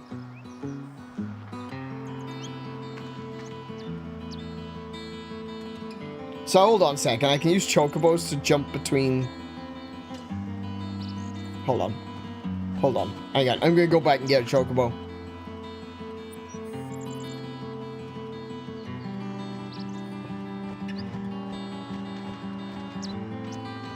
I'm getting a chocobo. It means I can get those chests. Luke, I'll show you what I can do. Go ahead. What exactly can you do? Back in the fray! Ha! Oh yeah! Woo-ha!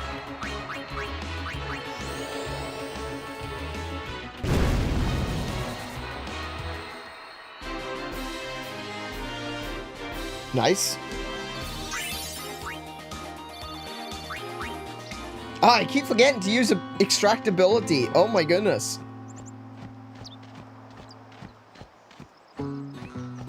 Yeah, look, there's like a jumping path that you can take. Okay, so that's definitely chocobo related. Let's do it. Okay.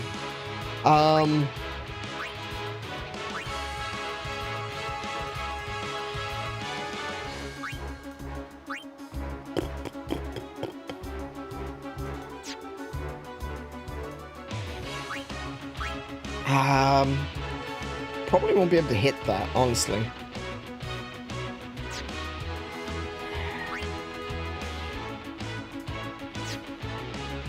Just cheer.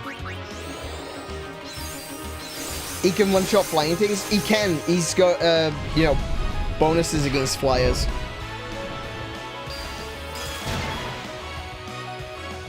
Okay. No, wrong one. Damn it. Ah.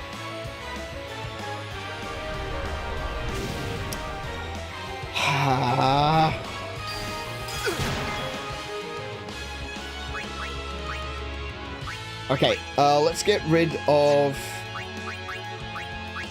one of these. What? It said it was weak to...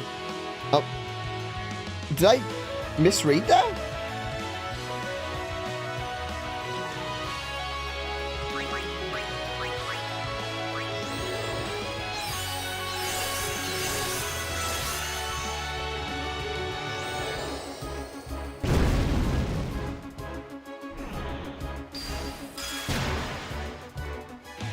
I'm completely beansing up this encounter. This is just a simple, easy encounter. Oh, I was looking at the wrong one. Oh, they're weak to lightning.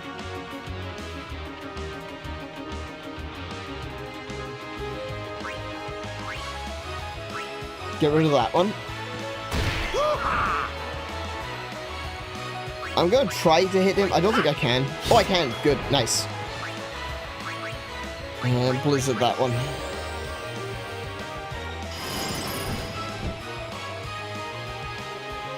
Now I think any of them can probably take on the bomb.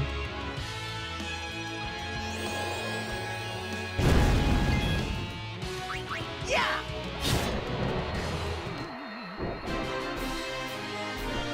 No sweat.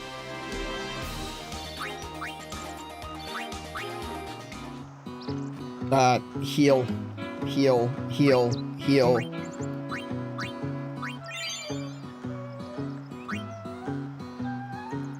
Ah, it's not too bad. Alright.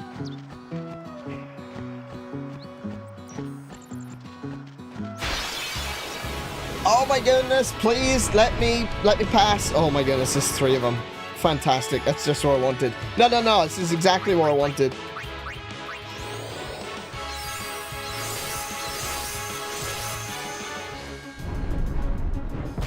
Ow. What he said. Extractability on monster A. Yeah.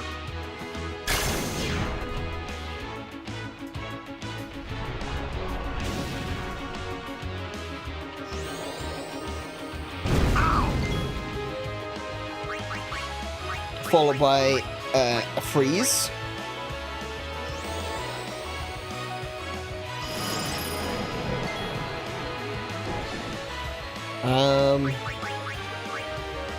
Yuna.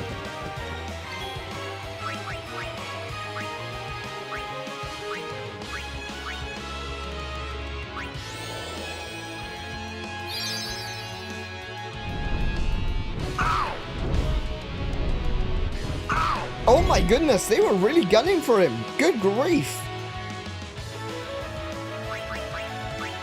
Okay.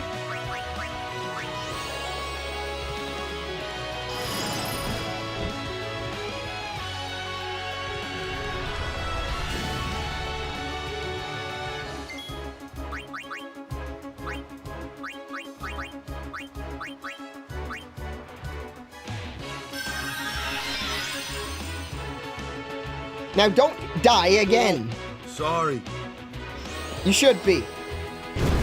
It's alright though.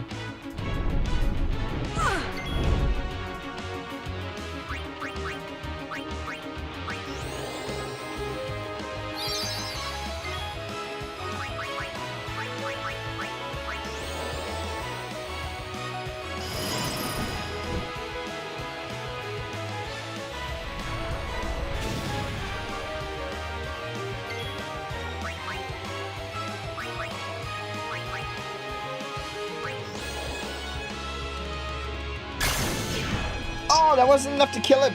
Damn it. Okay.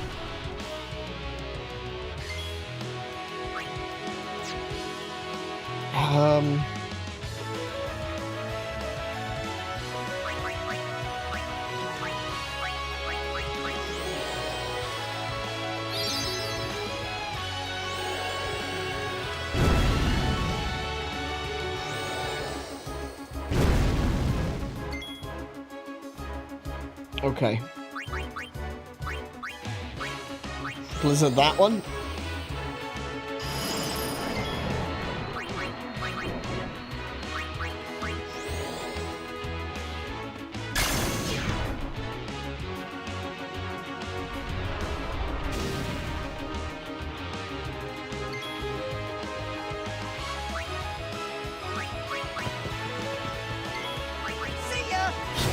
Easy. Okay. Now, I think I would have gotten 3 ability spheres from that one. I think. Yes, I did. Brilliant. That's exactly what I was hoping for.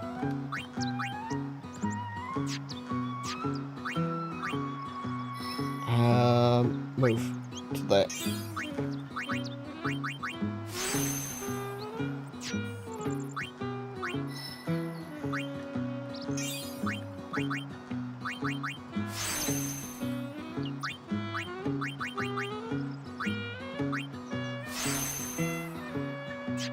Cool. Wait, what was that? Provoke. Okay, cool.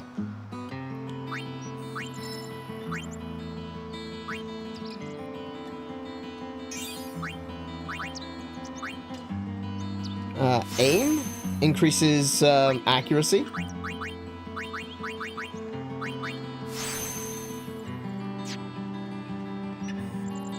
Kimahri can't move. Auron can't move. Yuna.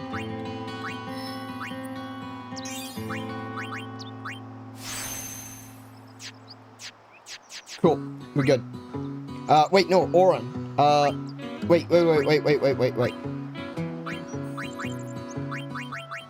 Before I forget. Extract power. Cool. Alright, let's get that chocobo and be on the road.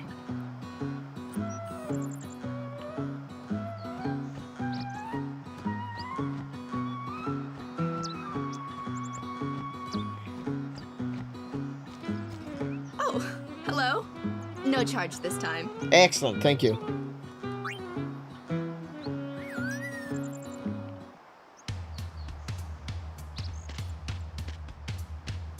We got the chocobo!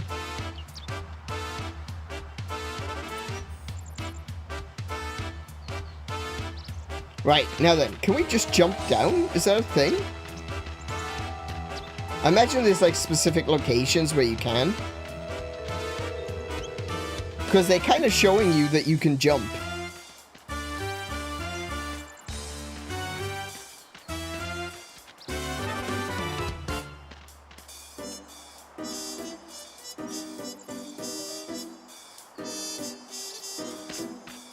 So like, wait. No. Get back on the chocobo. Get back on the chocobo. Get back on the chocobo. How do I jump?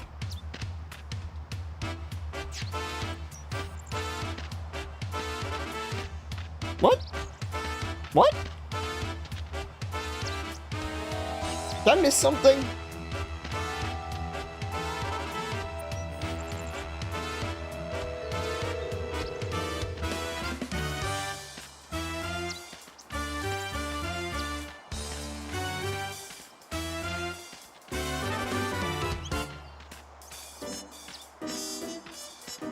Okay.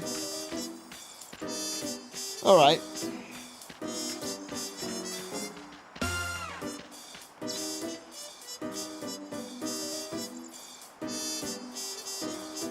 Can someone look that up for me? How to jump on the Switch version? When you encounter a yellow feather... Oh, a yellow feather on the ground. Oh, like that. Oh, okay. Right. Okay, that makes more sense.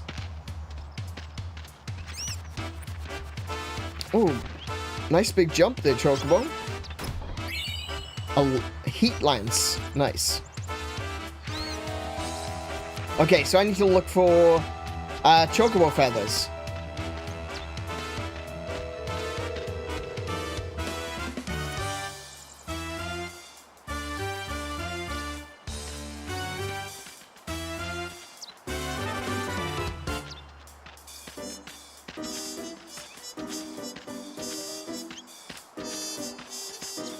Nothing here.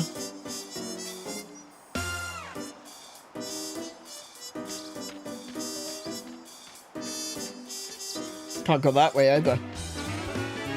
Okay. Chocobo's like Dumbo. They need feathers to fly. Fair enough. I think most birds need feathers to fly, to be fair.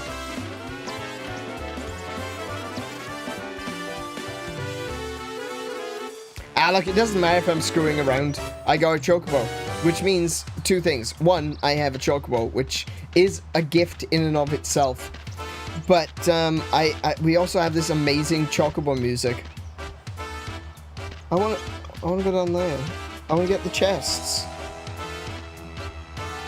A safe journey to you. Thank you, Macon. Thank you so much for your words yesterday. Shalinda, you just need to... good luck to you. You're gonna need it.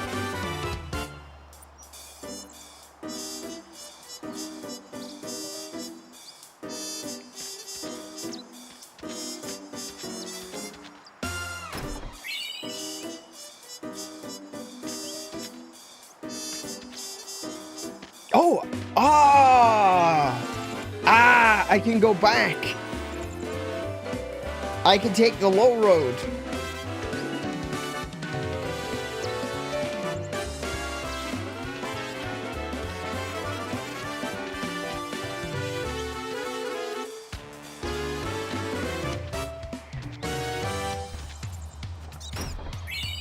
Thunderblade. Nice. Scout. Okay, we got a few of those already. Nice.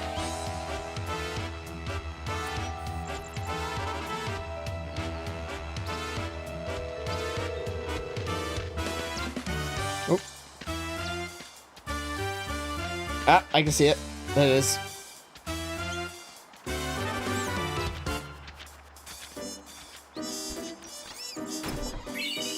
Fortune Sphere. Nice.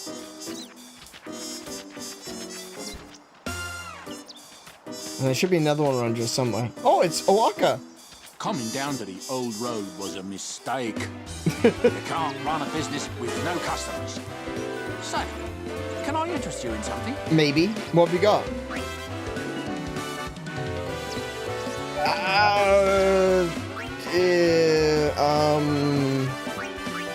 Sure. Yeah, there we go. Sure are a lot of crusaders about. I wonder what they're up to. Yeah, you're not gonna like it when you find out. I know this because I'm not gonna like it.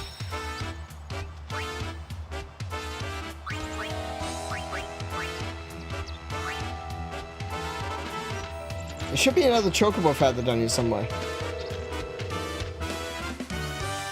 Oh! A Saturn crest. Oh! Okay.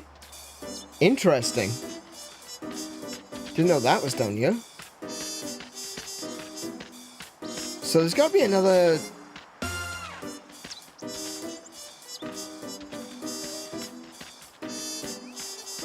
Okay, so that's the...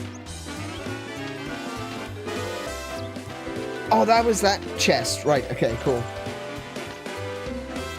What are you doing on this road? Oh, you know. I see. The high road ends over there. Okay, thank you. However, we have sealed off the area beyond for the duration of our operation here. You may ask the gate captain up ahead if you need to pass through. Okay. So they're doing chocobo jumping training, clearly. I think I've got all of the items here. I've got the important one at very least. I got the Saturn crest.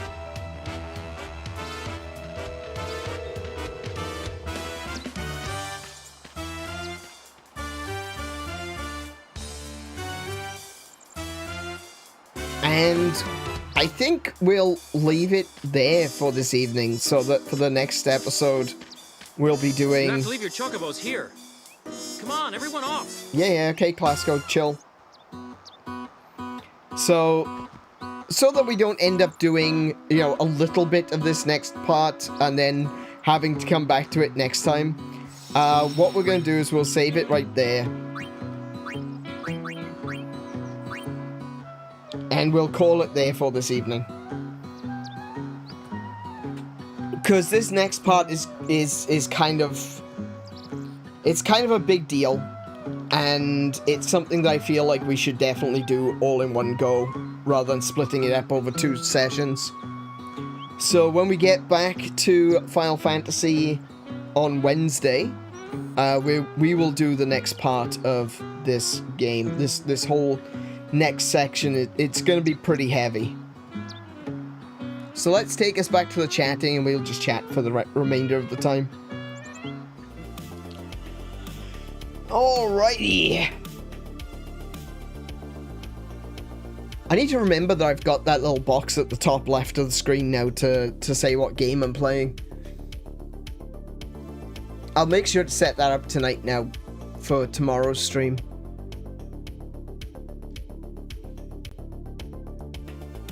So let's have a little look. Tomorrow we're going to be playing Yaz Recharged. So I was planning on playing Yaz Recharged on Saturday, but instead we'll play it tomorrow, so that for the weekend we're going to be playing all Monster Hunter, so we can play the Wilds demo or beta test.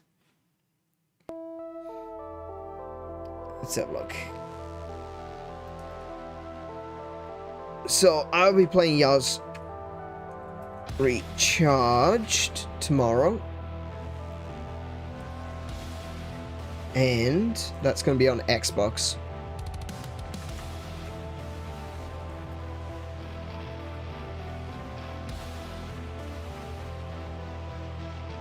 Cool.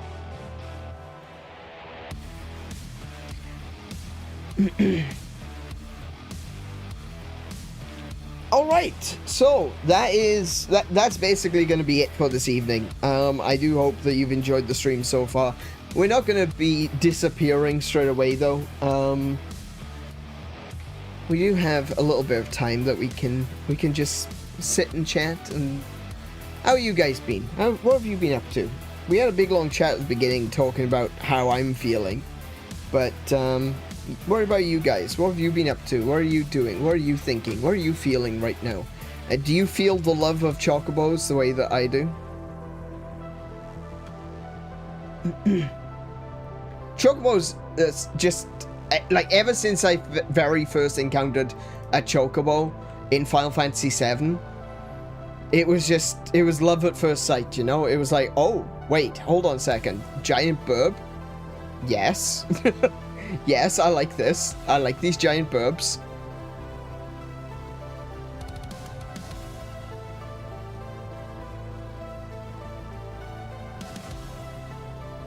You can't say that you do? You don't like chocobos? Chocolate balls. Yes, that is true. They aren't named actually after chocolate balls. That's right, like Lind balls.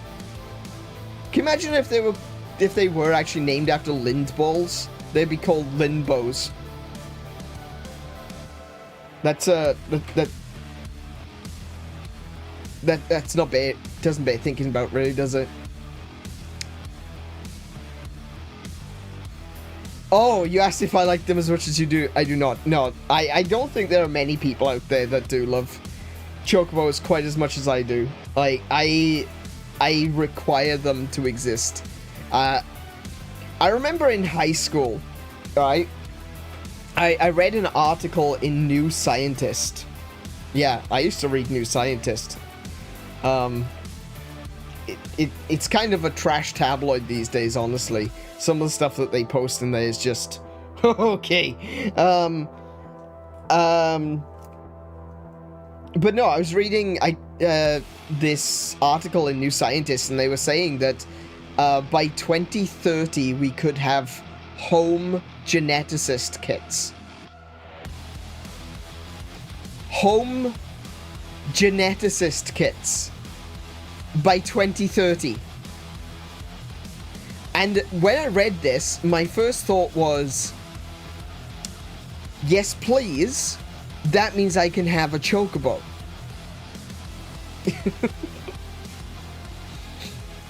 But unfortunately, much like hoverboards, I have been lied to by the media.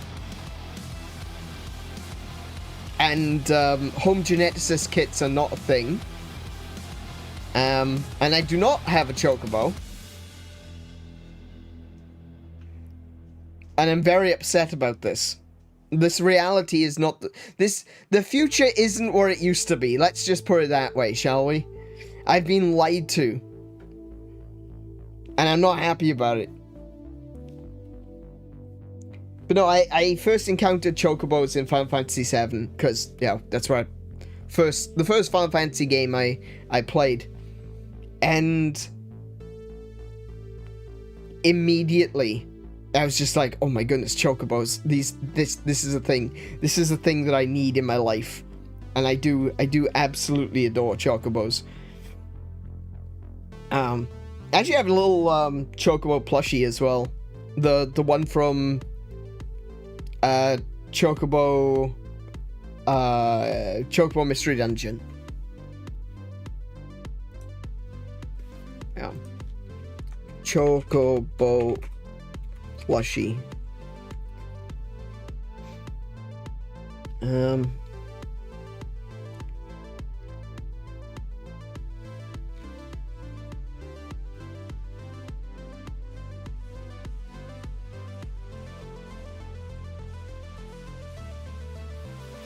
Oh, wait, no, it's not that one.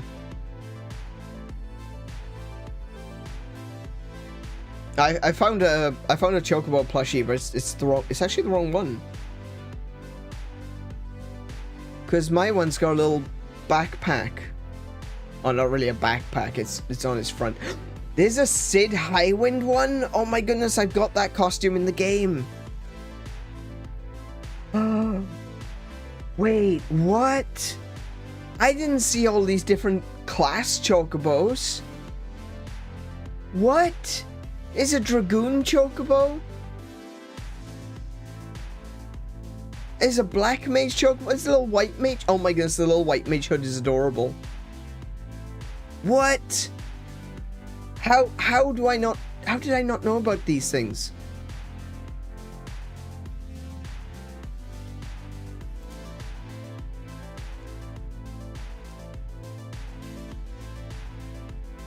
I had no idea. The black mage one looks a little bit derp. I gotta be honest, the hat doesn't look very good. But the white mage one's adorable.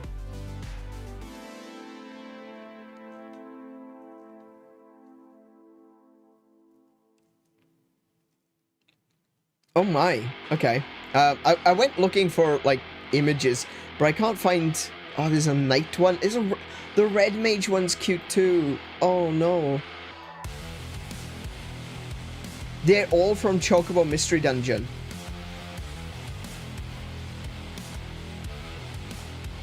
Hang on. Let me save this to the desktop. There we go.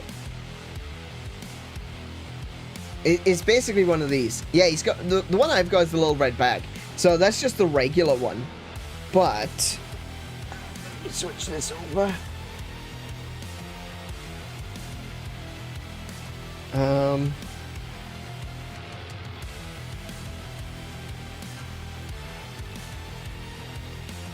Look at him! Look at him! Little red mage one.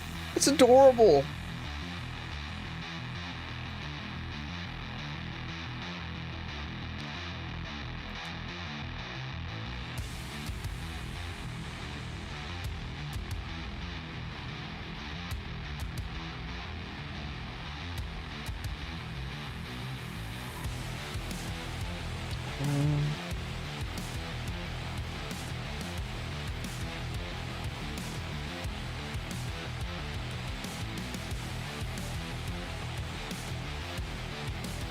Oh, so it looks like they may have been exclusive through the Square Enix store.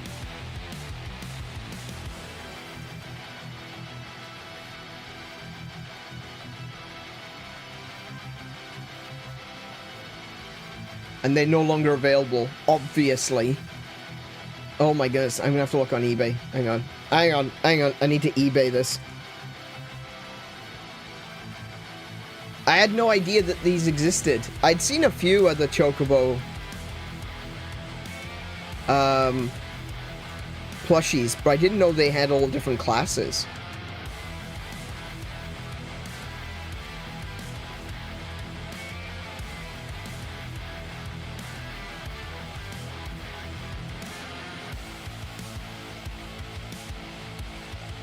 is a blue mage.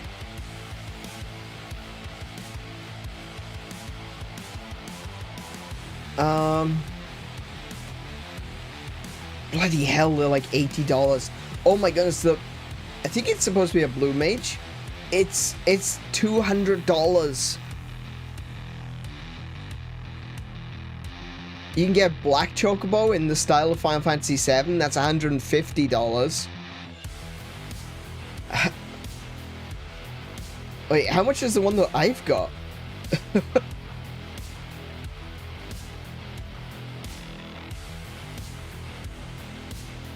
Hang on a minute. Chocobo Mystery Dungeon.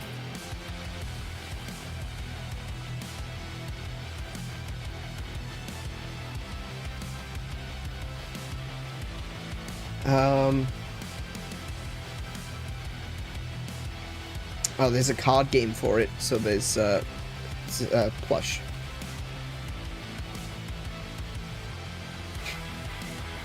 Sorry, fly just flew straight in my nose.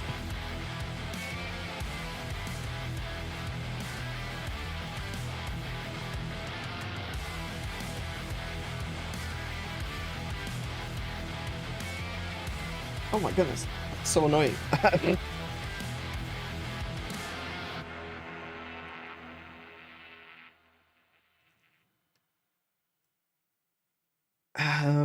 The only one I can find is the white mage, which is like $120.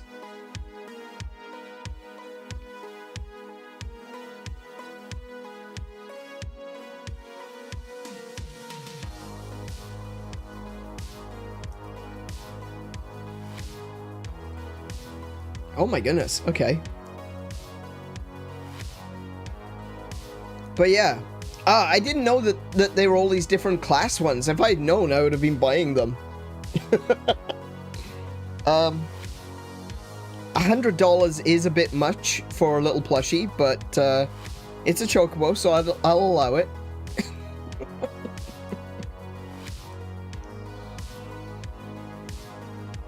It's worth the cost. Let's put it that way. It's worth the cost.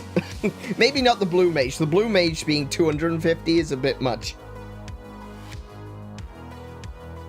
But this is second-hand market and all that, you know? It's just the way it is, I suppose. Oh my goodness. That fly has made my nose feel itchy, like... Oh, goodness. Hold on a second.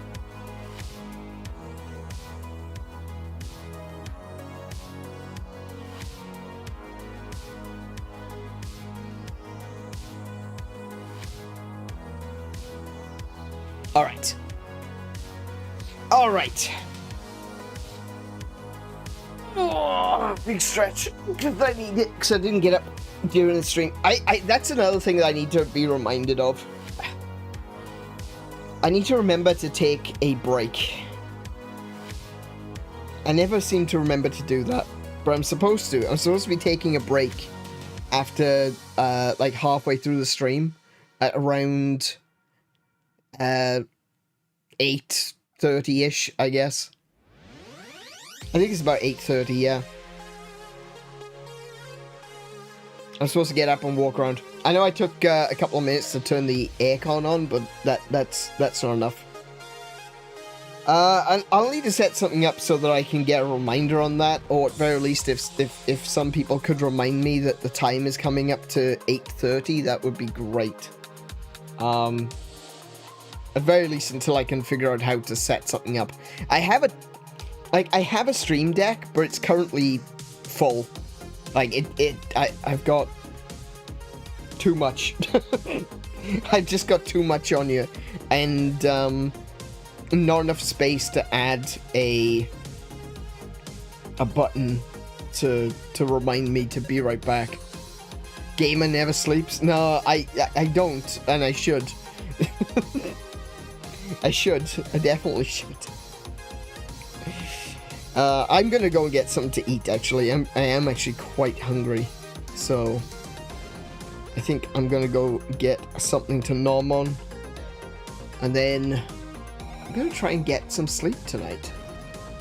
There's still a few things that I need to do. Specifically, I need to do a bunch of stuff over on the second channel. So, oh my goodness, this fly won't bugger off. Yeah, I've got some stuff that I still need to finish over on the second channel. I've been working on building the overlays. I think it looks really good, like I said earlier. I've been doing a bunch of new things. I've been working with like video and trying to come up with new ways of doing backgrounds and things like that. So I've been playing around with lots of new features, and I hope that it'll be worth it, because I personally, I think it looks good, and I hope that other people think it looks good. And if it works out, I'm probably gonna swap the background on this channel with something else as well. But to be able to do that, I need to actually be able to come up with... Yeah, I was thinking about using some like scenes from video games as the backgrounds. I think that would make a lot of sense, you know? So if I could get like a, let's say like a scene from Final Fantasy to put in the background, to be my background when I'm playing Final Fantasy, or for example, a scene from Legend of Zelda if I play a Zelda game, you know, something like that. I thought that might be interesting, so I'm looking into it. It's not set in stone just yet. At very least, with there being, you know, being a Monster Hunter channel, it's a lot easier to do it for the Monster Hunter channel, because I only have to look at so many games to get some backgrounds. But because I do lots of different games on this channel, it's a little bit harder to decide what exactly I should have in the background. But it's an idea. It's something that I've been playing with for a little while, and it's something that I'm getting the opportunity to actually do over on the new channel. So if people like it, I will probably look into doing something similar over here. Just something to be able to swap out the background, you know? Because at the moment, it's nice. I like it, the starry sky and everything, but it's also a little bit bland. It's not really doing anything. The only movement that the background has is the visual glitching, which I've added to it. But no, I think some new backgrounds are in order. There's a lot coming up that I would like to do. Unfortunately, I wanted to hire someone to do a background image for me, but unfortunately it's just so damn expensive. Like, it's really expensive. I was looking at getting pretty simple drawing done. I say simple. In my opinion, it's pretty simple. I may be wrong about this, but I wanted to get an arcade done up to put in the background, and I wanted it to have like just glow effects on the screen, just so, you know, like the way that a CRT screen flickers.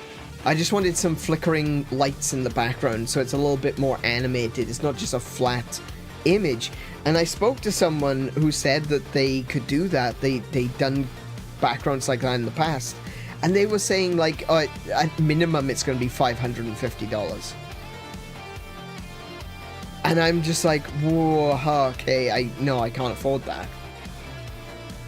So I've been looking for ways in which I can come up with backgrounds so that I can, you know, utilize different things to make backgrounds. And I got some royalty-free pictures of the sky, and just for an image. And well, it's animated, so it's not just an image. It's not really a GIF either. It's like an animated PNG. But yeah, $550 for just the image. For just the background, I should say. yeah, I can't afford that. Buying backgrounds and stuff like that is actually really expensive. So there was one place that I was looking at, and I spoke to someone. They said they could draw it for like $300, and I'm like, okay, that's a little bit more reasonable. But when I actually looked at their the art that they had done, when I looked at their gallery, it wasn't great, honestly. I thought that you know, they say you get what you pay for, right? And if $500 is the number for an arcade with some glow effects in the background, then you can imagine what 300 is. Oh, I should clarify. That's $500 Australian. 550 Australian. So that's about 300 American, I think. Yeah, exactly. Like Kiko says, it doesn't help the fact that the market is just full of thieves and grifters. Like, I've told you in the past about this grifter that I had that was trying to emotionally manipulate me into buying artwork off them. Like, I told them I didn't want artwork from them. Oh, excuse me. I told them I didn't want artwork from them, and I left it at that. And 6 months later, they came back and said, "You've left me on the hook for 6 months. You should buy something." And I'm like, no, I told you 6 months ago that I didn't want anything. And I said to them, considering this method that you're using of trying to emotionally manipulate me, there's no chance that I'm going to be working with you now or in the future. And 3 months after I'd said that, they messaged me on X saying hi, and I just blocked them. Like, I blocked them immediately. I thought I had blocked them, so I was surprised that I got a message from them. But it's like, yeah, they're telling me that, first of all, they say that they can do something, and when I look at their art is quite rudimentary. Like, I could probably do better. I'll be honest, I don't have the patience to do art in Photoshop. I probably could, I just don't want to. And I could definitely do the glow effects and stuff like that myself. But I figured that, you know, if I'm going to be doing it, I don't want to be buying artwork off someone and then manipulating it myself. I'd rather it be a part of the art, you know? I'd rather get it from them as a completed piece. So I spoke to this person, and they said, oh yeah, I can do interiors. Now, don't get me wrong, they had some absolutely great artwork of exteriors, like rolling hills, mountains, a forest, a lake, and I thought it was really good. But they didn't have any interiors. So when I said to them, well, look, like, your art looks good, but I'm looking for an interior piece, they said, oh, I can do interiors as well. And then they sent me a bunch of exteriors. And I'm like, well, this doesn't really tell me whether or not you can do an interior. I need an interior. And they said, okay, so what are you looking for? And I said, I'm looking for an arcade. And they said, oh, I can do that. And then they sent me a picture of a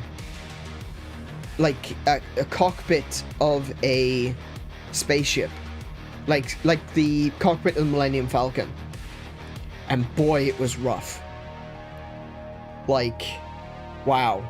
Like, really damn rough, you know? It looked completely different from their exterior art, the landscape art. And I said, do you have any other examples? I'll be honest, this one's not that great. And she says, sorry. Oh, there we go. They said, yeah, I do. And they sent me another one. And it was like this really awkwardly positioned. You know the mansion in Resident Evil. It was kind of like a hovering halfway between the floors, looking square on at one of the walls with like the banister going across in front of it. So there was no sense of depth. It just looked like a flat wall with a banister and kind of a bit of a staircase sticking up in the side. And like there was no depth, there was no shading, there was no shadows, it was just this flat image. And I was like, this is what you're showing me? Okay, right. Well, I'm gonna be nice. And I told them politely, I love your exteriors, but I don't think I'll be using you for any interior work. But you know what? I think you've got a really good sense of style for exteriors, and I think that's where your focus should be. And I think with a bit of work, you're going to be doing really well, and you're going to be selling lots of art. But unfortunately for me right now, and for what I need, unfortunately you're not the person that I need art from, so I won't be using your services. And they said, okay, thank you for the kind words, and goodbye. And I thought that was the end of it. Like, I thought that was the end. Like, I told them I didn't want to use their services any further. And then 6 months later, they start to try to... Actually, I got another message like a month after that, telling me that, asking me if there was anything that I wanted them to do. And I said no. I said, I'm sorry, I thought I made myself clear. And then they sent me a message 6 months after that one saying, you've left me on the hook for 6 months. Basically, I deserve your service now. Because you've kept me waiting for so long that I deserve you to pay me. And that's when I told them, like, that is absolutely not happening. What the hell is the matter with you? And then just before... When was it? It was in the middle of winter, so it was like July-ish. They sent me another message saying hi. And I'm like, yeah, not even. Just block immediately. I don't know. I don't get why people... There are artists out there, right, that definitely deserve your attention. That definitely 100% deserve the sort of money that they are charging. This $500 that I'm talking about for an artwork, the guy has worked on like serious, done backgrounds for like serious pieces. Like he's worked on graphic novels and things like that. So you kind of expect that it's going to be expensive, you know? You go into it knowing, well, damn, it's probably going to be expensive, but I didn't think it was going to be quite that expensive. But then there are people that just come along and they've got such a high opinion of their artwork, even though it isn't really that good. And I think the problem comes from, like, these are kids, essentially. Like, they're teenagers, you know? And they come from a school where perhaps they're the only person that can even remotely draw in their class, right? And they've got their entire class saying, oh yeah, you draw so well, oh my goodness, your art is so good. And then they get out into the real world, and it's not like that at all. And if everyone has told them that their art is great, so they have such a high opinion of their work, when in reality it's just not. And I kind of feel sorry for them in a way. It's why I find it very difficult to be, you know, stern. It's why I probably allowed myself to go through this. Because they don't seem to realize that maybe their art isn't that good. And you don't want to crush someone's dreams. You want to encourage them, especially I do. I want people to think that even if they're not good enough now, that they could be good enough in the future. I want people to, if this is their passion, if this is what what drives them, then they should definitely chase after it. But then, you know, you end up in situations like I was, where they seem to be under the impression that I'll be coming back to them, even though I've told them quite clearly that I'm not going to. They seem to think that it's okay, you know, to just keep harassing you because their art is good enough as far as they're concerned, and it isn't. It really isn't. When I met my best friend in high school, I was the first person he'd ever met who didn't just tell him his art was great. I gave him constructive critique while showing my own examples. He was offended at first until he tried the things I suggested. Yeah, and it's like that, you know? I think I was kind of the same. Like, my parents always used to say I was such a good artist, and like, I had things that I was good at.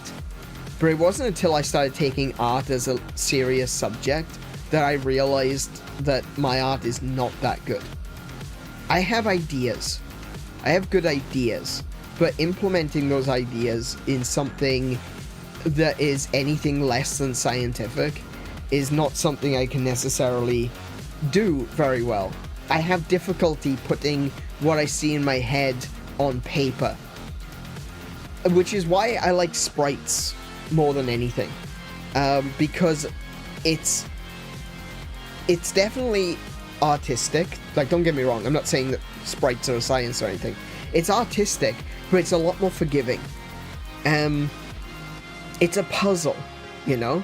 And I described sprites as a puzzle before because you've limited yourself to, this is the scale I'm using, this is the art style I'm using, this is the kind of color depth that I'm using. And when you create them, it's like a puzzle. It's like one of those slidey puzzles where you need to get the tiles into the right place, you know? You're trying to figure out, right, how do I fit the colors, the shapes, the appearance that I'm looking for into this particular shape that I have in front of me.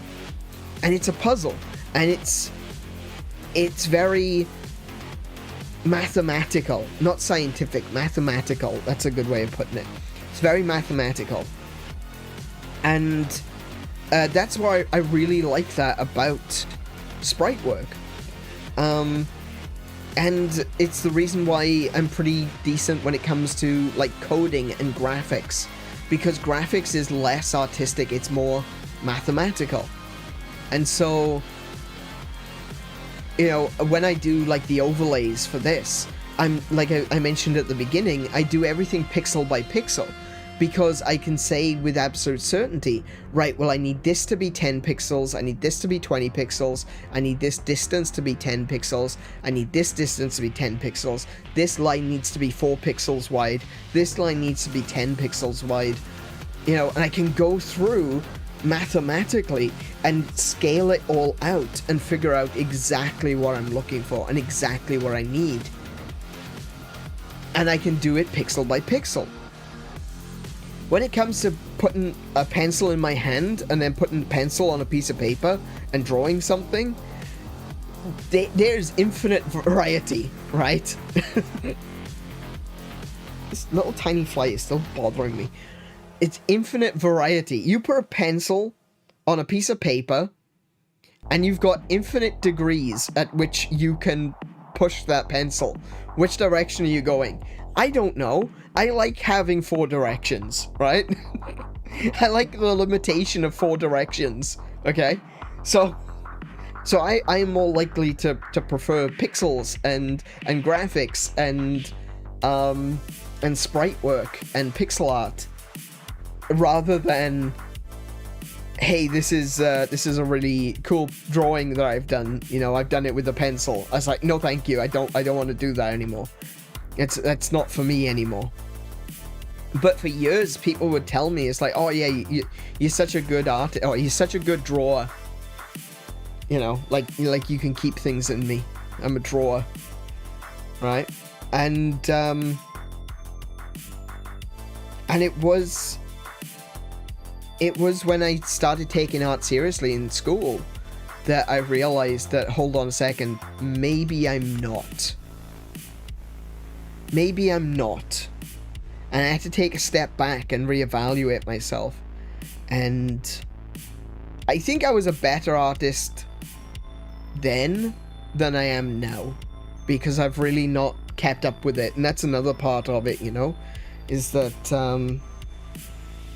if you don't keep up with it, you use it or you lose it, you know.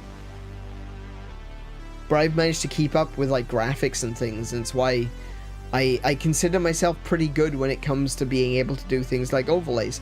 You might disagree. You might look at my overlays and be like, man, you know what? They kind of suck. And that's just like your opinion, man. And I disagree. I think I'm actually really good when it comes to drawing overlays. And I like what I've done. I've liked what I've figured out. I'm really happy with my results.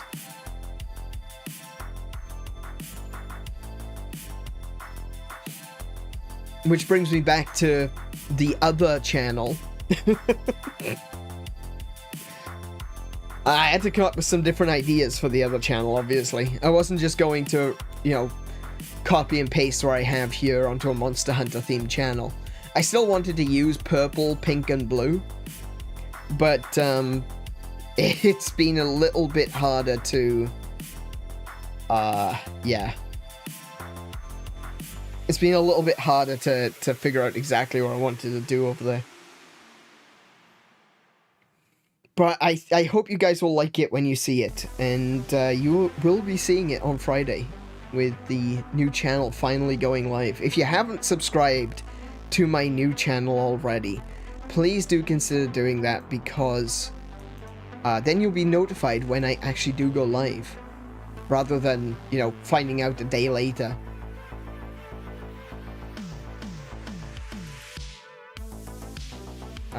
Hang on a minute. I clicked on the wrong thing. Hang on. Hold on. I'll post in the chat here, look.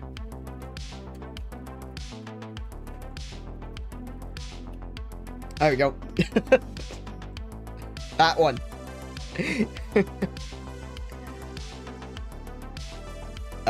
Is that actually going through? Yes, it is. There we go. There we go. Aneurin's Hunting Party. That is my second channel. That channel will be going live as of this coming Friday. So, February the 7th. I'll be going live for the first time on my new channel. So please do come along. Be lovely to have you. And if you want to play some Monster Hunter with us, you're very welcome to do so. I hope we get the opportunity to play some Monster Hunter in the coming weeks, especially with Wilds coming out. You know, we're going to be playing Wilds during the beta. And then when Wilds actually finally releases, all of my Monster Hunter streams will be on the second channel. So please do come and join us over there, especially if you are interested in getting into Monster Hunter Wilds. And you know what? I strongly encourage people to try out Wilds. If you've tried Monster Hunter in the past and you've been like, yeah, you know what? I guess it's fun, but I don't really get it. Monster Hunter Wilds is going to be a significantly different experience to previous Monster Hunter games. And it may be a good opportunity for you to be able to get into the game. It might be a good opportunity for you to experience it and be like, oh yeah, I understand this now. And there's been a lot of games that have come out recently that use a very similar formula to Monster Hunter. Like, I think of games like Elden Ring. And while it is different, don't get me wrong, Elden Ring is not the same as Monster Hunter. There are similarities, you know, to the way that now monsters are going to be roaming the open world. It kind of feels a bit like Elden Ring in a lot of ways. And I think that people who have played Elden Ring or other Souls games may have a kind of experience that will lend itself towards understanding how to play Monster Hunter Wilds and it might click for you, you know? And that's the thing, everyone's looking for that click moment to where suddenly it makes sense. And so this might be the opportunity to find a Monster Hunter game that you can click with. And considering the open beta test is free, it's a perfect opportunity for you to give it a shot. And if you join us as well during the open beta test, we can at the very least help you out, you know?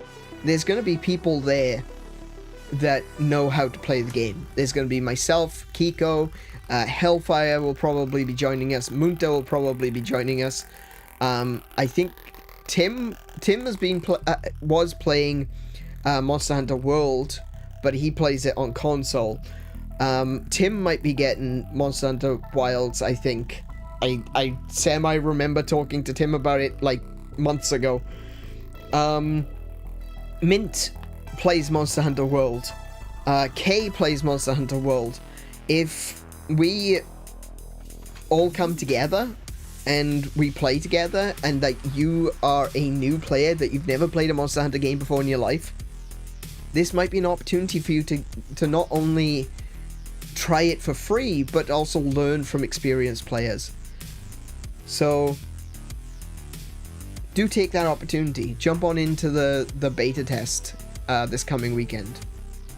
And I am going to call it there for this evening. So do consider subscribing to the second channel.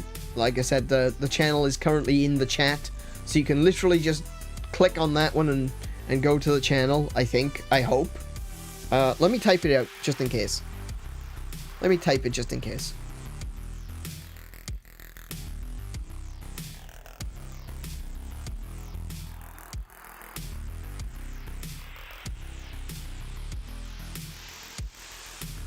There we go. Actually, will that actually go through? Oh, yeah, I am a moderator, so yeah, it should go through. Yeah, brilliant. Cool. So that is my second channel. Please do consider subscribing over there before we start going live for Monster Hunter this weekend. And with that one, I'm going to say good night tonight. Thank you everyone for joining me. I hope you've enjoyed this stream. Once again, Final Fantasy has brought out the deep and meaningful, so we've had some interesting conversations tonight, as well as playing what is, you know, a really fun game. A really, for a lot of people, a really emotional game, and one of my favorite Final Fantasy stories.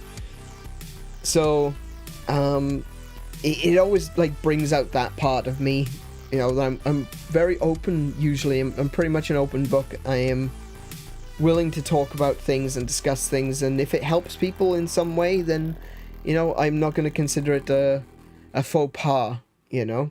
I think a lot of people out there do look for a certain amount of validation in other people, and while I think that you should really try to seek validation in yourself, it can be helpful when there's other people who have been, you know, going through things or gone through particular experiences that are willing and open to talk about things.